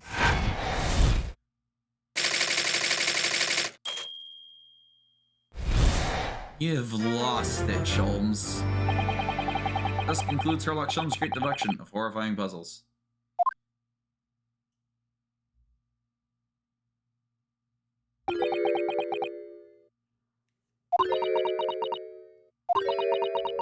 She's ready to boil him. See, I've stunned you all into silence. You have, Hurley. You have. You're obviously upset this lady in the process. Her cauldron looks awfully hot. If I could just bring up 1 point, Mr. Sholmes. Oh yes, the notorious Mr. Nora at 1 point. I'm all ears, fellow. According to your deduction, then the special exhibit featuring this old policeman. That would mean he's a particularly ruthless murderer, wouldn't it? Clear policeman, Ottermole? Sorry? There's been a serious series of murders that rattled the capital only last year. Police rush to the scene every time, only to find the culprit disappeared into the ether. Turned out the culprit was the policeman himself, a senior officer by the name of Ottermole. I mean, that's the sinister old man looking supposed to be there? Indeed. It's particularly a grim face. It's not? Unforgettable, in fact. Yes, I remember that odious countenance all too well. £200, a lot of money for a wax model. Would be enough to afford one of the latest steam carriages if that was effective. So it is quite a lot then. Is there anything else you wish to add? Before I melt you down, the bubbling wax is more and more ominous. The smell of all that molten wax is starting to worry me. Sholmes did more or less accuse her to her face, so I may have to call on your assistance here, Iris, if that's alright. Make some minor corrections to the great detective's great deductions. Of course, it's alright. We'll soon set things straight. Well, let's get started then, shall we? Before Madame Tuspel vents her anger. Just what I'm liking to hear, my dear fellow. So, Madame Tuspels, in accordance with our agreement, you shall now have the pleasure of seeing this famously great detective and temporary exhibit at work. Course correction. Hold it, Mr. Sholmes. Waxwork's fate. I don't know if it was sold for cash or not. That doesn't seem like a crime. To begin with, I must ask us that's what except here at this museum. Answer, revealed by the bundle of banknotes approaching some £200. It's all my own money. Is this like some money reveal? Not as much as the involuntary glance you cast, it would seem, Madame Tuspels. Answer lies with your eyes now fall. The significance of the £200 is revealed by the public notice. Definitely looked in this direction. It's true. I'm not sure if she saw any of her wax received for £200. For her heart and soul in the movie. I think over and above the wax. Yeah, I wouldn't sell them for anything. That much money. I would, but it sounds like that makes me like a bad person. Well, anyway, I wonder if the £200 could have been other significance. Saw that further glance at this.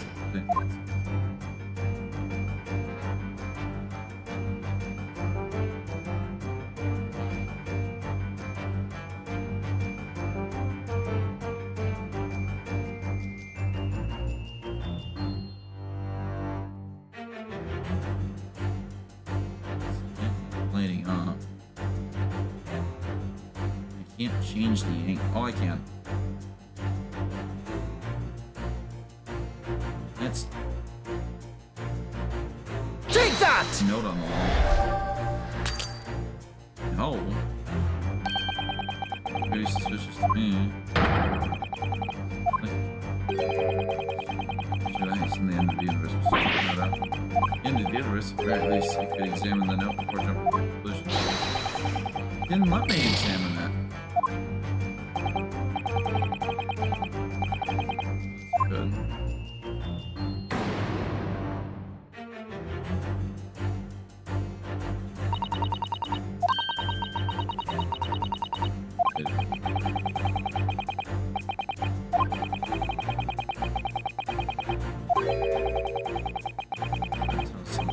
I'm sure.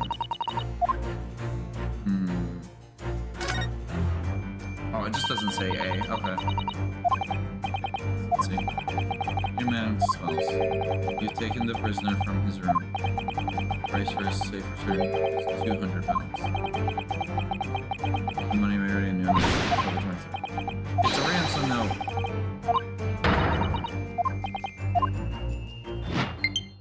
Here we go. Take that! Now we can present it.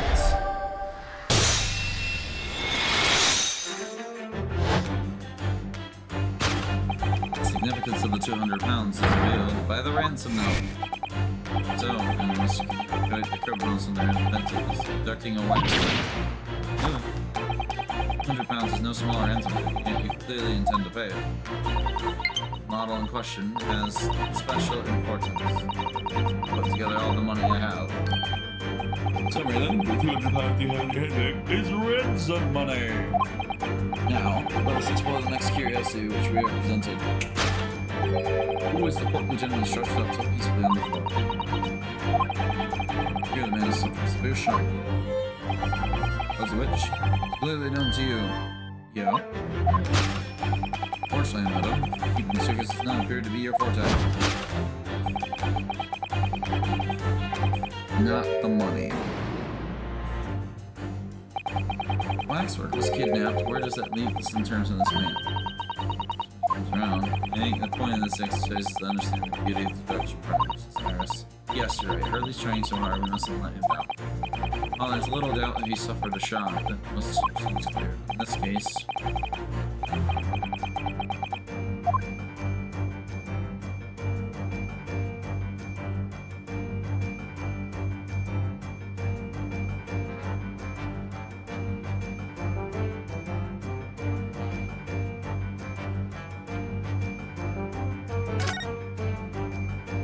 in her hand.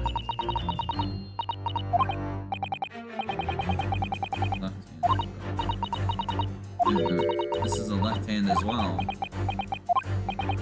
Say such creepy things, Iris, please. He's very stiff too. Okay, it's really hard. I mean, it's made of wax. Take that! There we go. He was hit with the wax. Man, such a was the wax work again? Indeed, it's all the wax work for them. One can deliver a very substantial blow. Hand retreating from the bottom of your cape. It ought to be a right hand. A closer inspection reveals in fact it's a left hand. Somehow, and somewhat masculine as well. In other words, it does not belong to you, madam. And it's the waxwork model.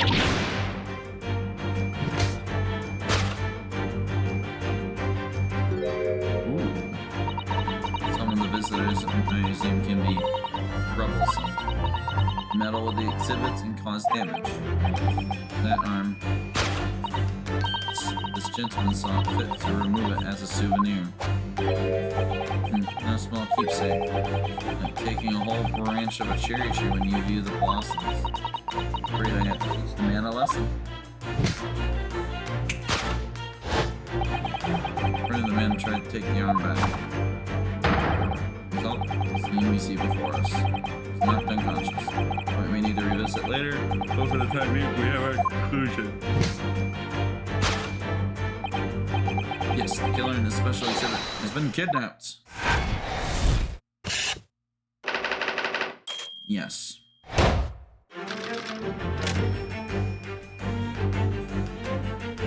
So, Mr. Deductions, the question that arises then is what has become of the waxwork? It's a problem for you, not possible. Immediately strikes me about this conundrum is the young man standing over there. Who is this fellow? To find the answer, we need only to observe this neckerchief.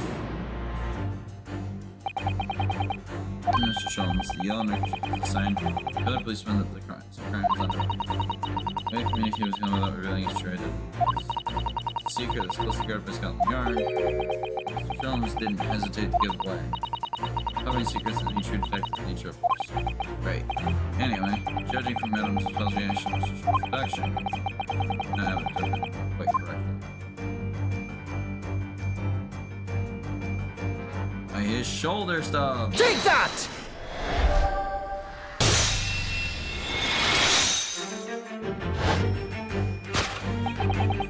Just to find the answer, we need only to observe his shoulder stub. No such boneless human walks the surface. That I can assure you. As has been standing here, the young Surgeon John Clay. He's in fact applying on a waxwork model. I seem to remember it was you who believed it was a real person in the first place, Mr. Sholmes. He's become quite a celebrity in London, being the winner of the no less than 3 police awards last year. Simply had to make a model of the man. Naturally, what other explanation could there be? And it was this detective's arm that was pulled off by the man on the floor in the special exhibit, wasn't it? Next, we turn our attention to the old man set before him with a particularly unsightly visage. Watching closely, he hasn't moved a muscle, almost in fact, as if he were a waxwork. But you action only confirms my suspicion, madam. I notice at once, of course. Observe the price tag. Bruce. I don't think killer policeman called Ottermole. Was it? Was he well known? It was all over the papers last year, but I can't say what he looks like. Very low price though. 3 pence isn't. Only a few measly hours of gas and Mr. Garrett's lodgings. Fact. Especially for taking from a special exhibit. Is it? Waxwork is somebody still seems to bring some. Is this the crusty old killer? Ottermole, really? I think we should have taken it.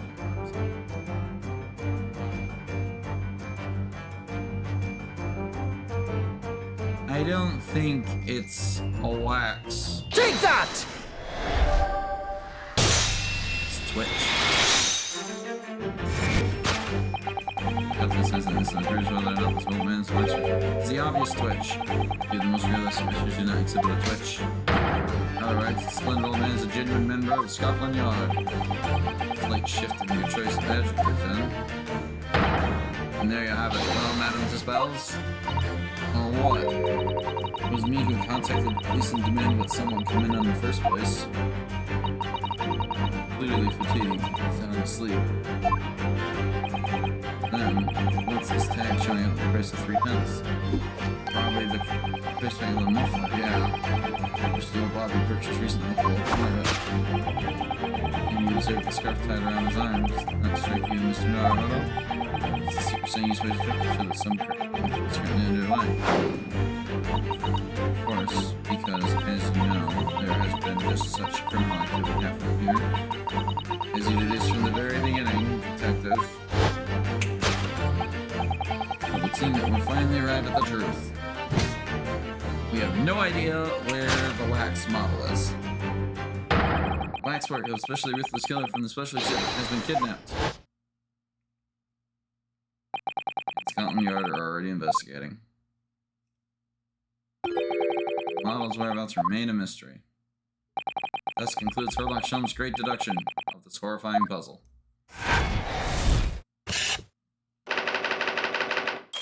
Yeah, that checks out. Elementary, my dear.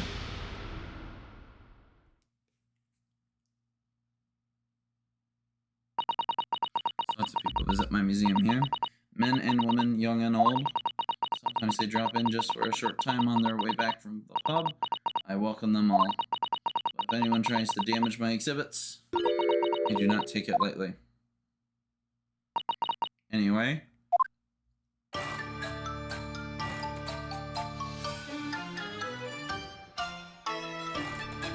The great production was even more enchanting than I had been led to believe.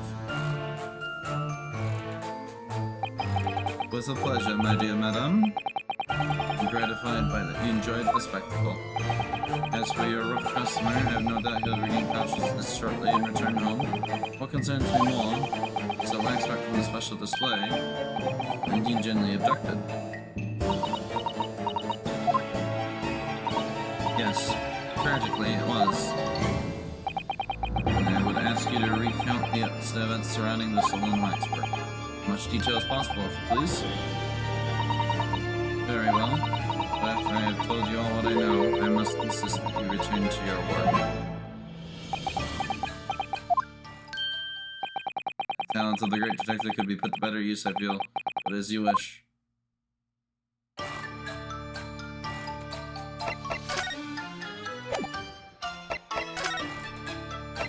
Stolen waxwork. Tell us more about the stolen waxwork, please. Some days ago now, when I came in here one morning, immediately noticed that a waxwork was missing from the special exhibit here. It was from a display, so that's why the curtains were closed. Yep. As I found the ransom note in its place. The culprit must have broken in during the night and taken it then. This waxwork was stolen. It was a model of some horrible criminal, I suppose.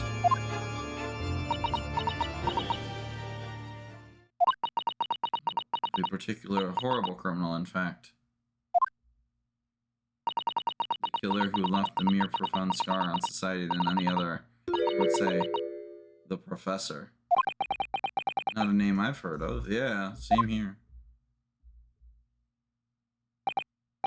So, Mr. Naruhodo, it seems the circle is complete. Alright. Professor case happened at a time around I was born, didn't it? Indeed it did, Iris. 10 years ago, a series of murders that rocked the capital. 10 years ago? Yes, at exactly the time that Barak van Zeeks graduated from university, in fact. Surely he's not saying this is the big event that changed Mr. Reaper's life.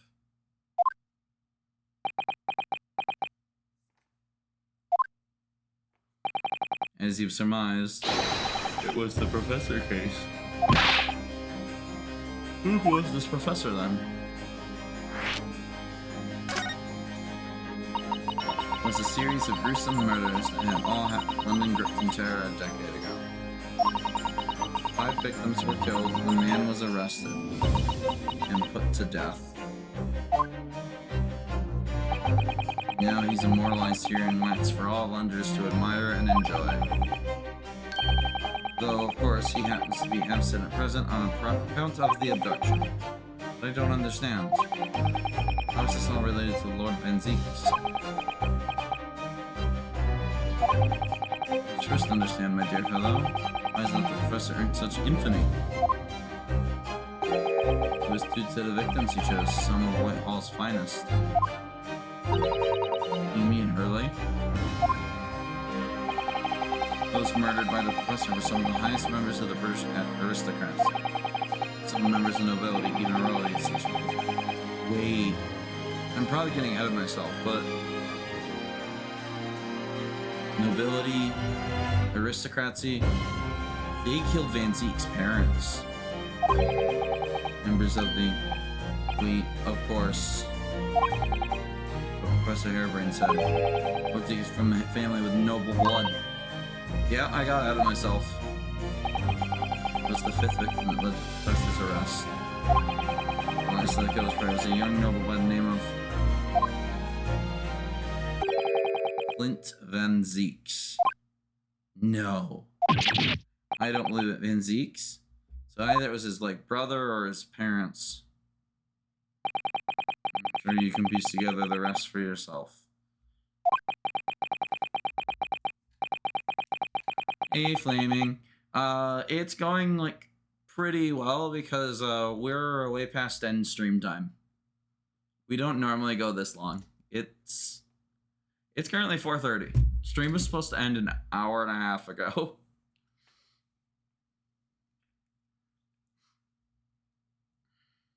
So it's going pretty well. Wait, did he say brother? Yeah, in the wake of his older brother's murder, the young Barak proceeded to prosecute. Yeah, she became the Reaper we know today. Okay.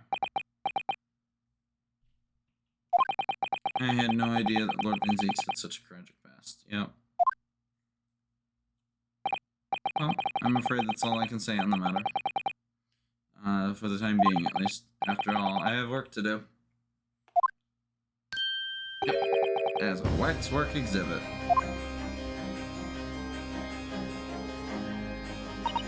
I'm afraid I shall have to excuse myself as well. Oh yes, of course. It's been a pleasure. Thank you.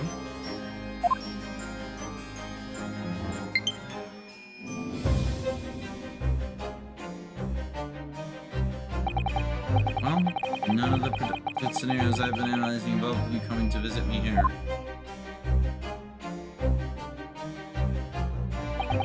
It's been too long. It really has. I'm delighted to see you, Barak. It's been 10 years, and here we are, meeting in prison of all places. I can't forgive myself for what happened to Mr. Osmond. I just can't. I still can't believe it could have happened. Tomorrow, the court will decide. Yes, I have a young Eastern man acting for my defense. It seems reliable. It was an accident, a terrible accident. He assures me he can prove it. I must warn you. Oh, I know. I've heard already. You're going to be prosecuting, aren't you? Yes. Since I returned to England, I've heard lots of stories. Are you really? What? Never mind. I know that you have my best interests at heart. Your friend is on trial. I wouldn't entrust it to anybody else. Of course, I fully understand. Thank you, Barrett. Till tomorrow, then. I'll see you in court. We'll see you in court. To be continued. And I think this is a great stopping point.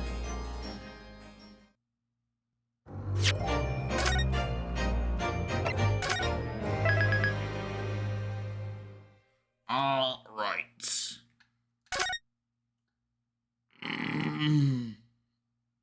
Big stretch.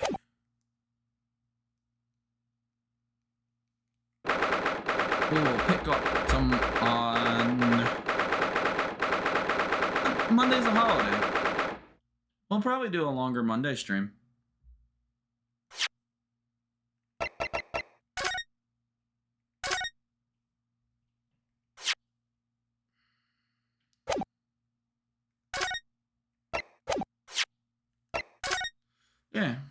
Yeah, that's what we'll do. We'll do a longer Monday stream since I don't have to work and it's a holiday. So, I think it's time. Whoops. I hit the right button. Things might actually work around here.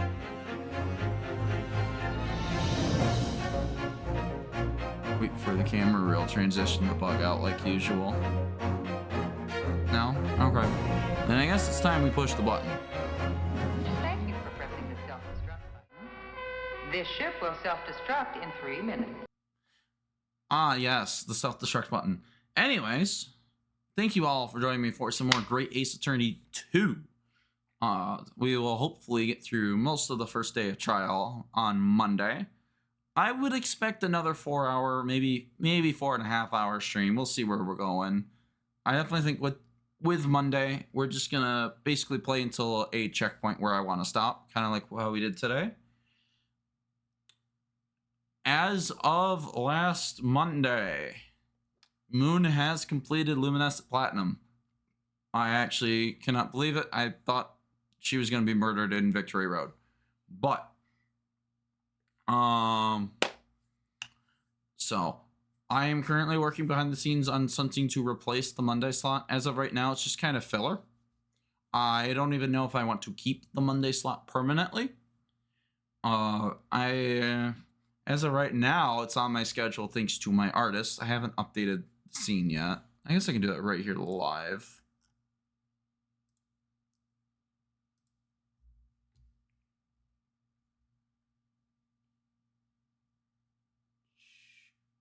Or did they not put it on the scene?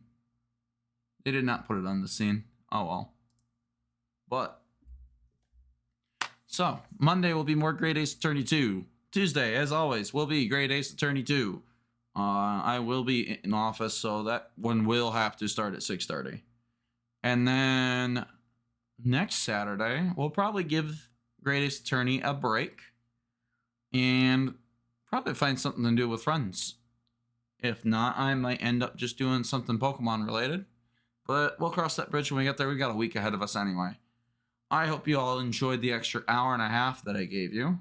Before I go, I just want to make you all aware of Blue Sky, because I'm actually moving stream updates to my Blue Sky account. I'm not really happy with Twitter. I really haven't been happy with Twitter since I came back anyway. So the Twitter is kind of just going to be my personal hot takes and stuff that's going on in and out of stream, kind of just the life outtakes, where Blue Sky is going to be exclusively for stream. So like game announcements, stream announcements, all going to be on Blue Sky, and we'll pick, and everything on the Twitter will be like Yu-Gi-Oh, stuff I'm doing outside of streaming, all of that good stuff. And that may actually even be updated to actually use my name. We'll see. But I hope to catch you all Monday for Great Ace Attorney 2. Check out my Blue Sky. I'll drop in the link after this transitions, and we'll let you know when we start. I hope you all have a great weekend.